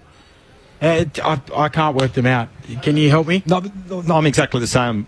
I think they're the biggest underachievers over the last 2 or 3 years. Now, Goodwin's got a premiership to his name, so you can't dispute that. But I reckon since then, and when did they win the flag? It was 21. So I reckon it was about round 7 or 8 2022. And the next year, I think they won the opening 11. They did. And then they fell off the cliff. And they have, literally fallen off the cliff. And they've never been able to regain that form. And I think, again, if you look at, through their list in terms of talent, down back they look solid, midfield looks solid, but they just can't get it done. And I think the other thing as well, as I said, they came into this game with a plan. It's not natural for them to, shift the ball by hand at stoppage. So when pressure's applied, that fell apart. And credit to Adelaide for being able to do that. But I just think they're an underachieving footy club based on talent. It's a big call. The other, maybe not. I don't mean that as if it's an incorrect one. I think there'd be a lot of people, particularly Melbourne fans, who would certainly agree with you, Josh, and they are very frustrated. The old quote, definition of insanity, same thing over and over, and expecting a different result. And it feels like a little bit of that with Melbourne at the moment. The other part that is really hard to prove, disprove. Wasteful with really good opportunities early on. So say they take a few more of them in the opening term. When they then pile on the 5 goals unanswered, Adelaide's not 28 points. It might be 40 points. And whether Adelaide can run that back in, we'll never know. Makes it difficult, doesn't it? Yeah. To come back from 40 points, even if it is the second quarter, even though we saw Adelaide get it back on their own terms. For Melbourne, it's a really hard one because you talk about the definition of insanity. You look at those, and it's not just about being names on a paper. I think they are genuinely good players, and they've got a lot of them still from that time. I don't know how you spark it up, because we saw the spark for at least a quarter and a half, and they even came again in that last quarter. One of their better efforts of the season without a win, I think. Let's go down into the Melbourne rooms. Liz Walsh. Thank you, Ben. I'm here with Jack Viney. Jack, a difficult loss today, particularly given you were 28 points up at one point. Can you put into words sort of what happened? I thought it was a competitive game for 4 quarters. Obviously, we found a lot of momentum there early in the second quarter. Hit the scoreboard pretty quickly, and then Crows responded as good teams do in the back half of that quarter. So it was pretty much even coming into half time, and then they were just able to pull away slightly in the last half. So, disappointing to not get the win, but I felt like we were in it for most of the game, and some positive signs to keep chipping away at and keep improve on for the rest of the season. Well, Simon Goodwin did talk about grit and resilience before the game. I suppose that's what we saw out there today. Yeah, we're trying to be a great football team, and grit, resilience, hard work, that all makes that's all in the makings of a great football team. So we want to do it consistently. We want to be in every game, whether it's going well for us or not, and continue to build on that. Add the finesse. Positive steps forward. Disappointing start to the Gold Coast came last week, so there was an emphasis on our start. Felt like we executed on that, for most of the game we're right in the fight. I thought Crows just being a strong side at the moment. They were clean around the ball, strong contest, and they're quite dangerous when they get the ball forward. So terrific team, and they got the better of us today. Let's just head up to our commentary box for a few more questions. We've got expert Josh Franco. Jack, commiserations with the loss today. Just a quick question about the method of ball movement that you came into the game trying to execute. It looked like it was a lot more kick mark in terms of maintaining possession of the ball, and particularly using a lot more hands out of stoppage. Would that be fair to say? Yeah, no, there were parts of the game that we owned the ball for the majority of the period or the quarter. It's just finding a balance with that stuff, owning the ball, making the opposition defend, but then also looking for those opportunities to go fast with it and move the ball forward. So, we felt like we did that well at times today, and there are times we missed to go forward. So it's just something we continue to chip away at, but I think it was a positive step forward. In the past we can kind of miss some of those opportunities to just own the ball a bit longer, and today was a step forward, I thought. And Jack, what's your assessment of Adelaide? We had a bit of a discussion here. Do you think they're the real deal? I know it's a tough question to answer, but what's your assessment of the Crows? Yeah, well, I think we're at round 17 now, and they're up the ladder for a reason. They're performing consistently, performing a great brand of football consistently, so they deserve to be where they are. Obviously got a good mate, Johnny Neil Bullen, in the playing for them and doing great things for them. So love to see him play well and the Crows do well. So no, they're a great outfit at the moment, and they got the better of us today. I know it can be a difficult question for a player to answer, but where do you see this D's group at now? It's a team that won a premiership in 21, moved to 5-11 on the season. Where are you guys at, you would say, Jack?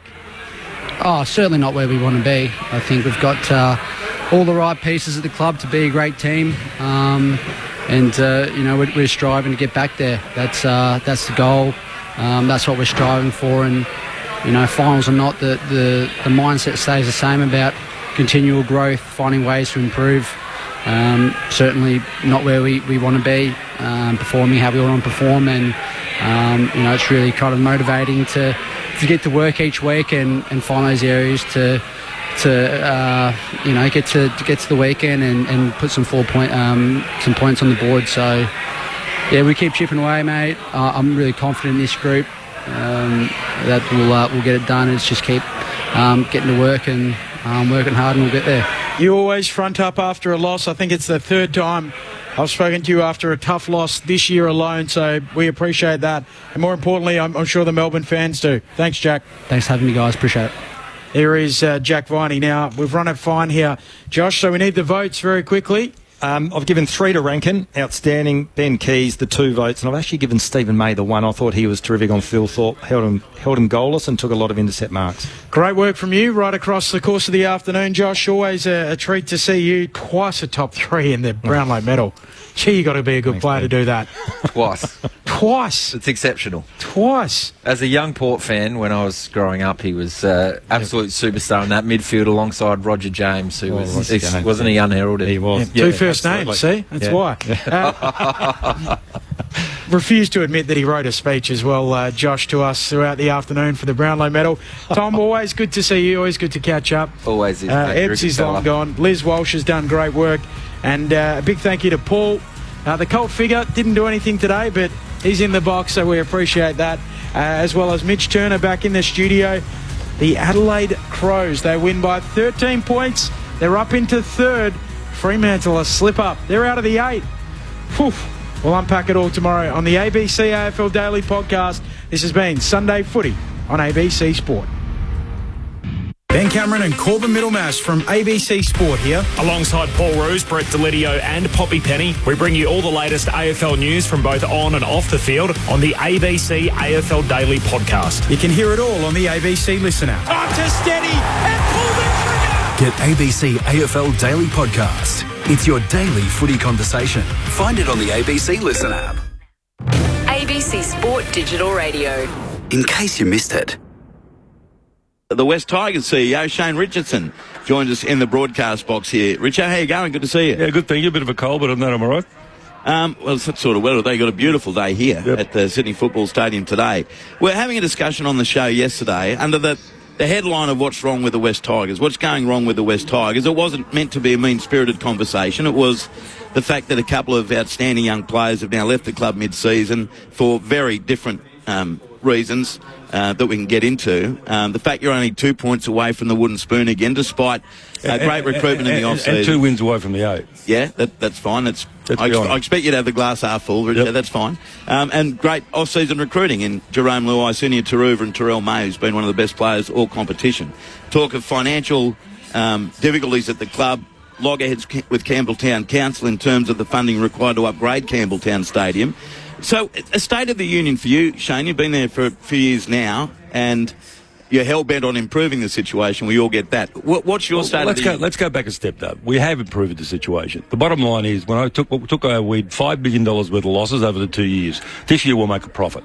We're 30% up on our gates, 30% up on our jersey, and we've got sponsorship of the jersey for the next 3 years. Not unheard of. When everybody said we won't get them when we lost the sponsors previously. We're 30% up on a membership, and we'll make a profit. Now, that's not a bad turnaround in 12 months. So let's be honest about people want to go out there and make all these bland statements of where we were. Secondly, we now have an independent board, which they never had before, with 4 independent people headed by Barry O'Farrell.